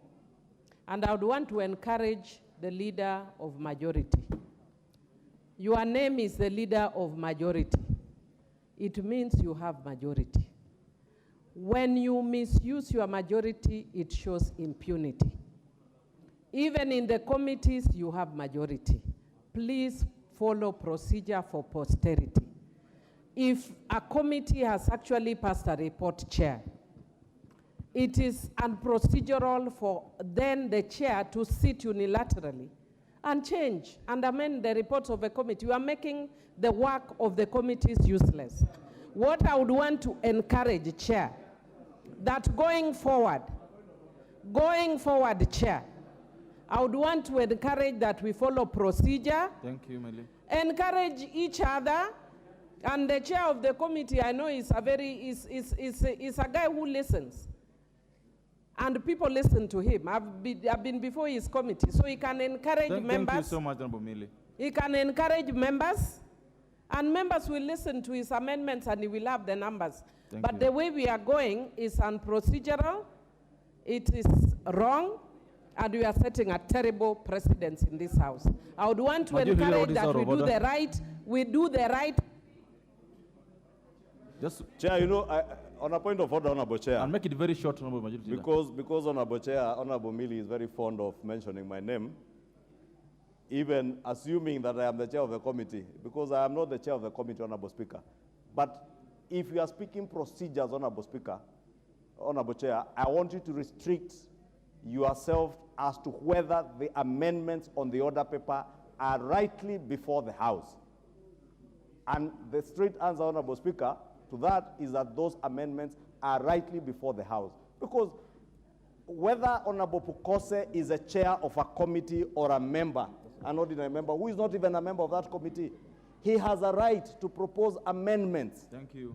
Thank you. Thank you. And any member of this House can propose amendments so long the clerk has signed amendments. That point is well made. And I have seen those amendments in the clerk's office. That point is well made, Majority Leader. This chance goes to Honorable Makali. Yeah, thank you very much, Honorable Chair. Honorable Chair, I think really some of us have been in this House for too long to appreciate some of the things we do. I want to give some statements of fact.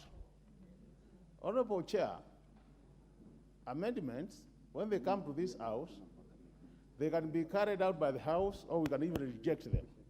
On the basis of that, then you lose your amendment. That's a position number one. Position number two, Honorable Chair, even when a committee brings the amendments to this House, it is not a must that we approve them as a House. In the past, we have rejected committee amendments. There are times, even, Honorable Chair, we have requested the chair of the committee to do further amendments to accommodate members' input into the bill. So what we are saying, and I think the problem we have here, Mr. Chair, is very simple. The problem which is being expressed by the members of the Health Committee is that these members sat for 2 weeks. We are told that. After sitting for 2 weeks and interacting with the stakeholders through public participation, there were things we were able to build consensus on. On the basis of that consensus building, they appended their signatures to the report, saying we agree, both sides, the majority and the minority, we agree that if we make these amendments, then we'll be on the right track. What I would have imagined, Honorable Chair, is those amendments, they are carried as they were agreed in the committee to be committee amendments by the chair, and then the rest of us who don't belong to the committee can also move our amendments. Now, it is the work of the chair to convince the House, both the majority and the minority, to support his amendments. If we don't support, he loses. And it's the work of us, the other side, to do the same. So I think what is the issue of concern here, Mr. Chairman, and this is what I think I agree with what Millie is saying. The issue of concern is, Mr. Chairman, at times we have witnessed in this House where members don't vote on the basis of objectivity. We become more of voting machines. And that's why we are saying we have no problem with the amendments. I will be prosecuting mine and the rest. But we ask the members, when it comes to the proposed amendments, Honorable Chair, that we use objectivity. Anything which is good for the country, we vote for it, irrespective of whether it's a committee's amendment or whether it's an individual member's amendment. With that, Honorable Chair, we can proceed and then go close by close. But I want to plead with the honorable members that we support what is good for this country. Thank you so much, Honorable Makali. The Honorable Sunkuli, lastly, one minute. Please, I'll make it 1 minute. Yeah, Mr. Chairman, I want just to say, in the Health Committee, where I sit, we have developed very good comradeship. And a lot of respect we do have for our chairman and for ourselves. And I think I also know, I've also been in the House to know that all we are having, Mr. Chairman, is our say.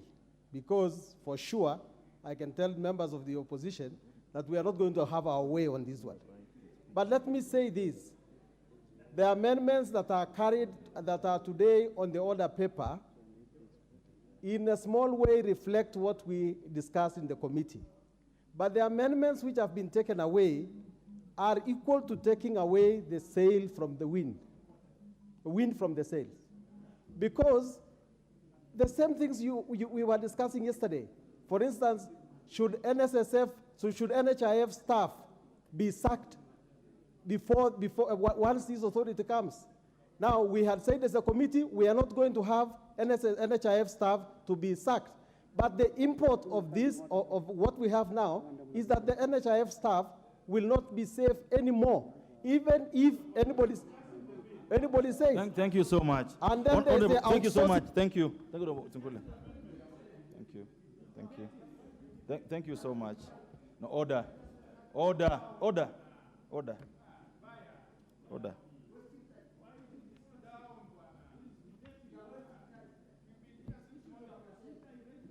Honorable Baya, honorable members, I think you've heard each other. You've heard what Honorable Chikala said, what Honorable Kajwang has said. I believe the issues being raised are not very light issues. I will leave the determination of the legal issue to the Supreme Speaker for the future. But this is my direction for now, for us to proceed.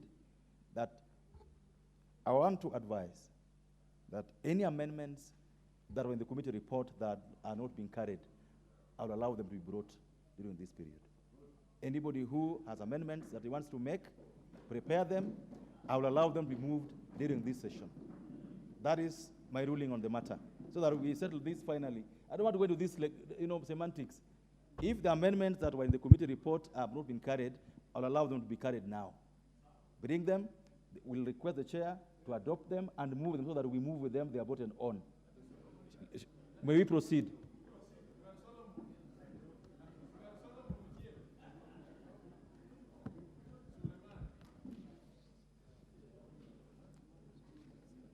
Can we start? Clause 3. Clause 3. I propose that clause 3. I propose the question that clause 3 be part of the bill. And I put the question that clause 3 be part of the bill. Will as many other opinion say aye? Will as many other opinion say nay? The ayes have it. Clause 4. I propose the question that clause 4 be part of the bill. Chair? And Chair, be alert.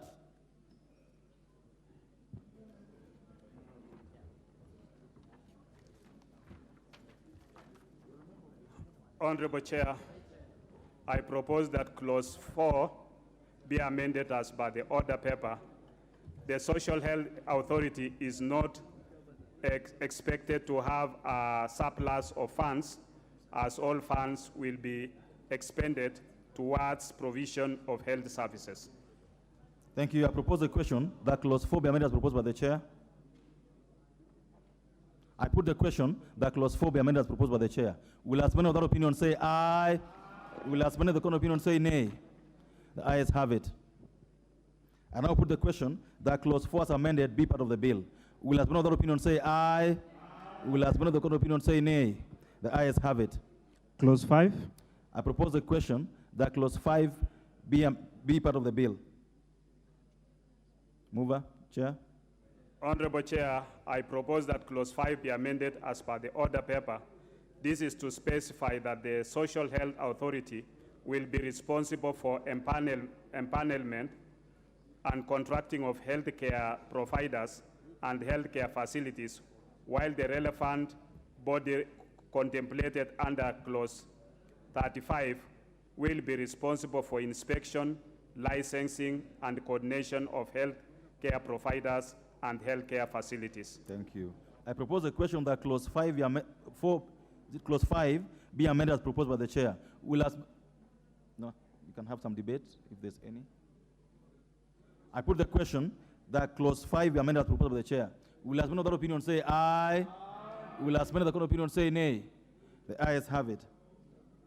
The Honorable Lodge have an amendment for this particular clause.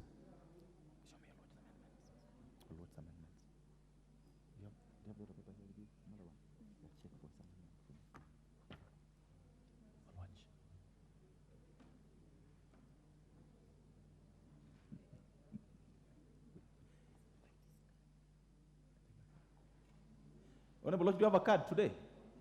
I do. Okay.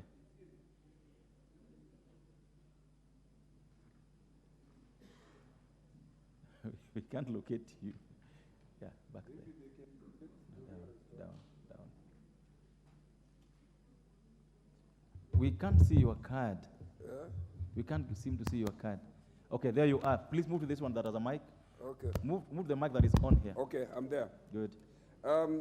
Honorable Chair, I propose, as per the order paper, that clause 5 be amended by deleting subparagraph 5.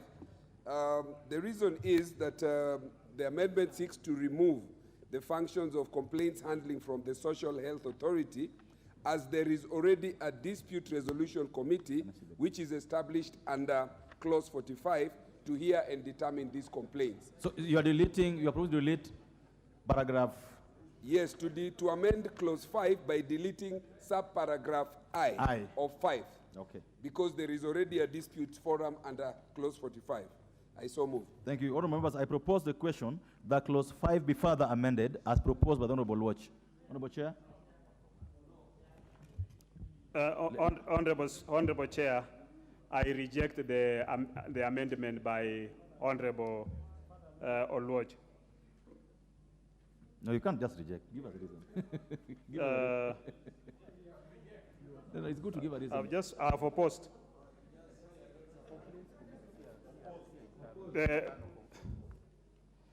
In I, which he wants to delete, the provisions of first schedule shall have effect with respect to the authority and I, the one which receive and address complaints that may arise from the implementation of this act.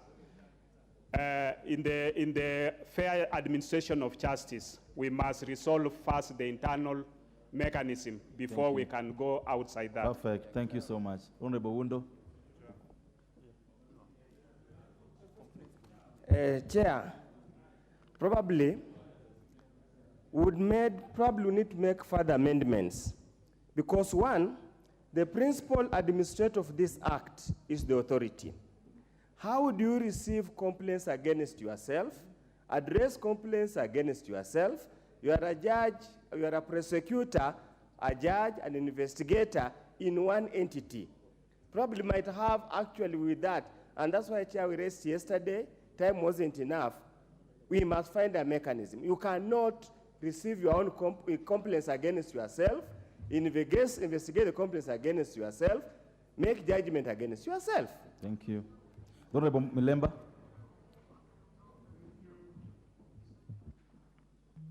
Chair, I read this act at night, and I think the proposal by the chair is right, because I was even more worried when I saw too much powers being given to the other body that the Honorable is talking about. So for me, for internal mechanism, you cannot deal with something which you are unable to also receive complaints about it, because there are also other oversighting bodies that will not be blocked, even to also oversight and also bring those challenges, as this the own body, the authority itself, also deals with the complaints affecting their matter. Thank you. I think it should remain. Thank you. Chair, finally. Chair, the Honorable Undo is talking about that that your complaints are coming within yourself. In the fair administration of justice, you must exhaust the internal process, that mechanisms that you have in place. We've also established a dispute tribunal that will be appointed by the Judicial Service Commission to look into other matters. Finally, Honorable Watch. Doubt. First of all, we are not saying that there should be no complaints, only that the complaints cannot be had against the very person you are complaining about. In law, there is a maxim they call nemo judex in causa sua. You cannot sit in judgment in your own. Thank you. And finally, when you look at clause 45, so that this point is clear, there is established already an entity. It is established in law under their very same bill. So this clause that establishes that bill should be the one to be allowed to take up the complaints. This I is misplaced. So let us agree that it is a misnomer to be here and at the same time establish a committee which will receive the very same complaints. I think it's a question about understanding what comes first. I therefore put the question that clause 5 be further amended as proposed by the Honorable Watch. Will another opinion say aye? Will another opinion say nay? The nays have it. I now put the question that clause 5 as amended be part of the bill. Will another opinion say aye? Will another opinion say nay? The ayes have it. Clause 6. I propose the question that clause 6 part of the bill. Honorable Chair. Honorable Chair, I propose that clause 6 be amended as per the order paper. In A, the decision to charge or dispose immobile property requires the approval of the National Assembly. And in P, the Social Health Authority is not expected to have a surplus of funds, as all funds will be expended towards provision of health services. Thank you. I propose the question that clause 6 be amended as proposed by the Chair of the Health Committee. The Honorable Owundo. Chair, I stand to oppose that amendment. It might be done in abundance of caution because of the history of losing public funds, but the social health fund we are talking here, Chair, is based on the principle of insurance. Many contributors pay, and only a few benefiting from the fund. Because if each person benefited who contributed, then the fund will not be viable. And that's why it's normal practice all over. any excess funds that are not claimed in a financial year must be invested in an income and interest earning account so that the benefits accruing can be improved over time. That's the principle of insurance. Thank you. I don't know why. Thank you. What's the fear about here? Thank you. I now put the question. That clause 6 be amended as proposed by the chair. Will another opinion say aye? Will another opinion say nay? The ayes have it. I now put the question that clause 6 as amended be part of the bill. Will another opinion say aye? Will another opinion say nay? The ayes have it. Clause 7. I propose the question that clause 7 be part of the bill. Chair?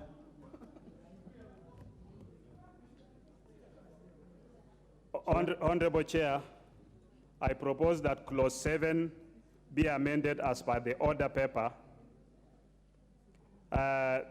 This is to increase representation of the counties since health is a default function under Part 2 of the 4th schedule to the Constitution.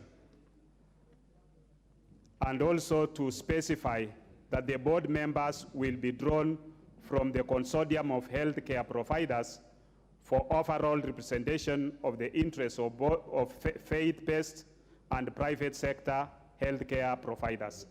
Thank you. I propose a question that clause 7 be amended as proposed by the chair of Committee of Health. I put the question that clause 7 be amended as proposed by the chair of Committee of Health. Will another opinion say aye? Will another opinion say nay? The ayes have it. I now put the question that clause 7 as amended be part of the bill. Will another opinion say aye? Will another opinion say nay? The ayes have it. Clause 8. I propose the question that clause 8 be part of the bill. Honorable Chair, I propose that clause 8 be amended as per the order paper. This is to make directors, officers, or shareholders of private health facility eligible for appointment as members of the board of the Social Health Authority, and also to prevent a person that Parliament has found culpable of contravening Chapter 6 of the Constitution from being appointed as a member of the board of the Social Health Authority.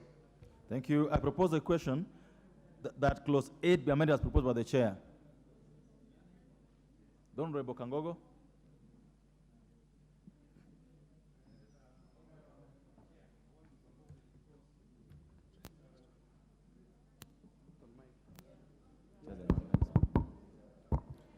Honorable Chair, I want to support the amendment by the chair. And Honorable Chair, you know the private sector, especially in health, they play a very critical role. And having them also in this board, Mr. Chair, will really help in boosting the health standards in the country. Thank you. I now put the question that clause 8 be amended as proposed by the chair. Will as one of that opinion say aye? Will as one of the opinion say nay? I put the question that clause 8 as amended be part of the bill. Will as one of that opinion say aye? Will as one of the opinion say nay? The ayes have it. Clause 9. Yes, Honorable Millie. What's out of order? Chair, could I please kindly request that we be availed with the order paper with the amendments?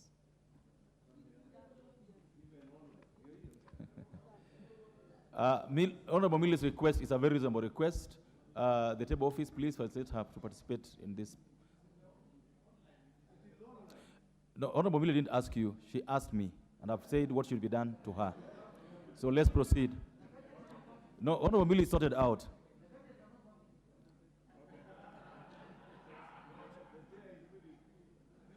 The Honorable Millie, I'm sure you're sorted. Thank you. So we go on. Honorable Chair. We are now clause 9, Chair. I propose that clause 9 be amended as per the order paper. This is to prevent misuse of this provision, as it is impractical to get permission to be absent from a board meeting from the President. I propose the question that clause 9 be amended as proposed by the Honorable Chair. I put the question that clause 9 be amended as proposed by the chair. Will as another opinion say aye? Will as another opinion say nay? The ayes have it. I put the question that clause 9 as amended be part of the bill. Will as many of that opinion say aye? Will as many of that opinion say nay? The ayes have it. Clauses 10, 11, 12, and 13. I propose the question that clauses 10, 11, 12, and 13 be part of the bill. I now put the question that clauses 10, 11, 12, and 13 be part of the bill. Will as many of that opinion say aye? Will as many of that opinion say nay? The ayes have it. Clause 14. I propose the question that clause 14 be part of the bill. Honorable Chair, I propose that clause 14 be amended as per the order paper. This is to ensure that the CEO has a high level of technical expertise required of the specialized entity established in the bill. Then we are deleting paragraph B. The exercise required of the CEO of the Social Health Authority is more in line to the health sector. And C. I propose the question that clause 14 be amended as proposed by the chair. The Honorable Kajuang, TJ. Inquire from the chair. It is going too fast, and I may not be on that page. That's okay. But there was a proposal in the bill that only lawyers would be CEOs. Is that still in the amendments proposed by the chair? Because we have said before that it is unlawful and unconstitutional to say in a legislation that only lawyers can be anything. That's right. So, but I know. I'm just asking the chair. No, you guys should allow Honorable TJ. Allow him. People, you are just something else. Anyway, the chair, I've got the point. So and he's going to respond to you. Yes. Allow him to respond to you. Yes, okay. Honorable TJ, what I've actually done is to delete that requirement in clause 14 of the CEO to be an advocate of the High Court of Kenya. So I've done that. Thank you. The Honorable Majority Leader. The Majority Leader, go ahead. Chair, just to support what the Honorable TJ is saying, and actually the drafters of this bill had made a mistake, and I think it was a typographical error, because if you read B, it said the CEO has to be an advocate of the High Court of Kenya. If you went to C, it said has at least 10 years knowledge and experience in health insurance, health finance, health economics, healthcare administration, and any other field. Therefore, Honorable Speaker, just to agree with the chair and TJ that, lawyers are fond of wanting to be everywhere. No, the Honorable Junet. You can't say what you just said. You can't do that. I did not hear what Honorable Junet said, Honorable Speaker, but I was saying is really unfair, especially to accountants like myself, who would otherwise make very good CEOs, and you exclude them by law from qualifying to be CEOs, and therefore we support this amendment. Thank you. I therefore, members, propose, Honorable Wundo, please.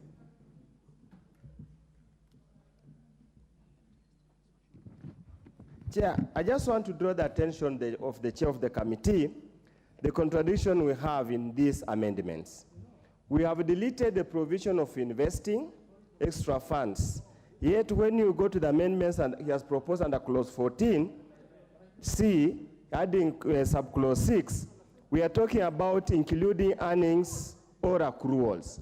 Where do earnings or accruals come from, if it's not from investment? Just wanted to bring to his attention the contradiction, the lack of law in the respect of this matter. Thank you. Thank you. I think it's still in order. It's on the same clause, 6. I therefore put the question that clause 14. No, he's on Honorable Majority Leader. He's okay because it's referring to 14C. You're in 14C. No. I now put the question that clause 14 be amended as proposed by the chair of the Health Committee. Will as many of that opinion say aye? Will as many of that opinion say nay? The ayes have it. I now put the question that clause 14 as amended be part of the bill. Will as many of that opinion say aye? Will as many of the opinion say nay? The ayes have it. Clause 15. I propose the question that clause 15 be part of the bill. I now put the question that clause 15 be part of the bill. Will another opinion say aye? Will another opinion say nay? The ayes have it. The Honorable Makali, what is the problem? We go on record. It's important to go on record, Honorable Chair, that the one we have just passed, I wish the Chair would have done further amendment to delete the word earnings and accruals so that we are aligned to the earlier deletion of investments. I've got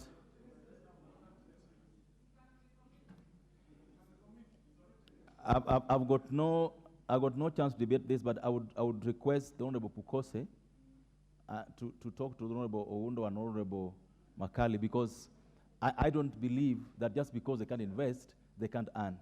Let's proceed. Let's proceed. No, let's not. We're not going. You're not going back on this.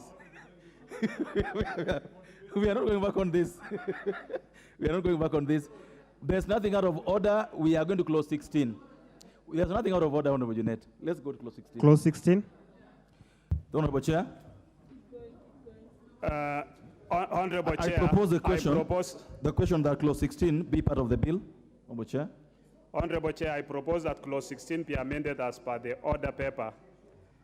The Corporation Secretary needs to be an advocate of the High Court of Kenya so as to qualify to practice as such as provided under the Advocates Act, Cap 16. I'm sure And also this is to correct a minor error in numbering of the sub-clauses, because we've also done some bit of renumbering there. Thank you. I propose the question that clause 16 be amended as proposed by the Chair. Put the question. The Honorable Kajuang, just say your support. because Yeah, I support, but I would have wished that there would be a further amendment to say that only advocates who have practiced for 35 years and have been members of parliament, in that case, I would be the only one who will be recommended for that position. But I support. Why don't you talk to the Chair? Talk to the Chair. Honorable Kajuang, talk to the Chair. You could convince him. The Honorable Millie. No, Honorable Millie will take the position before me, so now I drop that amendment. Thank you, Chair. Chair, I support, though I don't know whether the Corporation Secretary has to necessarily practice. Nonetheless, I just want to correct what Honorable TJ is saying. I am a ranking member even in law, not only in the House. So yeah. I am his senior still. No, that's what he said. He said yes. that if you allow the amendment, you'll get the job instead of him. I'll get the job instead That's of what him. he said, yes. Yes. Honorable members, I put the question that clause 16 be amended as proposed by the Honorable Chair. Will as another opinion say aye? Will as another opinion say nay?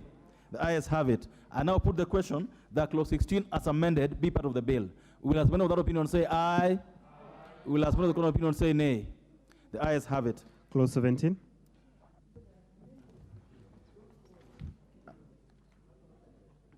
Honorable Chair. I propose the question that clause 17 be part of the bill. The Honorable Chair. Honorable Chair, I propose that clause 17 be amended as per the order paper.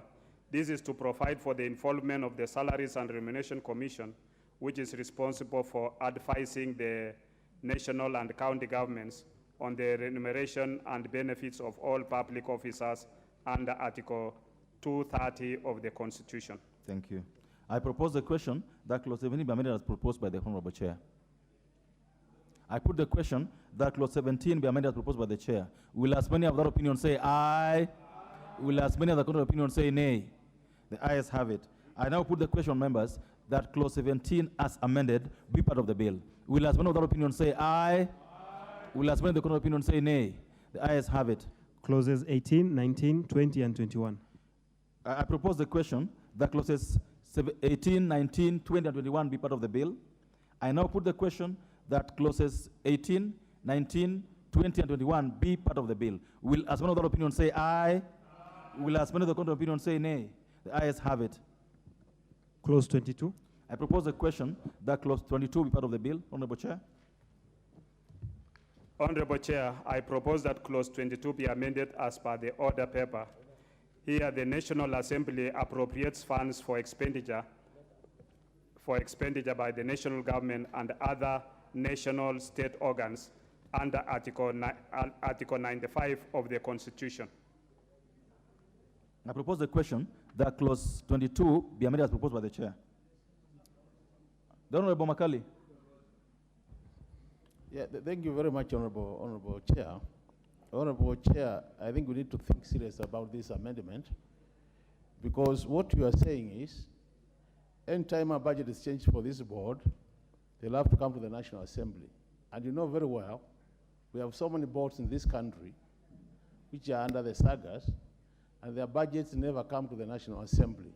Are we being discriminative in terms of this particular board? And if so, why are you doing this, Mr. Chairman? Thank you. The Honorable Chair.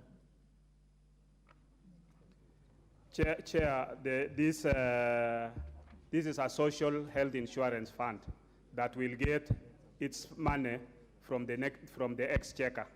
It is going to be appropriated by Parliament. And once it is approved, if they need to even do another, if they need to make an adjustment, then it must be done through a supplementary, like any other state organ, or they spend and come and regularize through the BFM Act. Honorable Kanyudia.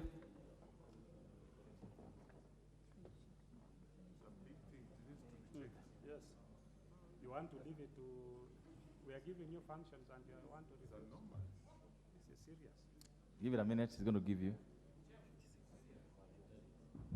56. Yes, Honorable Kanyudia. Yeah, Honorable Chair, I just wanted clarification here. Does this have to come to the Parliament or through the Mother Ministry? I thought the process is that the Mother Ministry does the appropriation to the House, and then does a request to the House, and then does disbursement to this particular entity. Will it have to come directly? Honorable Pukose. My fellow chair, normally ministries will make their budgets based on the proposals which they have, and they take it to the mother ministry. So through the mother ministry, it will come here and Parliament will appropriate. Then from there, they can spend their money. I don't know why people are refusing, if the National Assembly is... Okay, I thought this was quite... straightforward. Honorable Majority Leader. Chair, probably, and Honorable Makali Mulu is a member of the Budget Committee. If you read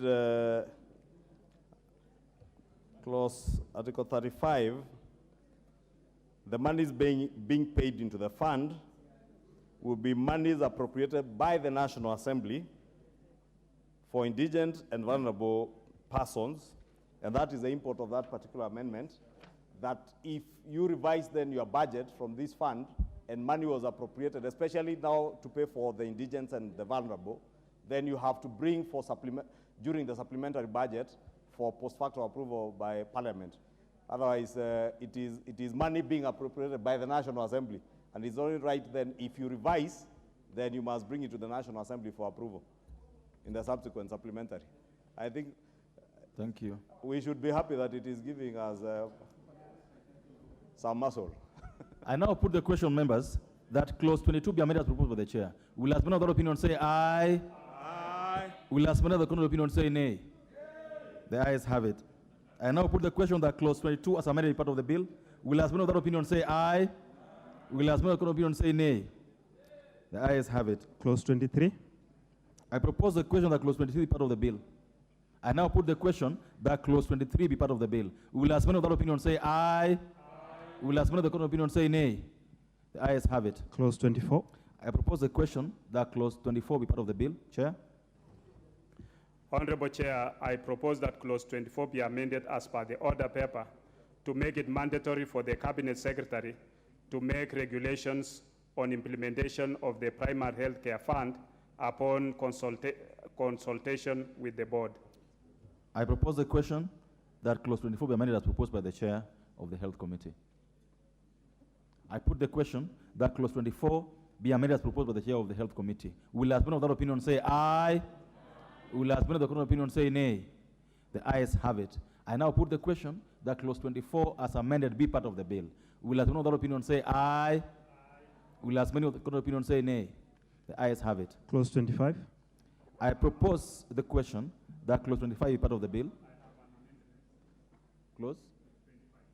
Or do you have an amendment? Yes. What is it? Honorable Chair, I propose to delete D and E in clause 25.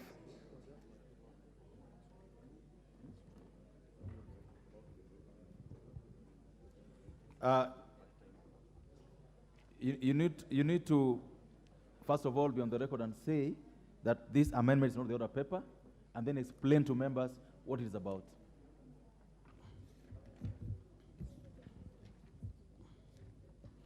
Honorable Chair, clause 25, the amendment which I propose to delete is D and E. It is not in the order paper, but what it does is that there is established a fund to be known as the Social Health Insurance Fund, and indeed talks that funds from the national government, county governments, and their respective counties for the administration of the compulsory public service employees insurance benefit scheme, and E, funds from an employer who is not a national government, a county government, or their respective counties for the administration of the employee benefits. What we've done is that the enhancement, we've already removed the enhancement. So subsequently, that enhancement is no longer there. Therefore, we don't need to have those two clauses. Members, schemes have been removed. because this is not in the order paper, I just want to repeat, if you have your document on the main bill, that's what I've said. And that's what I've asked him to explain. And so if you go to the bill at page, that is clause 25, page 1682, 1683. It's deleting, yes, it's deleting D and E. Yes, Honorable Undo. Chair, it's good precedence that we can move amendments, as you have said, as we go along. This good precedence, and I thank you for that ruling.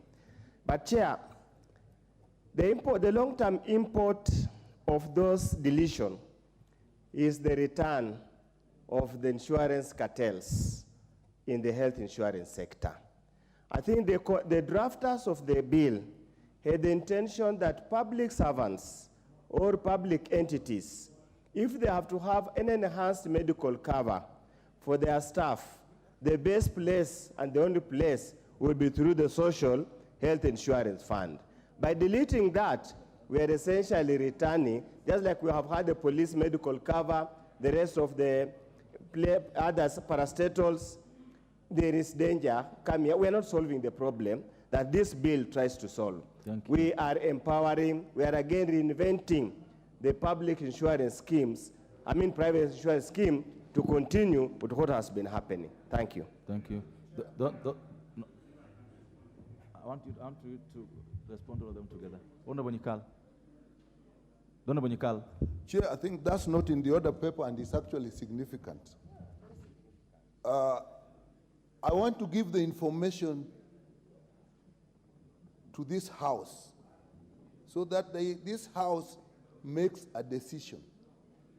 What is happening here, what we are calling the enhanced schemes, are schemes where the civil servants, the teachers, and the police, actually the money that is paid for their health cover by the Kenya government was actually brought into NHIF to manage it. And therefore they were getting better scheme. What happened is that when that was worked out, it found that the money they gave, like the case of the police, was that they paid 5 billion to NHIF. But when it was worked out, then we found that actually NHIF used about 10 billion. So the argument of removing them at that time was that then this is a loss-making venture.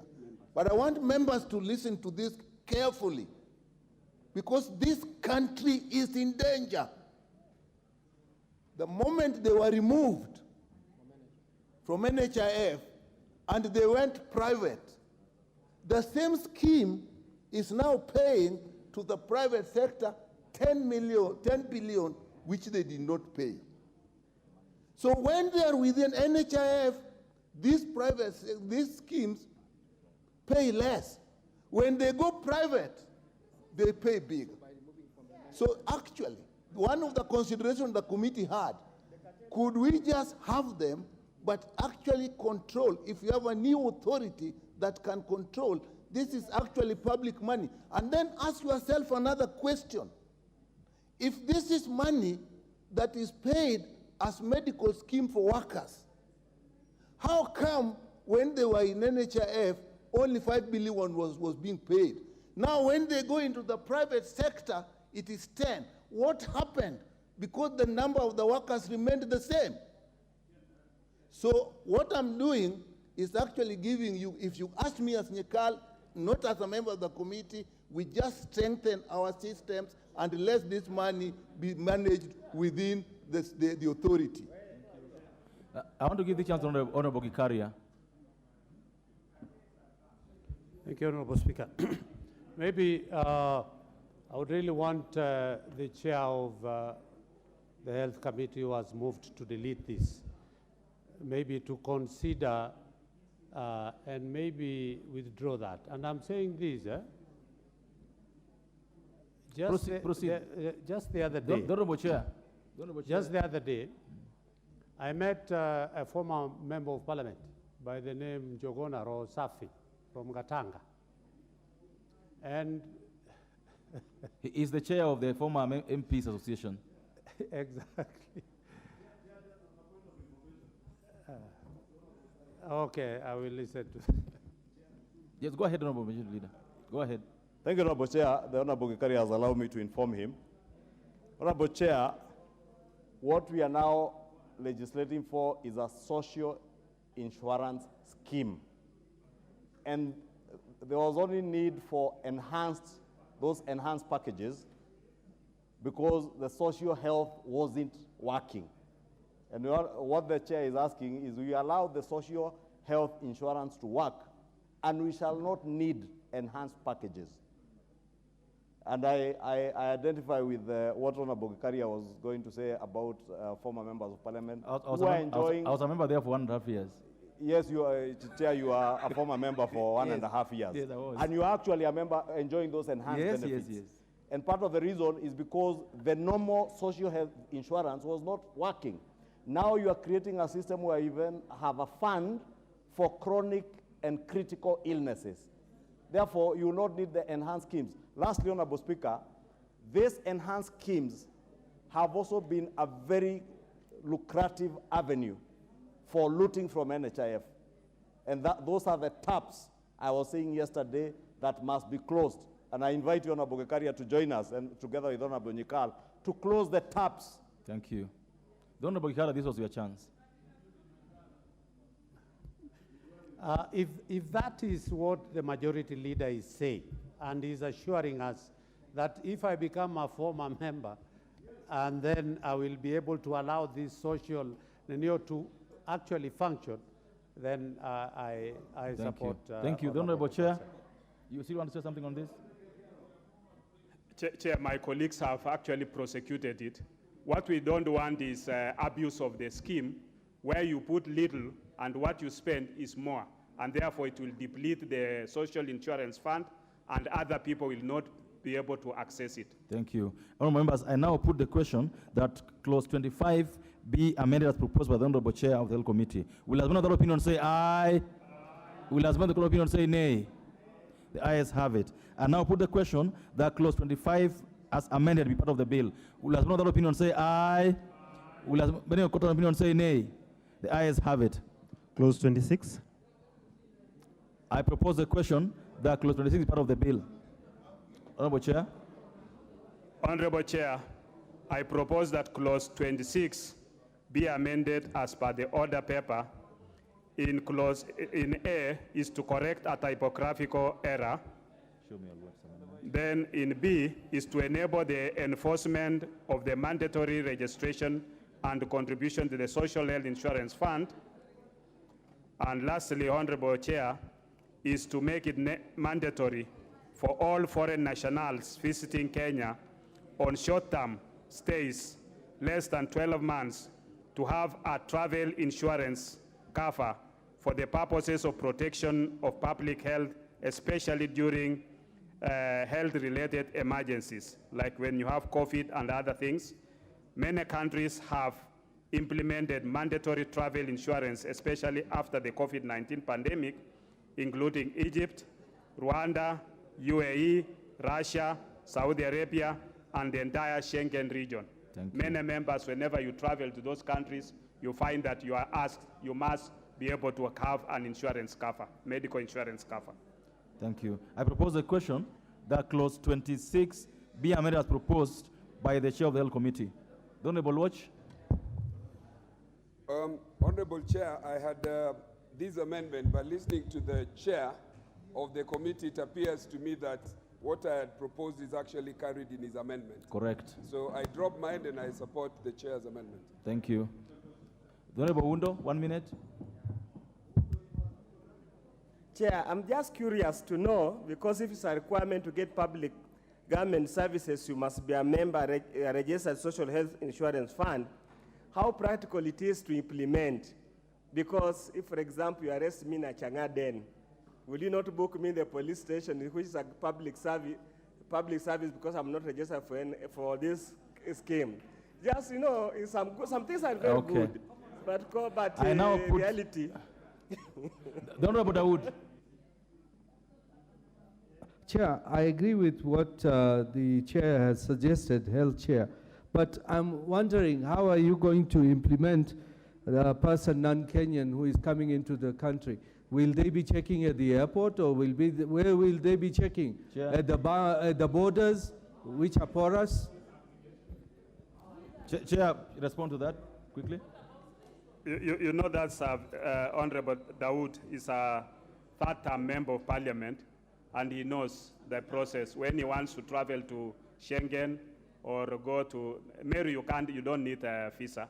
But in all those other ones where you travel, you normally, when you're applying for visa, you attach your medical insurance, and that has been the common Thank you. practice. I now put the question that clause 26 be amended as proposed by the chair of the Health Committee. Will another opinion say aye? Will another opinion say nay? The ayes have it. I now put the question that clause 26 as amended be part of the bill. Will another opinion say aye? Will another opinion say nay? The ayes have it. Clause 27. I propose the question that clause 27 be amended, be part of the bill. Honorable Chair, I propose that clause 27 be amended as per the order paper.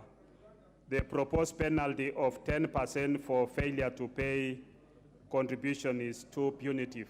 Therefore, the committee settled on 2%.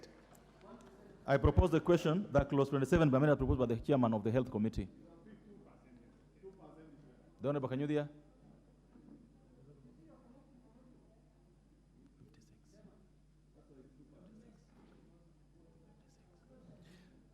Honorable Chair, I agree with the chair that it's actually punitive to have 10%. Thank you. Because there is a very likely failure, so that they can be encouraged to pay their arrears in case they fall into arrears.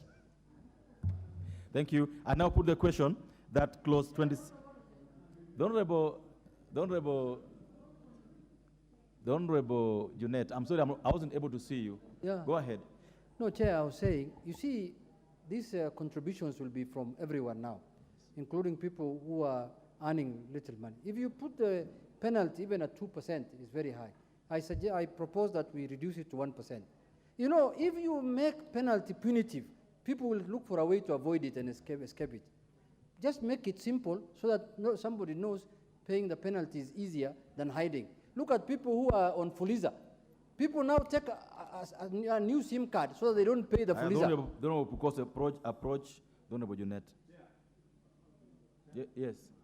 Chair, I hear Honorable Junet, and indeed that is why the committee found in their wisdom that a penalty of 10% will actually discourage people from paying. And take the case instance where people will now move from 500 shillings to 300 shillings, the most vulnerable in our communities, who, if you don't pay 300 shillings in a month, your penalty would have been 30 shillings, and you are discouraged to pay. Now, at 2%, your penalty will just be 6 shillings, encouraging you to pay. Therefore, I really want to plead, and Junet, I am pleading, I really want to plead with you that 6 shillings, even the fisher folk along the lake in Migori will your be point able is to pay. made, Majority Leader. Yes, Honorable Junet. Was saying, according to the majority leader, he thinks the contribution of 300 is very small money. He's forgetting that his Hustler Fund is giving people 500 shillings only 500. The whole Hustler Fund thing you are hearing, 500. So, Mr. Chair, reduce it to 1%. Kenyans are tired of these penalties. I now put the question. To remove that clause. I put the question that clause when.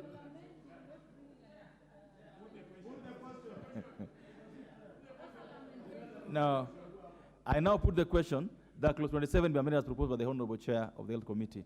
Will as one of that opinion say aye? Will as one of the opinion say nay? The ayes have it. I now put the question that clause 27 as amended be part of the bill. Will as one of many of that opinion say aye? Will as many of the opinion say nay? The ayes have it. Clauses 28 and 29. Before I read those clauses, I just want to request members. You know, there are some proposals you may have that are very good, like you did yesterday, the sugar bill. Before we read the clauses, approach the chair, talk to the chair, so that we can get consensus if it's something that you really strongly believe in. I really plead with you. Yeah. Thank you so much. I propose the question that clauses 28 and 29 be part of the bill. I now put the question that clauses 28 and 29 be part of the bill. Will as many of that opinion say aye? Will as many of the opinion say nay? The ayes have it. Clause 30. I propose the question that clause 30 be part of the bill. Honorable Chair. Honorable Chair, I propose that clause 30 be amended as per the order paper to make it mandatory for the Cabinet Secretary to make regulations on implementation of the Emergency Chronic and Critical Illness Fund upon consultation with the board. I propose the question that clause 30 be amended as proposed by the chair. I put the question that clause 30 be amended as proposed by the chair. Will as many of that opinion say aye? Will as many of the opinion say nay? The ayes have it. I now put the question that clause 30 as amended be part of the bill. Will as many of that opinion say aye? Will as many of the opinion say nay? The ayes have it. Clause 31. I propose the question that clause 31 be part of the bill. Chair. Honorable Chair, after consultation, I drop the amendment on clause 31.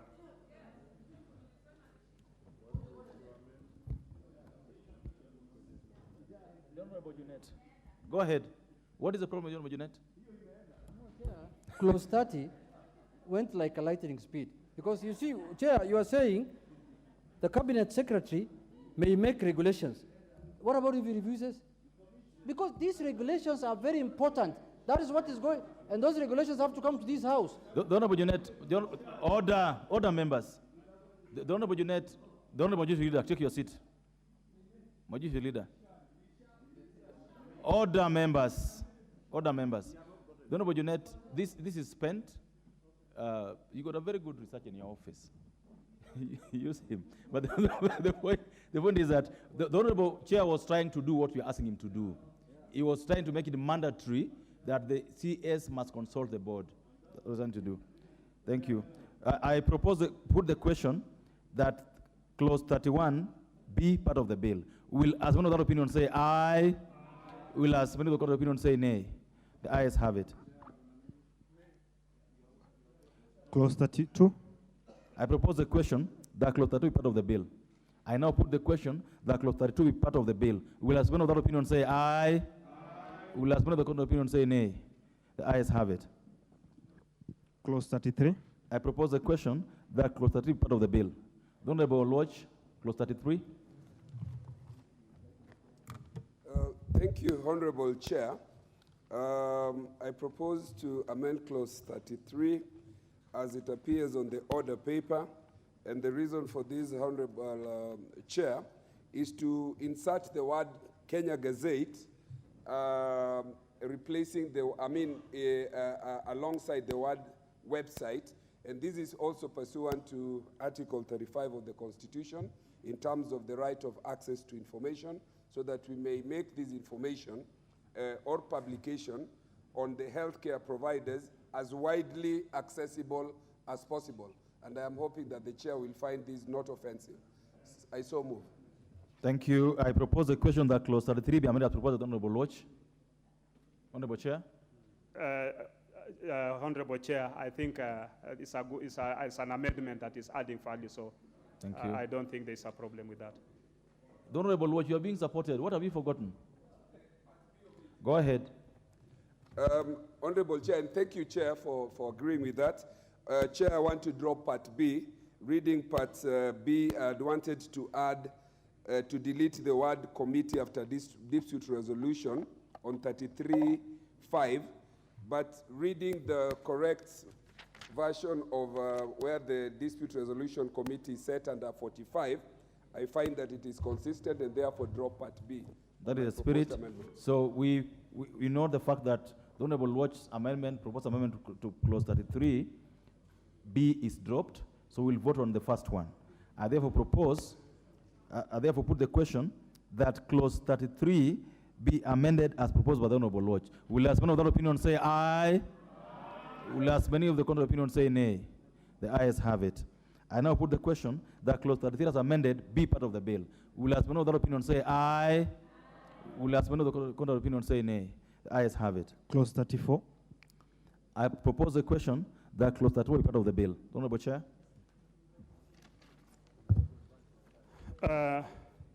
Honorable Chair, I propose that clause 34 be amended as per the order paper.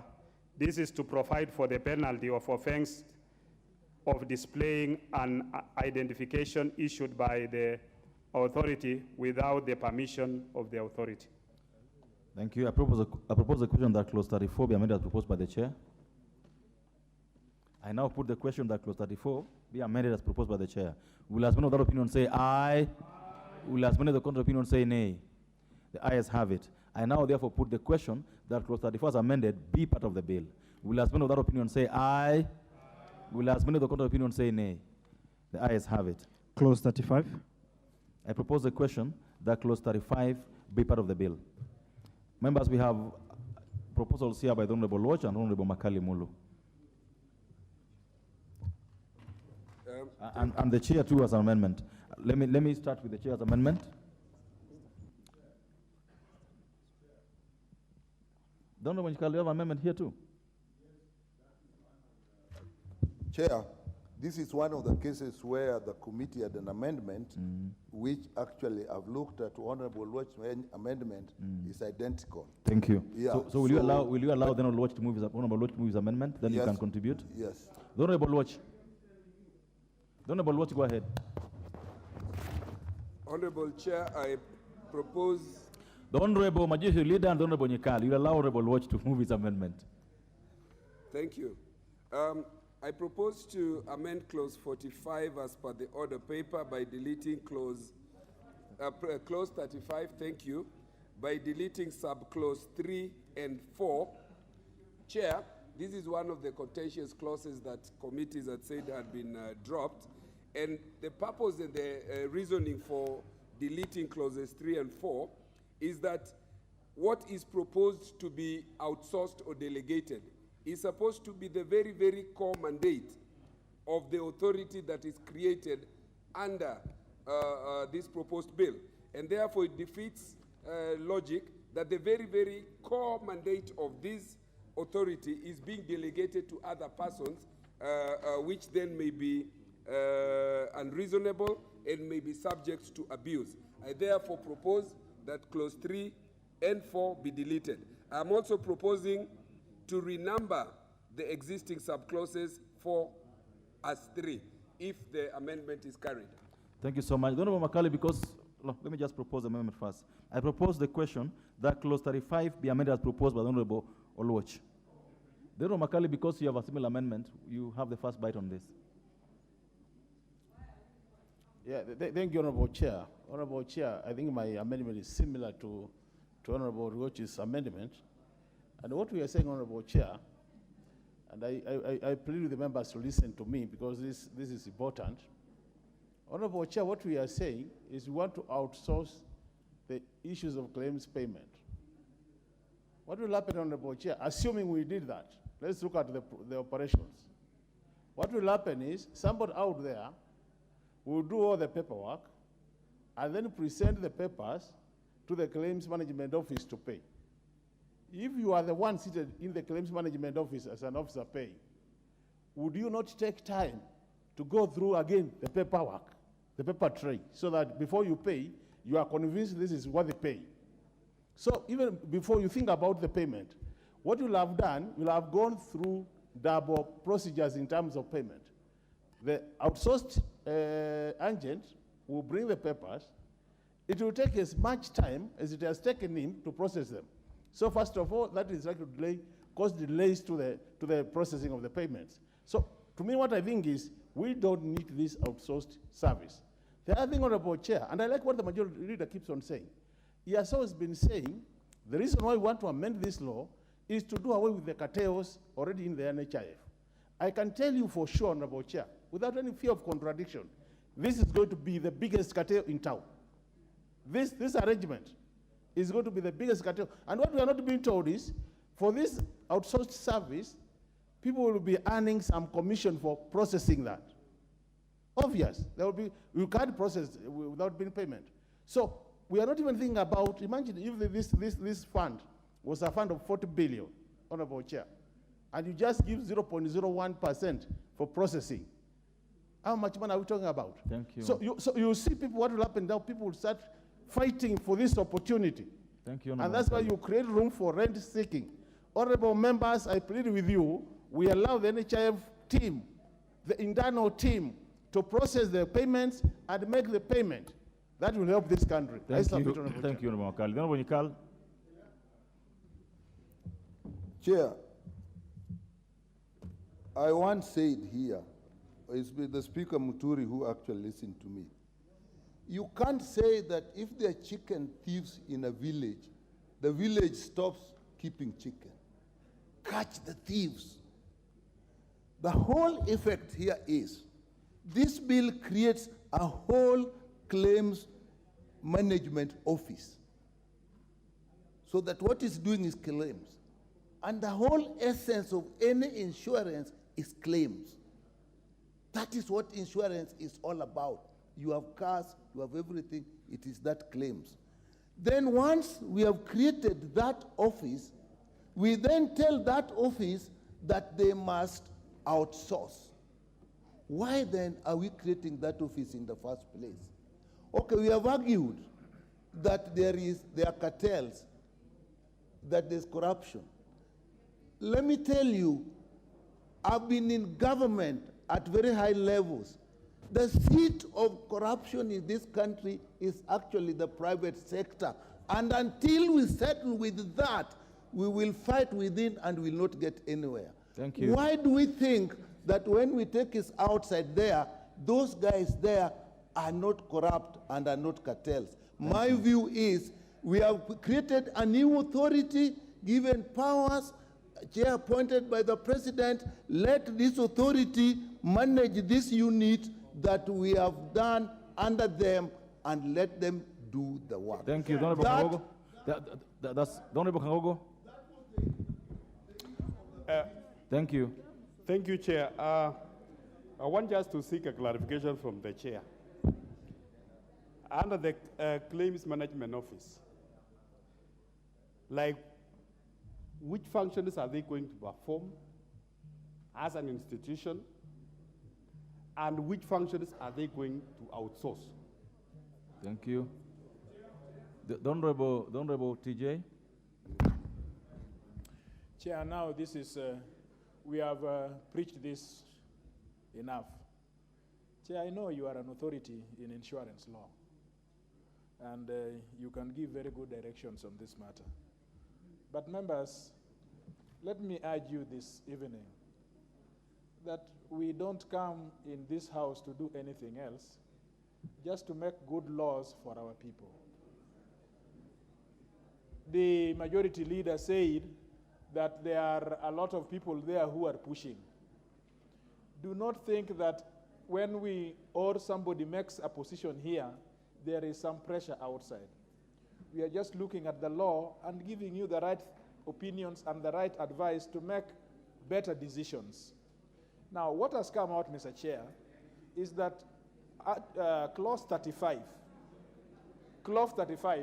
there is a lot of discussion by the whip from the majority Order, members, side. order.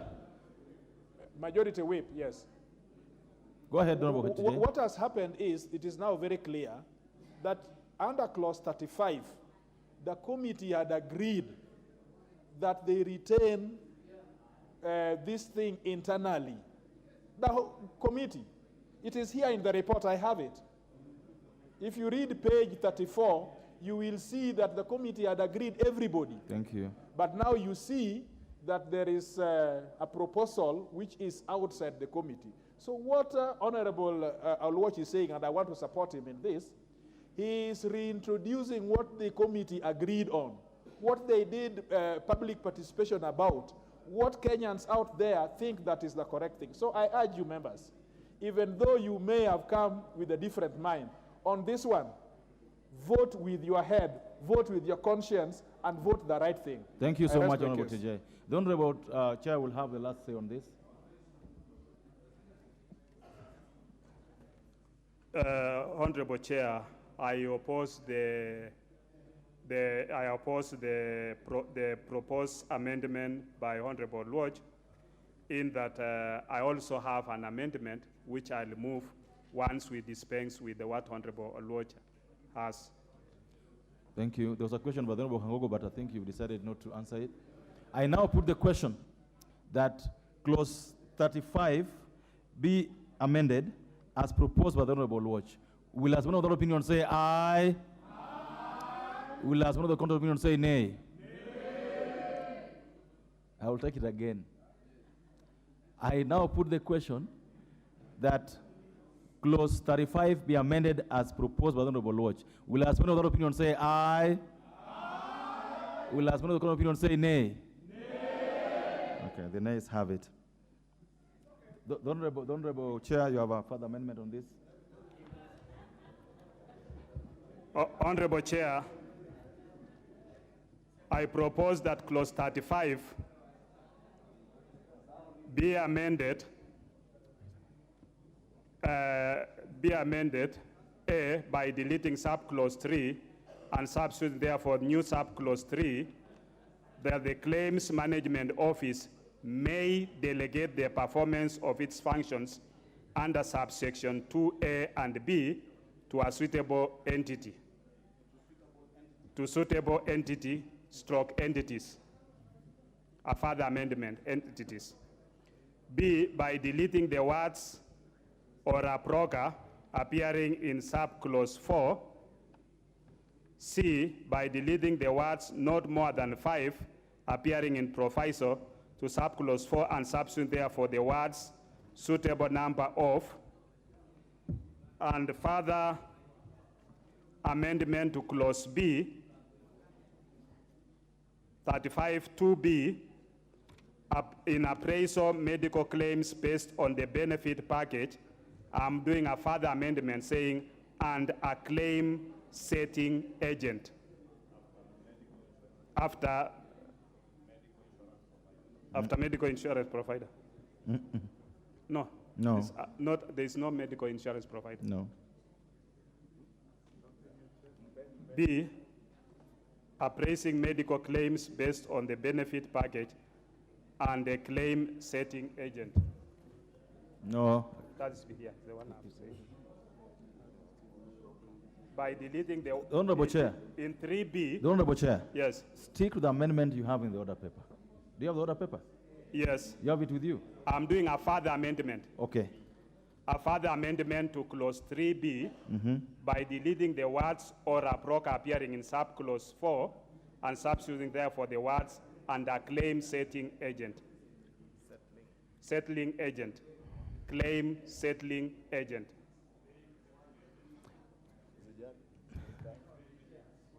A further amendment. No, we want to have this done neatly, so allow the chair to move this the way you should do it. Chair, Yes. 35 has no 3B or C. 35 has 3. 35 2. No, 35 is 35 4. 35 4. There's no 35 A, B, C, or D. 35 4. 35 4. Go ahead now. 4, yes. That's where we should be. Go ahead. 35 4. Yes. By?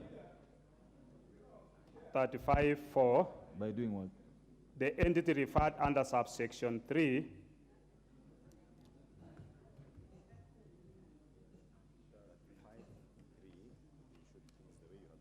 yes.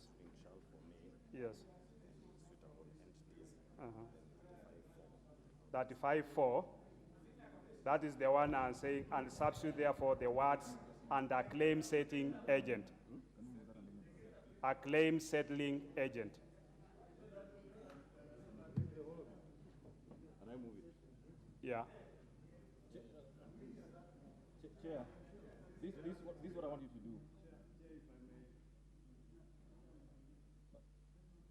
Majority Leader, this is what I want us to do. What I want us to do is this. Let the chair move the amendment as an order paper, then you'll move a further amendment. So What I wanted, no, the chair of the health committee is on his feet. There's no vacuum. Let me move as per the order Let paper. him move his amendments as per the order paper. Yes. Then Then we I'll will allow majority leader to move a further amendment. Perfect.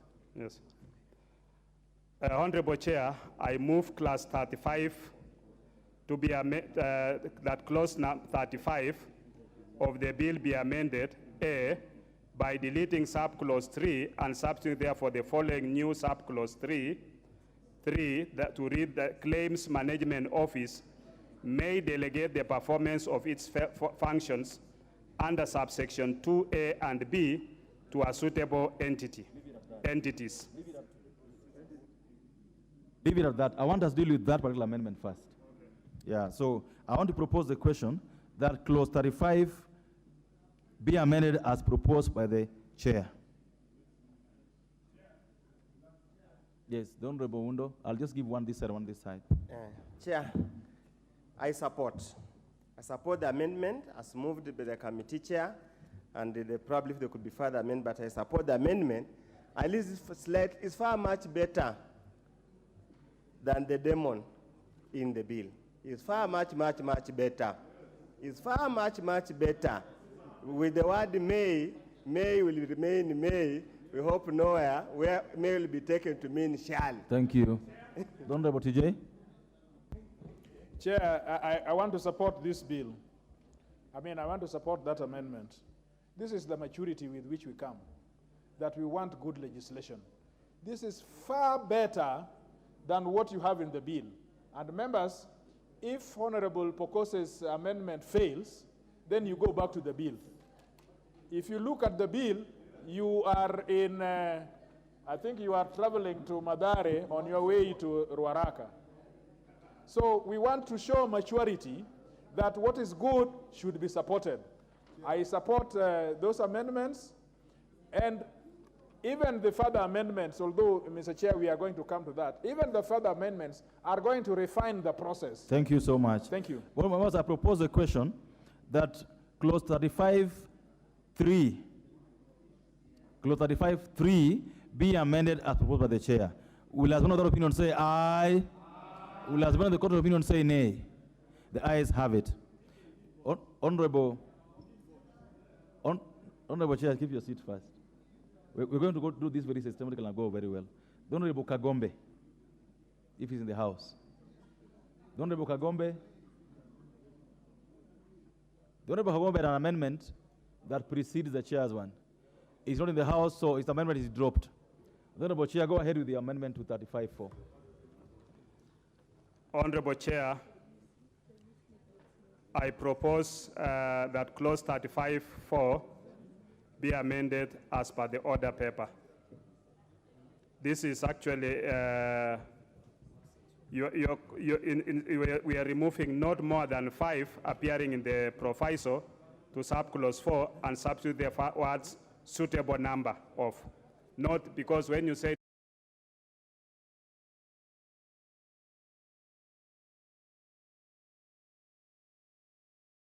with your movement. Start with the first amendment in that clause. B, by deleting the words or a broker appearing in subclause 4. Then the next one now. Then C, by deleting the words not more than 5 appearing in the proviso to subclause 4 and substituting therefore the words a suitable number of. And D, by renumbering the existing subclause 4 as 5. Thank you so much.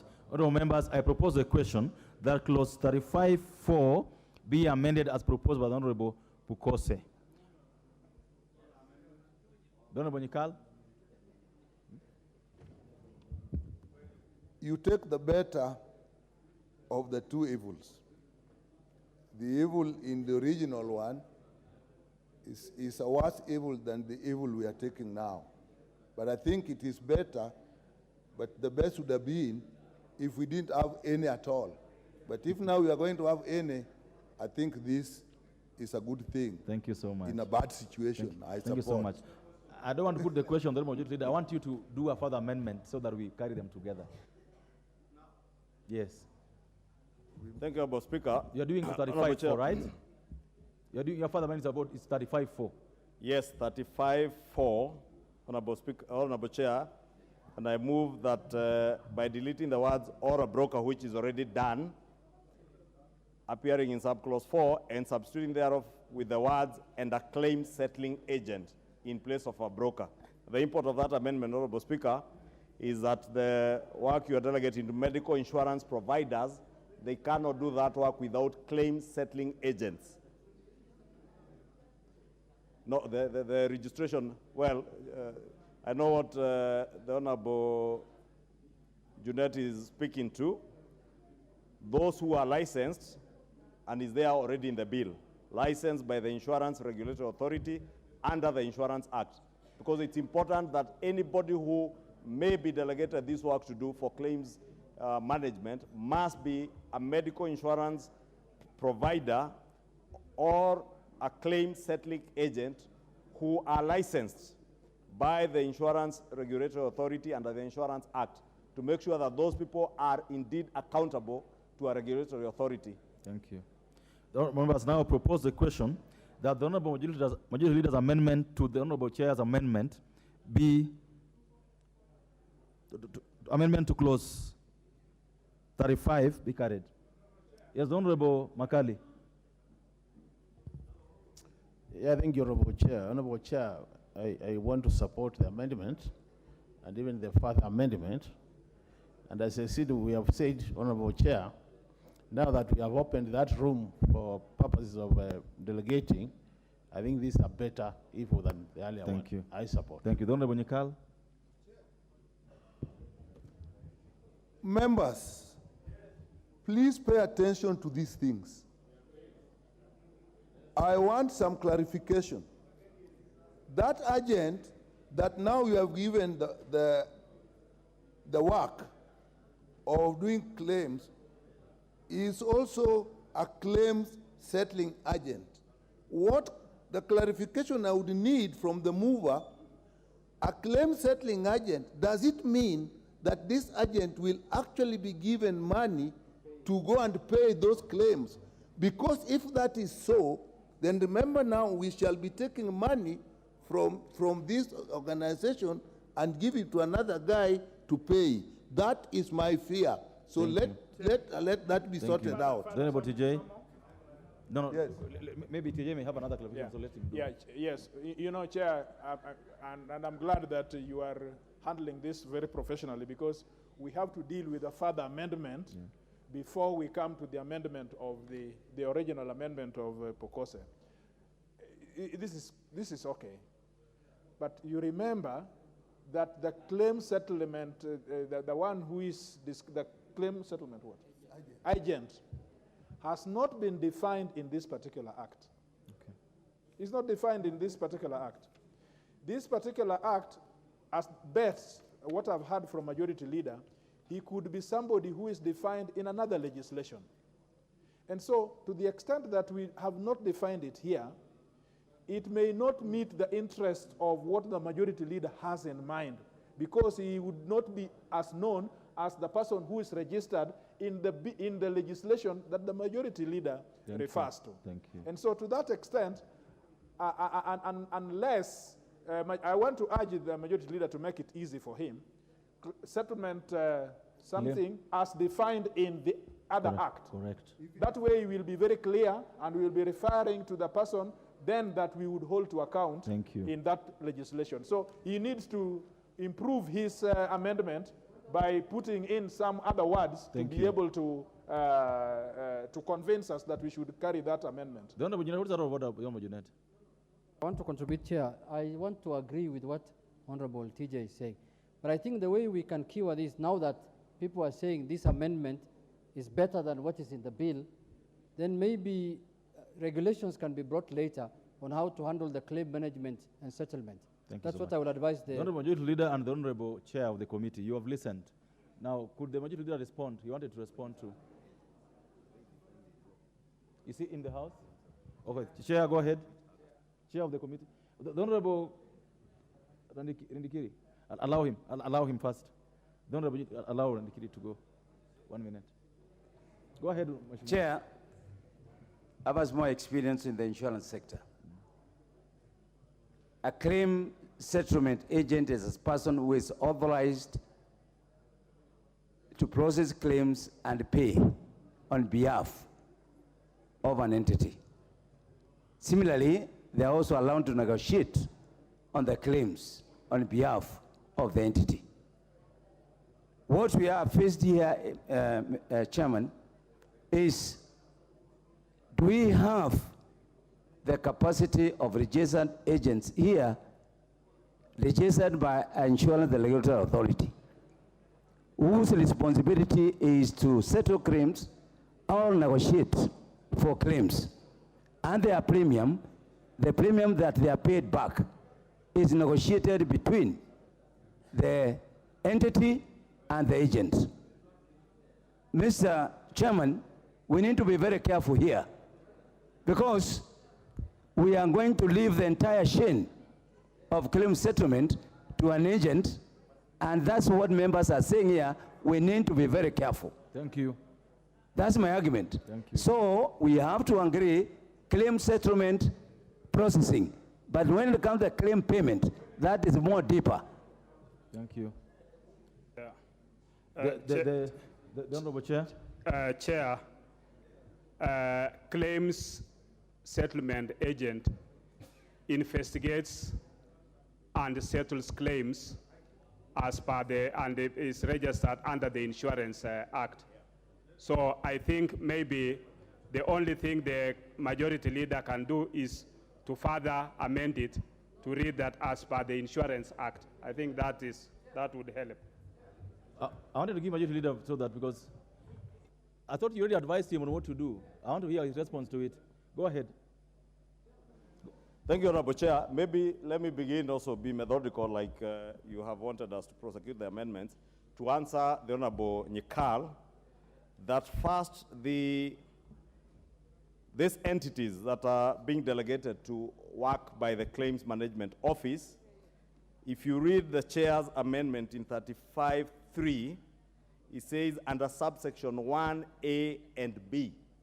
If you go to 1A and B, A is reviewing, processing, validating medical claims from healthcare providers and healthcare facilities. B is appraising medical claims based on the benefit package. Nothing to do with payment. So I think I've answered Honorable Nyikal, and he looks happy. Honorable Chair, on the question of the medical claim agents, they are licensed and defined under the Insurance Regulatory Act. And indeed, that is why we have married it with what is already provided for, that they are licensed by the Insurance Regulatory Authority under the Insurance Act. Therefore, under the Insurance Act, they are actually defined.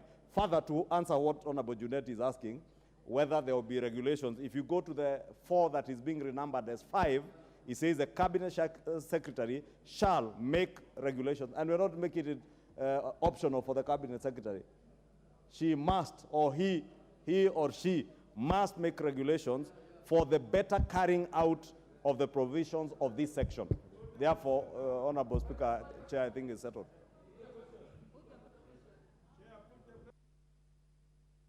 Thank you so much. I think, Honorable TJ, I think you've done very well, TJ, by advising the majority on what to do. No, you did. No, you're not making it happy. You're not making it happy. You're making the bill better. You're making the bill better. Since Honorable Speaker, since the Honorable TJ seems uncomfortable with insurance claims agent, we can say insurance claims agent as defined under the Insurance Act. Correct. So now, members, we'll vote first on the Honorable Majority Leader's amendment, then we vote on the Honorable Chair's amendment. So I therefore put the question that the Majority Leader's amendment on the Honorable Chair's amendment to clause 35(4) be amended as proposed. Will as one other opinion say aye? Will as one other opinion say nay? The ayes have it. I now put the question that clause 35 be amended as proposed by the Honorable Chair of the Health Committee. Will as one other opinion say aye? Will as one other opinion say nay? The ayes have it. Members, I put the question therefore now that clause 35 as amended be part of the bill. Will as one other opinion say aye? Will as one other opinion say nay? The ayes have it. I propose the question that clause 36 is part of the bill. Honorable Makali.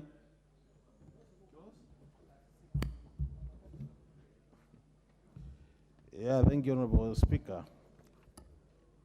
Honorable Chair, clause 36, I intended to delete it after if my earlier clause 35 was. Okay, so you drop carried. it. So with this now, having lost clause 35, I actually want to withdraw this amendment. Thank you so much. With that, with all members, I now put the question that clause 36 be part of the bill. Will as one other opinion say aye? Will as one other opinion say nay? The ayes have it. Clause 37. I propose the question that clause 37 is part of the bill.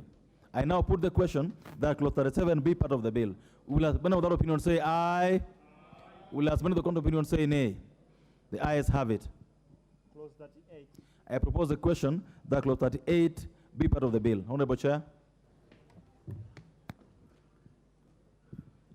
Honorable Chair, I propose that clause 38 be amended as per the order paper. This is deleting clause 38.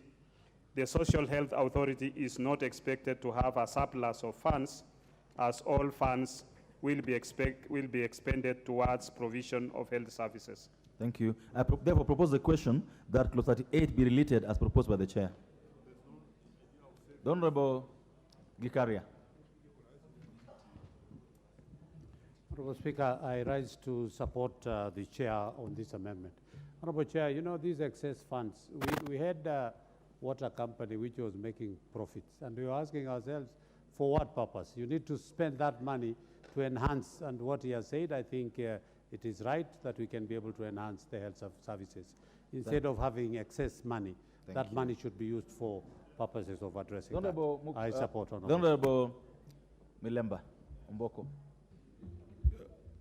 Thank you, Chair, for that amendment, because when I looked at it, I was so worried, given the experience we had with NHIF investing in housing.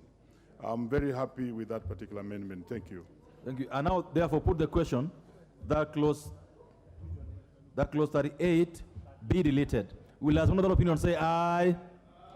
Will as one other opinion say nay? The ayes have it. Clause 39. I propose the question that clause 39 be part of the bill. I put the question that clause 39 be part of the bill. Will as many of that opinion say aye? Will as many of the contrary opinion say nay? The ayes have it. Clause 40.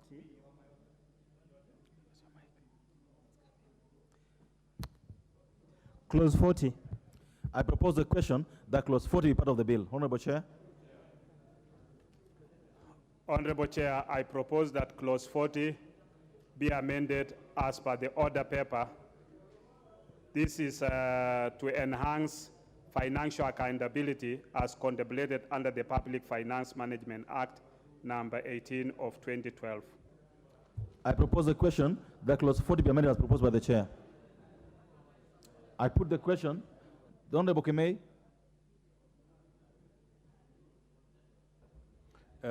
Thank you, Chair. I fully support the amendment by the Honorable Dr. Pukose. Chair, in this country we are suffering from governance issues. And if we're able to tighten and make institutions responsible in matters of accounts, Chair, then we'll be doing this country a good service. Thank you, Chair. Thank you. I therefore put the question that clause 40 be amended as proposed by the chair. Will as one other opinion say aye? Will as one other opinion say nay? The ayes have it. I therefore put the question that clause 40 as amended be part of the bill. Will as one other opinion say aye? Will as one other opinion say nay? The ayes have it. Clause 41. I propose the question that clause 41 be part of the bill.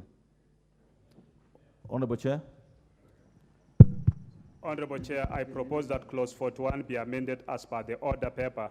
The proviso is superfluous as it limits on administrative expenses, which is provided in subclause 2.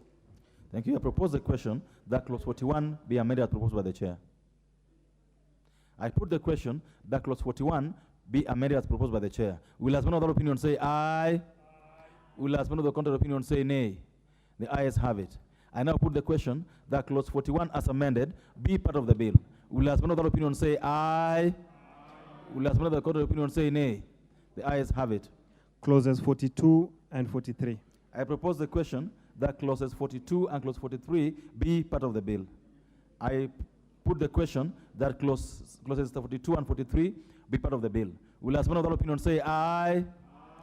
Will as one of the contrary opinion say nay? The ayes have it. Clause 44. I propose a question that clause 44 is part of the bill. Chair. Honorable Chair, I propose that clause 44 be amended as per the order paper. This is to establish a tribunal to handle disputes related to social health insurance, which are complex and specialized in nature, and to provide redress to the High Court. Thank you. I propose the question that clause 44 be amended as proposed by the chair. Yes, Honorable Millie. Thank you, Chair. Chair, wish to support, especially in subclause 2, on giving a chance for appeal to the High Court. Chair, I've worked a lot on mainstreaming human rights, and an appeal process is necessary for a human rights process. Thank you. Thank you. I propose the question, therefore, that clause 44 be amended as proposed by the chair. Will as many of that opinion say aye? Aye. Will as many of the contrary opinion say nay? The ayes have it. I now put the question that clause 44 as amended be part of the bill. Will as many of that opinion say aye? Will as many of the contrary opinion say nay? The ayes have it. Clause 45. I propose the question that clause 45 be part of the bill. Chair. Honorable Chair, I propose that clause 45 be amended as per the order paper. And this is to establish a tribunal to handle disputes related to social health insurance, which are complex and specialized in nature. I propose the question that clause 45 be amended as proposed by the chair. I now put the question that clause 45 be amended as proposed by the chair. Will as many of the opinion say aye? Aye. Will as many of the contrary opinion say nay? The ayes have it. I now put the question that clause 45 as amended be part of the bill. Will as many of the opinion say aye? Aye. Will as many of the contrary opinion say nay? The ayes have it. Clause 46. I propose the question that clause 46 be part of the bill. Chair. Honorable Chair, I propose that clause 46 be amended as per the order paper. And this is actually just to align it, because we, instead of committee, we've established a tribunal to handle disputes related to social health insurance, which are complex and specialized in nature. Thank you. Substituting committee with the tribunal. I propose a question that clause 46 be amended as proposed by the chair. I now put the question that clause 46 be amended as proposed by the chair. Will as many other opinion say aye? Will as many other counter opinion say nay? The ayes have it. I now put the question that clause 46 be as amended be part of the bill. Will as many other opinion say aye? Will as many other counter opinion say nay? The ayes have it. Clause 47. I propose the question that clause 47 be part of the bill. I put the question that clause 47 be part of the bill. Will as many other opinion say aye? Will as many other counter opinion say nay? The ayes have it. Clause 48. I propose the question that clause 48 be part of the bill. Honorable Chair. Honorable Chair, I propose that clause 48 be amended as per the order paper. This is to emphasize that the existing systems will be referred upon in digitization of process under the bill. I propose the question that clause 48 be amended as proposed by the chair. I put the question that clause 48 be amended as proposed by the chair. Will as many of that opinion say aye? Will as many of that opinion say nay? The ayes have it. I now put the question that clause 48 as amended be part of the bill. Will as many of that opinion say aye? Will as many of that opinion say nay? The ayes have it. Clause 49. I propose the question that clause 49 is part of the bill. Honorable Chair. Honorable Chair, I propose that clause 49 be amended as per the order paper. This is to enhance the fines to make them more deterrent and to make them commensurate to the offenses committed under the bill. Thank you. I propose the question that clause 49 is part of the bill. Yes, Honorable Mudenyo. Chair, I would request the committee chair to relook at this matter afresh and look at it from another angle. Honorable Chair, many times government institutions, government bodies will delay to pay because the disbursement from National Treasury has delayed. How do we remedy such a situation? Can the chair, through the committee and how they thought about it, how do we remedy that situation? We have not been, for example, our constitutional offices have not been paid. There is a delay. You're charging them $1 million. You will wipe out all the operational costs. Chair. Probably needs to explain so that the Kenyans can understand. Chair, this is to you. Is the Honorable Unit, as the chair thinks about an answer?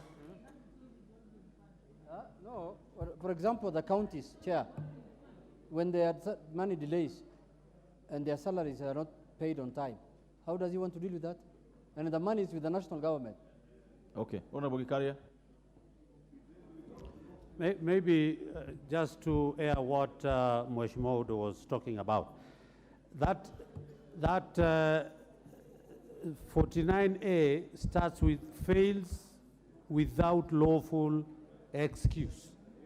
So that will address what Udo is saying, that if you can be able to give a lawful excuse, then again you're exempted. Thank you. But I totally agree with what Pokose was saying. Honorable Zengu. Chair, thank you, Chair. I also want to agree with the proposed amendment. I thought the original bill was too lenient to those people who actually overcharge and falsify documents, because, you know, as it is currently constituted, people have been held hostage by these providers. So I agree with the chair. Thank you. I now put the question that clause 49 be amended as proposed by the chair. Will as many other opinion say aye? Will as many other opinion say nay? The ayes have it. Members, I put the question, therefore, that clause 49 as amended be part of the bill. Will as many other opinion say aye? Will as many other opinion say nay? The ayes have it. Clause 50. I propose the question that clause 50 be part of the bill. Honorable Chair. Honorable Chair, I propose that clause 50 be amended as per the order paper. The time frame of settling claims ought to be set out in the proposed regulations. Thank you. I propose a question that clause 50 be amended as proposed by the chair. I put the question that clause 50 be amended as proposed by the chair. Will as many other opinion say aye? Will as many other counter opinion say nay? The ayes have it. I now put the question that clause 50 as amended be part of the bill. Will as many other opinion say aye? Will as many other counter opinion say nay? The ayes have it. Clause 51. I propose the question that clause 51 be part of the bill. I now put the question that clause 51 be part of the bill. Will as many of the opinion say aye? Will as many of the counter opinion say nay? The ayes have it. Clause 52. I propose the question that clause 52 be part of the bill. Honorable Chair. Honorable Chair, I propose that clause 52 be amended as per the order paper. The Social Health Insurance Fund, being a social fund with one pool, is not supposed to provide enhanced schemes, and as such, there is no need for risk spreading. Thank you. I propose the question that clause 52 be amended as proposed by the chair. I therefore put the question that clause 52 be amended as proposed by the chair. Will as many of that opinion say aye? Will as many of the counter opinion say nay? The ayes have it. I now put the question that clause 52 as amended be part of the bill. Will as many of that opinion say aye? Will as many of the counter opinion say nay? The ayes have it. Clauses 53, 54, and 55. I propose the question that clauses 53, clauses 54, and clause 55 be part of the bill. I put the question that clauses 53, 54, and 55 be part of the bill. Will as many of the opinion say aye? Will as many of the counter opinion say nay? The ayes have it. New clauses. New clause 49A. I propose the question that the new clause 59A, the new clause 49A be part of the bill. Mover. Honorable Speaker, Honorable Chair, I move that new clause 49A be read a second time.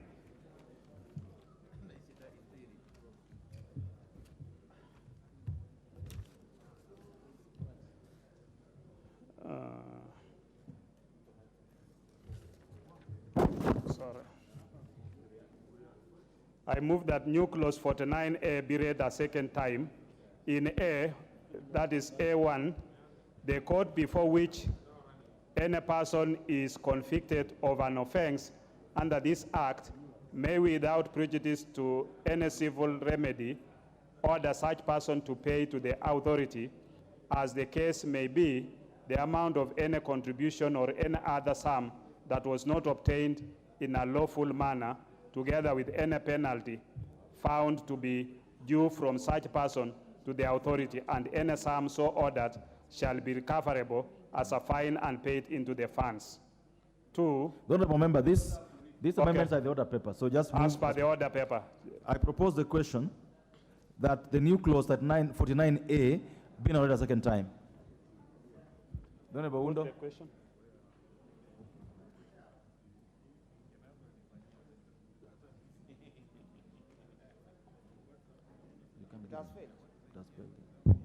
Chair, probably the advocates in the House and the chair needs to look at subclause 3.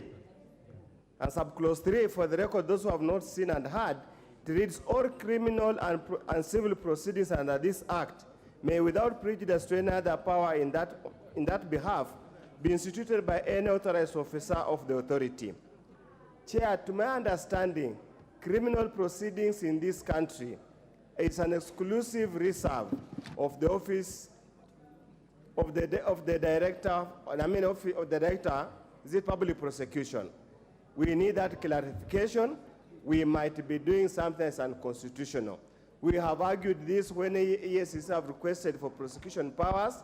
It has been denied, and I wonder how this can be delegated to an authority that is not provided for in the Constitution. Thank Perhaps you. the chair needs to clarify. Thank you, Chair. Chair, on this. The Honorable Youth Leader, you want to give a clarification on this? Chair, I hear what Honorable Udo is saying, but if you read Honorable Udo, and this actually also even in the current NHIF Act, verbatim as it is, the authorities officers are instituting, not prosecuting.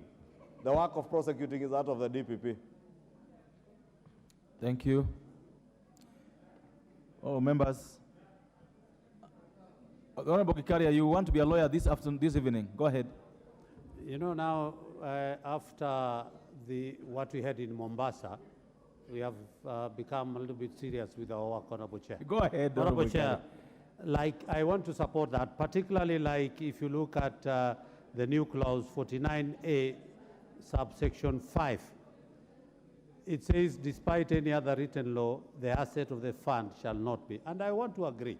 Honorable Chair, there is a tendency of people going to court and attaching properties of some, and I think this one will go a long way in protecting the... Thank you. Thank you, Chair. Honourable members, I put the question that the new clause 49A be now read a second time. Will another opinion say aye?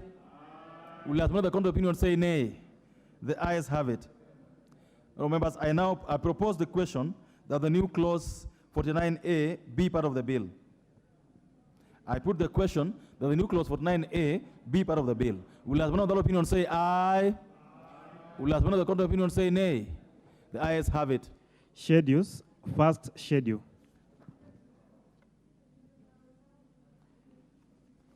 I propose the question that the first schedule be the first schedule of the bill.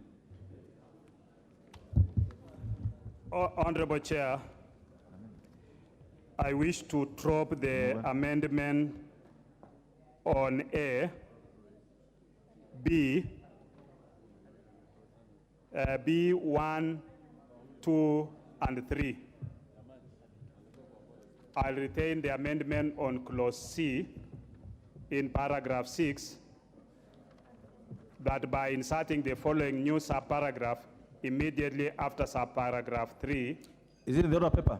Yes, it's as per the order paper. Go ahead. 4, that despite the provisions of subparagraph 2 and 3, the authority shall review the qualifications of all the staff of the fund and shall, in the appointments of its staff, give priority to the staff of the fund, that is the NHIF fund, who are found to be suitably qualified for the positions in the approved staff establishment. And 2, by renumbering the existing subclause 4 as subclause 5. I submit. Thank you. Let me propose first, Honorable Nikal. I propose the question that the first schedule be amended as proposed by the chair. I will start with the Honorable Majority Leader. Honorable Chair. We got amendments that you're going to prosecute after you do end with this one. Honorable Chair, I rise just a minute, Honorable. Normally when we propose amendments, we deal with them, then we come to yours. Go ahead. Thank you, Honorable Chair. Honorable Chair, I rise to support this amendment. And Chair, you remember during the second reading of this bill, we were at pains to explain to members that not a single member of staff of the National Health Insurance Fund is being laid off. And indeed, the amendment that the chair has proposed is further buttressing that point, that not a single member of staff will be laid off unless that member of staff opts not to work for the authority that will succeed NHIF. And Honorable Speaker, if you read the import of that, the wordings of that particular amendment, in 4, that despite the provisions of subparagraph 2 and 3, 2, Honorable Speaker, is where the staff of the fund, which is NHIF, Honorable Speaker, if you can protect me from this noise, from the gracious lady from Uasin Gishu, the member for Baringo North, the member for Aldai, if you could kindly ask them Professor Barto, would you Millie please... Odhiambo is struggling to hear what I'm saying. Order. Professor Barto, please, your classes can be done after this. And if they can desist from having Kamukunjis here, I think there are people we have to separate, like Professor Barto and the Honorable Marianne. Go ahead. Separate is a That's very, on a light note, separate is a Honorable very Speaker. strong word there, Honorable Majority Leader. Separate. Honorable Speaker, Honorable Chair, I was saying, if you read subparagraph 2 is where the fund employees, all the employees who are working with NHIF are being assured that for the next 1 year, they will continue to work with NHIF up to 12 months. And 3 is where the new authority now, the social insurance, the social health authority, will be required to appoint those who are suitably qualified. The further amendment by the chair is saying that the authority shall review the qualifications of all the staff of the fund, meaning all the staff who are working with NHIF, their qualifications shall be reviewed and shall, in the appointment of its staff, now the authority appointing its new staff, upon review of the qualifications, give priority to the staff of the fund. And indeed it is true, is what the Honorable Junet said yesterday in his contribution, that priority must be given to the staff of the fund. So thus, those who are found to be suitably qualified for the positions in the approved staff establishment are certain that they will get their jobs if they are suitably qualified. For those who are not suitably qualified, will they be dispensed off with? The straight answer is no. They shall be redeployed to other, within the public service, to other sectors within the public service. Those who opt to retire, because granted, there are people who may feel we have just passed the digital health bill that will in a way, great way, transform how the NHIF, the new NHIF will work. Thank you. And granted, there are people who may feel they are not tech savvy enough and may opt out and they will retire and enjoy their retirement packages. Therefore, I just wanted to array the fear that has been alluded elsewhere, because I've had many members who are being lobbied by staff from NHIF that they are about to lose their jobs. Not a single member of staff will lose their jobs on account of the passage of this bill. And thank you, Chair, because you have now guaranteed the country that at a time when many Kenyans are jobless and looking for jobs, Thank you. that not a single member of staff will lose their jobs. So just to clarify this, that we are at this point dealing with the first schedule, clause 2, clause 2, paragraph 2. No, I'm making a clarification. That we are dealing with clause, first schedule, subclause 2.2, which deals with, I'll just want to read this for you. Where is it? Which says that despite subparagraph 1, the authority may, within 1 year from the appointed day, dispose of any of the assets of the authority. I want us to deal with that one first, then we'll come to the 6th one. I don't know if I'm understood. Because the 6th one is the one that where you have so much interest. So I want to put the question on 2.2. Then we'll come to the 6th. Now therefore, go ahead to propose that the chairpersons, that the proposed amendment to paragraph 2.2 of the first schedule by the chair be approved. Will as many other opinion say aye? Will as many of the contrary opinion say nay? The ayes have it. With that, now I want us to move to subparagraph 6, right? No, 5 was dropped. 5 was dropped. So we go to 6, and before we prosecute chairs, I want us to, because there's a proposal by the Honorable Oluoch, the Honorable Makali, which if carried, then as the chair is nugatory. So I want to call upon the Honorable Oluoch to move his amendment to the first schedule. Honorable Chair, I rise to move amendment to clause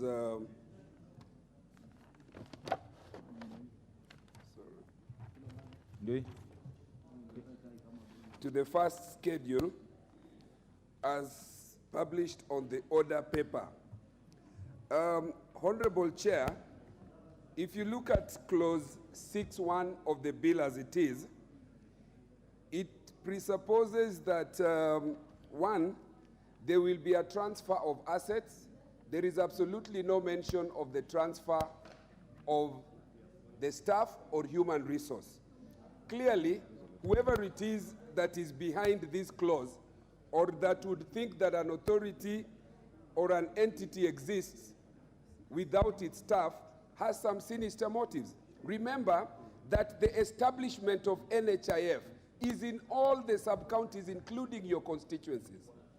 These proposed amendments seeks to ensure that, one, you preserve the persons and the establishments of the people who are there first as you create the new entity, while allowing that the new entity or authority can thereafter now assess for purposes of competencies and ensure that then they can decide whom they are retaining and retain them in a manner that is in a legal acceptable manner. Thank you. So, Honorable Chair, the proposed amendment will save the human resource of the persons that we have, even as we transit to have an enhanced social health insurance fund. Thank you, Honorable Chair. Thank you. Members, I propose the question that the first schedule be amended as proposed by the Honorable Watch at paragraph 6. The first bite here will go to Honorable Makali because there's a similar amendment. Yeah, similar amendment. So thank you, Honorable Chair. Honorable Chair, and I did say this yesterday, my concern is exactly what Honorable Watch has said, that when you look at 6.1, as we transfer within the first 1 year, as we transfer the cash and the assets to the new authority, we do not indicate that even the staff will be transferred within the first year. And I think even though the majority leader says that 1 year, it is not in the bill. And that's what we were saying, Honorable Chair, that I was proposing that we amend the first schedule by having a section 2 deleting. We delete 2, 3, and 4 and have this additional statement, which says the officers and inspectors appointed for the administration of the fund on the appointed day shall be deemed to be officers and inspectors appointed by the authority under Section 17 of the Act. Just to firm up the position the majority leader is saying, so that we give the staff this confidence. We give them the assurance that within the first 1 year, there will be staff of the authority, and within that 1 year, then the authority can use their own internal appraisal and evaluation system to determine who is fit to remain and who is fit to exit. And those who are exiting, then we can come up with a package to encourage those who are exiting to go home with. So even though the majority seems to be assuring them, but one does not capture them. So they are not assured that the first 1 year. So my amendment was just to give them that assurance that within the first 1 year, you will be a staff of the authority. Thank you. I submit. Honorable. Thank you. I'll give this. I want to give this. Allow me to give the chair first. Chair, let's clarify something first. Let's go ahead, Chair. Thank you, Chair. Chair, I oppose the amendment by Honorable Lodge in that the NHIF staff is not going to be affected by this new structure of the authority because they'll remain staff of NHIF for 1 year. During this period of 1 year, the authority will set up its structures. And when the authority has now set up its structures, they'll now recruit from the NHIF who are there within that 1 period of the year. So if you bring in now the NHIF into inside, before you have able to establish structure, you have able to put in systems, then it is not going to work. We must be able to provide for the authority, because this is a new authority, which we are establishing it with Allow him to finish, please. Allow him to finish. Its own structures, and therefore, but we've made now in my amendment, which I'll bring, we are saying the staff of NHIF, which is the NHIF fund, shall be given priority into recruitment to that new authority. Thank you. Okay? Thank you. So there is nobody who is losing, and as even when you look at the bill itself, it is saying those who are suitably qualified will be absorbed. Then those who have skills that, and the World Bank report, there is a consultant report which was done by the World Bank. This report established that there is mismatch between their qualifications and what they are doing. Therefore, we must give the new authority the power and the leeway to recruit people who are competent and with the staff who they require. Thank you. The rest of the staff, if you want to retire, you can retire. But if you have skills that can be served in the public service, then you will be taken to the public service on the same terms you are working, not to a disadvantage. Thank you so much. Honorable Bukose, is what we've just talked about in the amendment you're proposing. Yes. Thank you. Honorable Kajuang, TJ. Chair, I wanted to stand on a point of order, but I think it will, I want now to contribute because it will prejudice what I want to say. Go ahead. Chair, you know, Majority Leader and Honorable Pokose are talking about this 1 year thing. I want to put them to terms here. We have a blue copy here. We have the amendment. Where in this bill anywhere else is this 1 year mentioned? They are misleading this House. They are just misleading this House. They are just misleading the House. Honorable Pokose is not, I think the Deputy Speaker is out of order. I think the Deputy Speaker is out of order because he's standing between you and Honorable Pokose, and I want to address Honorable. No, you're the one speaking, so Yeah. he's not out of order. You see, Chair, they are just misleading the House. There is nothing about 1 year. I want to put him to terms when I finish to show us just those words where it is written that 1 year, after that 1 year, they will do. But Chairman, let me say this. Even if it is 1 year, when, and members listen to me, when a legislation has said that it is going to be reviewed, you can bet, you can go to the bank and know that the word review is tantamount to sacking. Review, okay? And you don't have to put in legislation. Every board member, every employee, every CEO will always review its staff automatically. Thank you. We don't have to put it in the legislation. Thank you. I want to tell you, Mr. Chair, that we did this with ethics and anti-corruption. But the practice in this National Assembly has not been to take away employees. We removed the CEO. We did Patrick Lumumba here, and we sent him home. But only Patrick Lumumba. We did not touch the employees, because where are you taking these people? Why are you dispossessing them and making them unemployable? Last, I want to, Mr. Chair, I want to disclose my interest. I want to disclose my interest. My own brother that is born with me, with blood, is an employee of NHIF. I know that the brother of Mili, who was my classmate, is an employee of NHIF. I cannot be in National Assembly. No, just a minute, I'm disclosing my interest. Honorable Kagogo, that is allowed by the Constitution. I have to disclose my interest. I cannot be in the National Assembly in which I am certifying the sacking of my own brother. Oh, thank you. It is not possible. Thank you. No. Why are we making these people unemployed? Order. The Honorable. Order, Honorable Kangogo. Order. The Honorable Majority Leader, the chairperson of the Health Committee, just made some very good submissions here. I want us to take 5. Order. Honorable Nikal, order. The Honorable Chair of the Health Committee has made some very good provisions here, which I wish were in writing. Yes. So what I'm ordering now is that yourself, Majority Leader, and the 3 gentlemen from this side, could you take 3-4 minutes? Get a text that would help move this process forward. Please, let's do that so that we proceed with the process. So as they do that, I'll allow a few comments on this matter. Honorable Unit. Chair, I listened very carefully to the Majority Leader. What is, as you said, his contribution are not in the amendments, Mr. Chair. And you see, Chair, we are discussing over 1,800 people, 1,800 employees who have families, who have children, who have dependents, and who have 10 other people who are relying on them. Chair, we cannot just sit here and certify that 1,800 people go home like that.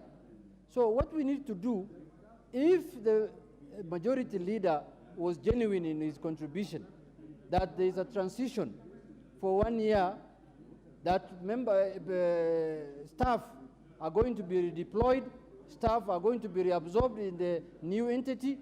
Chair, we need to put that in this act, because we are here to protect the interests of the people of Kenya, Chair. And the people of Kenya start with those 1,800 employees of NHIF. Thank you so much.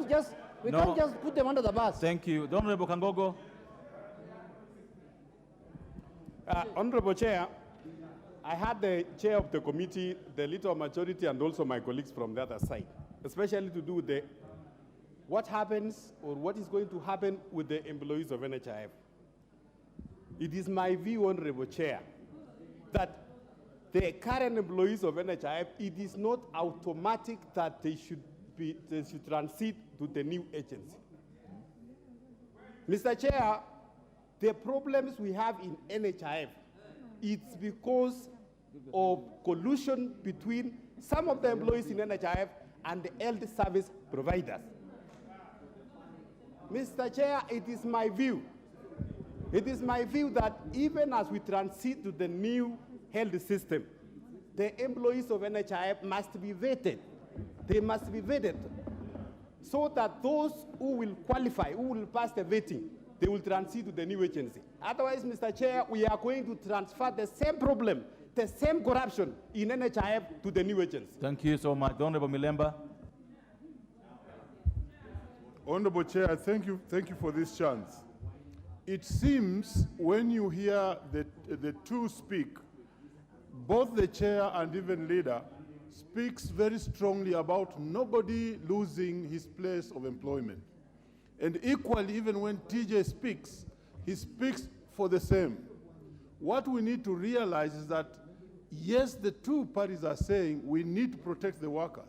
So let it be in writing so that it is actually law and not being said verbally. Thank you. Number two, and lastly, the employees of NHIF must be protected, not lose their places. Thank you. These are workers of this country. Thank you. The Honorable McClap. 1 minute. Chair, this bill is a complete transformation of the health care. What we want to secure for this country, and Kenyans are watching us, is to secure the lives and welfare of the employees of NHIF. Corruption in this country is across board. We cannot just pick people of NHIF. So there should be a clause to say the employees of NHIF shall transit to the next authority. And you employ the managers and vet the managers. Thank you. The Honorable Emilio Diambo. The Honorable Majority Leader, we only have 1 minute to go because we are out of time. Thank you. Thank you, Chair, for giving me this opportunity, and I want to thank Honorable TJ for already declaring interest on my behalf. And Chair, I want to declare interest as per the law that my own brother who comes immediately after me is an employee of NHIF. Chair, the reason I have come straight from Geneva to come here is not just because of my brother, but because of thousands of people that I know that he works with the NHIF. My brother has been sick for many years, and he has been supported by those staff in NHIF. Chair, it is not only NHIF. If it is an issue of corruption, in the corruption index, the police is always #1. We cannot fire the police because of the issue of corruption. Chair, I have spoken to Honorable Ichungwa, and I would want to encourage, Chair, that the issue that you are saying is the same. What Ichungwa is saying is he wants to protect NHIF. What the chairman is saying is he wants to protect the employees of NHIF. Thank you so much. But as a lawyer, I can tell you that is not said in this bill. Can we provide wording to protect all employees, including my brother Dan? Thank you so much.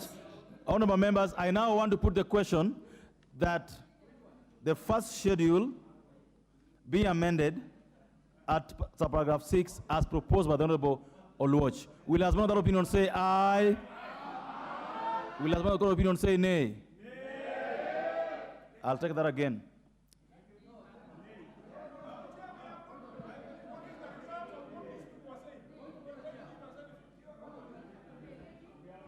I put the question that the first schedule at paragraph 6 be amended as proposed by the Honorable Lodge. Will as another opinion say aye? Will as another opinion say nay? The nays have it. Now we go to order. We go to the Honorable Pukose's amendment. Honorable Pukose. Honorable Speaker, Honorable Chair, I put an amendment, sorry, as per the order paper.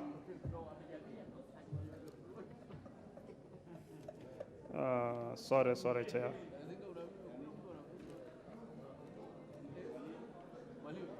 That despite, this is in paragraph 6, subclause 4, that despite the provisions of subparagraph 2 and 3, the authority shall review the qualifications of all the staff of the fund and shall, in the appointment of its staff, give priority to the staff of the fund who are found to be suitably qualified for the position in the approved staff establishment.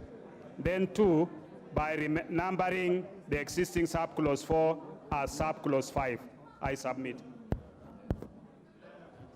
I propose the question that the first schedule of paragraph 6 be amended as proposed by the Honorable Chair. Yes, that's the Honorable Nikal.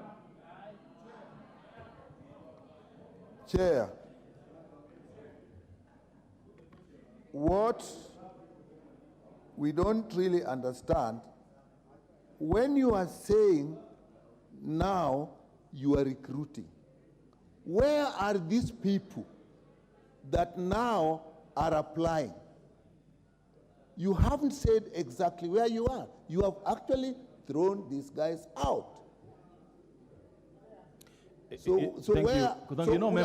No, Chair, yes. There is possibility that even at this time, there can be further amendment. When we were discussing here, Honorable Nikal, just a minute. You know, when we started this debate, this process, I said this, and I want to repeat. The issue of further amendments is not on anybody. I said anybody can bring an amendment. So instead of going on and on, give us a text so that we put this to question, then you look at yours. That will make us have progress. Happened exactly yesterday, yes. Chair. And let me say, you advised me yesterday when we were defining the sugar that we let this one pass, and after we've done that, we'll discuss mine. It came out clear that once that is gone, you cannot come and discuss this. So if you are doing further amendments, you do further amendments when this is still alive. So where is your proposal? Yeah, so what we are proposing is that we actually, with the agreement of Dr. Pukose, we actually put an amendment that saying the staff who was still staff of NHIF.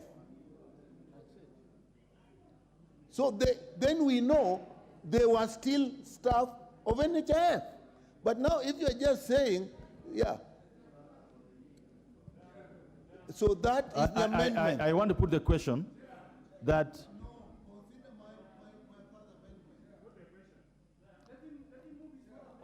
honorable members, if the amendment we are considering now is the amendment to Honorable Pukose's, the Honorable Pukose's amendment, and I propose to you that approach Honorable Pukose, for example, let me just give an example. If what you wanted to achieve was to transit the one at NHIF now, if they don't get the job in the new authority, they go to public service. You should have proposed that by now, instead of just going around circles without proposing particular amendments. I now put the question that Honorable Pukose's amendments, that the first schedule at paragraph 6 be amended as proposed by the Honorable Pukose. Will as one other opinion say aye? Will as one other opinion say nay? The ayes have it. I now put the question that the first schedule as amended be part of the bill. Will as one other opinion say aye? Will as one other opinion say nay? The ayes have it. Second schedule. I propose the question that the second schedule be the second schedule of the bill.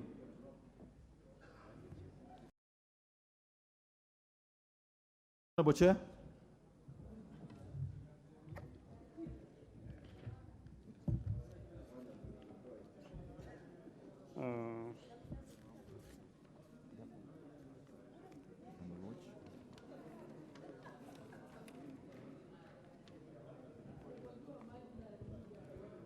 Honorable Chair, just pass the schedule.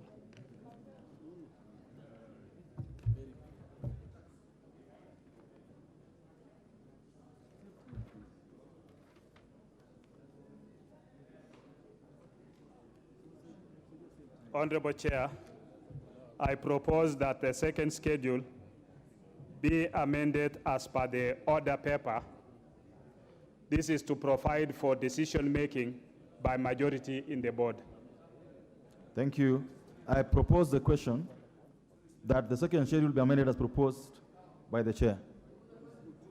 I now put the question that the second schedule be amended as proposed by the chair. Will as another opinion say aye? Aye. Will as another opinion say nay? The ayes have it. The Honorable Watch.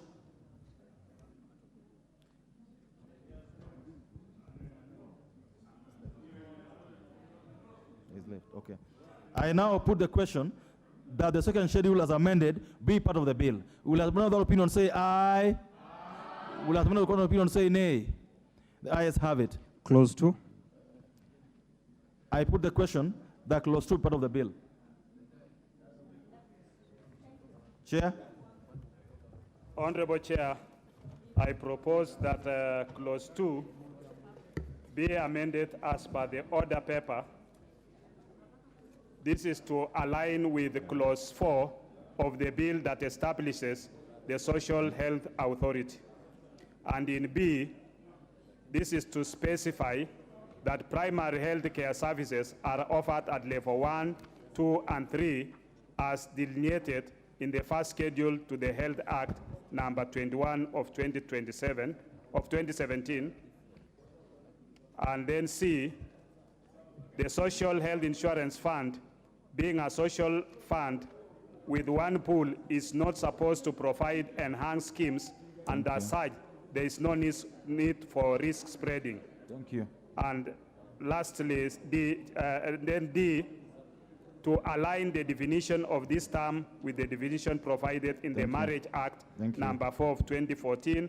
And lastly, E, Honorable Chair, matters of efficiency and cost effectiveness will be considered during the identification and setting of the applicable tariffs. Oh, members, I propose a question that clause 2 be amended as proposed by the chair of the Health Committee. I now put the question that clause 2 be amended as proposed by the chair of the committee. Will as many other opinion say aye? Aye. Will as many other opinion say nay? Nay. The ayes have it. I now put the question that clause 2 as amended be part of the bill. Is that by whom?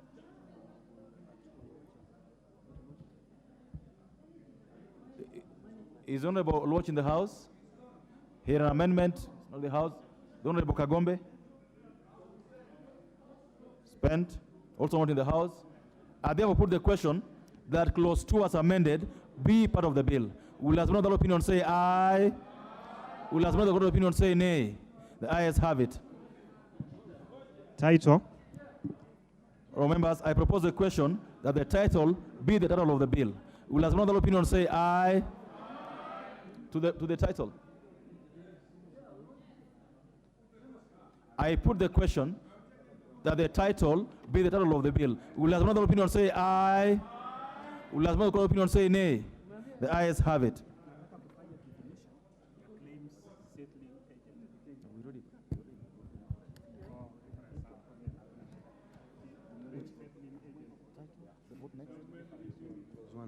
Clause 1.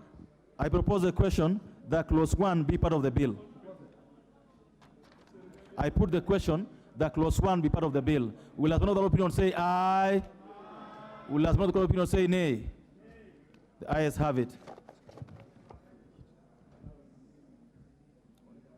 The Honorable Jeanette. The Honorable Jeanette.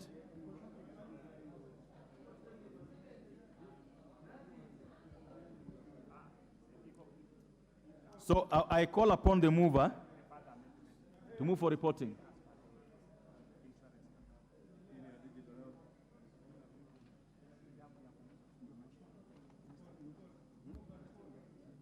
You need to move on. We are starting with no, social health. I call upon the mover on the social health. Honorable Chairperson, I beg to move that the committee do report to the House its consideration of the Social Health Insurance National Assembly Bill number 58 of 2023 and its approval thereof with amendments. Thank you. Members, I put the question, which is that the committee do report to the House its consideration of the Social Health Insurance National Assembly Bill number 58 of 23 and its approval thereof with amendments. Will as many of the opinion say aye? Will as many of the court of opinion say nay? The ayes have it. Madam Speaker.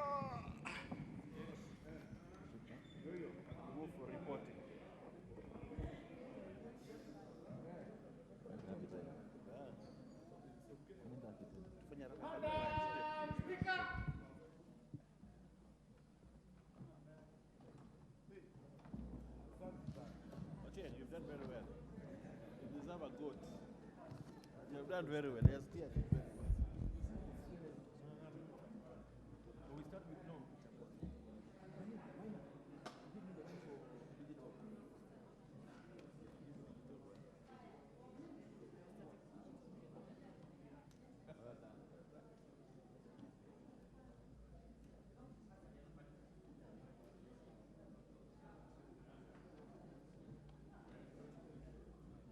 Okay, Honorable Chairperson.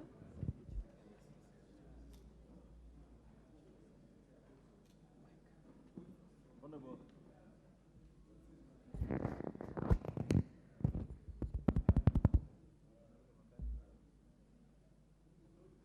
Honorable Speaker, I beg to report that the Committee of the Whole House has considered the Digital Health Bill, National Assembly Bill number 57 of 2023, and its approval thereof with amendments.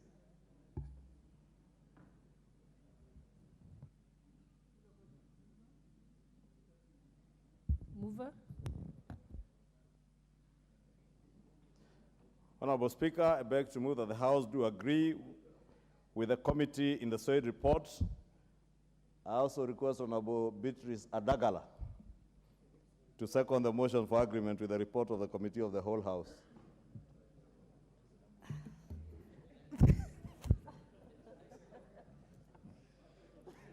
Thank you, Madam Speaker.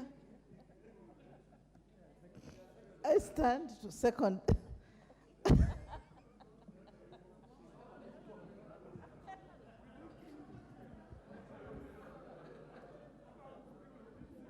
Honorable members, I now propose the question that the House do agree with the committee in its said report. Honorable members, I now put the question that the House do agree with the committee in the said report. Will as many as of that opinion say aye? Aye. Will as many as of the contrary opinion say nay? Nay. The ayes have it. Mover.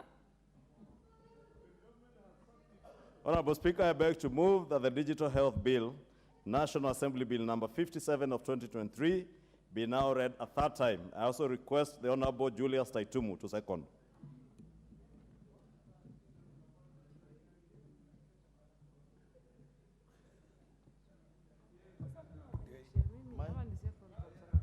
Honorable Speaker, I do second. Honorable members, I now propose the question that the social health insurance, the digital, yeah? Yes. Honorable members, I now put the question that the House do agree with the committee on the said report. I now propose the question. I now put the question that the Digital Health Bill, National Assembly Bill number 57 of 2033, now be read a third time.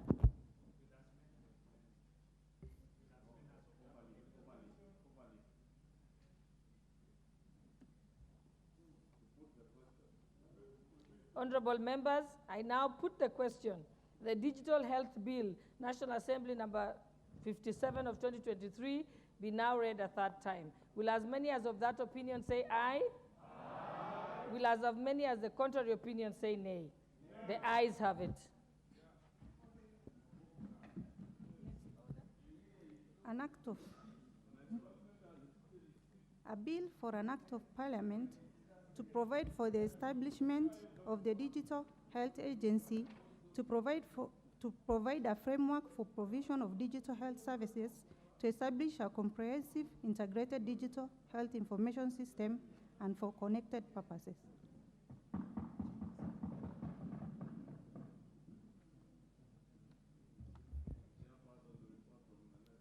Chairperson.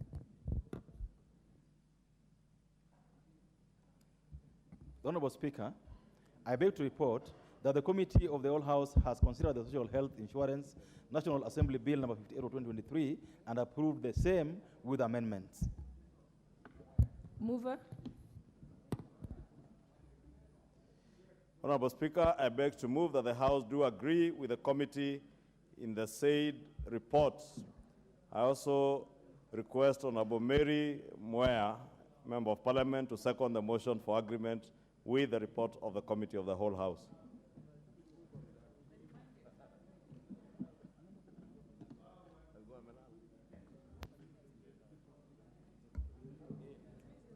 Thank you, Madam Speaker. NHIF is doing a good job, but has been due for reforms for the past very many years. It has been marred with corruption. Allow me to make my contribution before a second. I'm on the floor. Let me make my contribution. The reforms, the reforms. Honorable members, allow her proceed to. The reforms that we have made today were long overdue. The establishment of the Social Health Insurance Bill is going to ensure that there's transparency, there's accountability in the way NHIF dispenses their operations. The establishment of a claims management department within the Social Health Insurance Authority is going to ensure that there is transparency in the way NHIF or Social Health Insurance Fund engages with its providers, with its publics in the way they do business. With those many remarks, or few remarks, I beg to second. Honorable members, I now propose the question that the House do agree with the committee in the said report. Honorable members, I now put the question that the House do agree with the committee in the said report. Will as many as of that opinion say aye? Aye. Will as many as of the contrary opinion say nay? Nay. The ayes have it. Mover. Honorable Speaker, I beg to move that the Social Health Insurance National Assembly Bill number 58 of 2023 be now read a third time. I also request the Honorable Captain Rueda to second.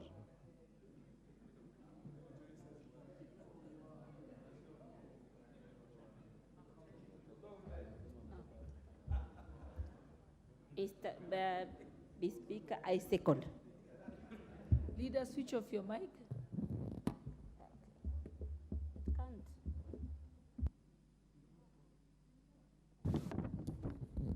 Honorable members, I propose the question that the Social Health Insurance National Assembly Bill number 58 of 2023 be read a third time.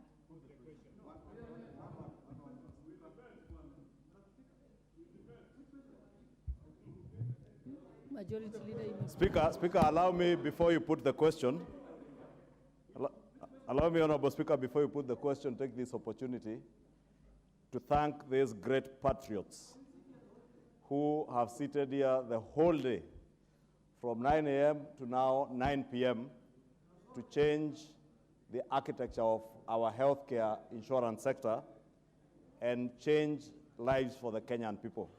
Honorable Speaker, in conclusion, let me just reassure the members who had reservations on the question of the first schedule, clause 6, that as I said, the fund that is NHIF, until the new authority is set up and recruits its staff, the staff of the fund will continue to work because the fund continues to be until it is succeeded. And that is why that clause 6 is in the part of the bill that covers transitional clauses. There will be a very smooth transition. Not a single staff member within NHIF assure them that they shall not lose their jobs. Those who may opt to retire will retire. Those who shall not be found to be suitably qualified to work with the new authority shall be redeployed within the public service. And that is what this act says. Therefore, rest assured that the Kenya Kwanza administration is in the business of creating jobs, not firing people from their jobs, unless you are part of the corruption cartels. And that is why, Honorable Speaker, we have objected to the mass of blanket transfer of staff from NHIF because, as you know, Honorable Speaker, there are even staff who are under suspension, but they are still staff of NHIF. And they are under suspension because they are under active investigations by EACC and other investigative agencies over matters to do especially with claims management and claims payment at NHIF.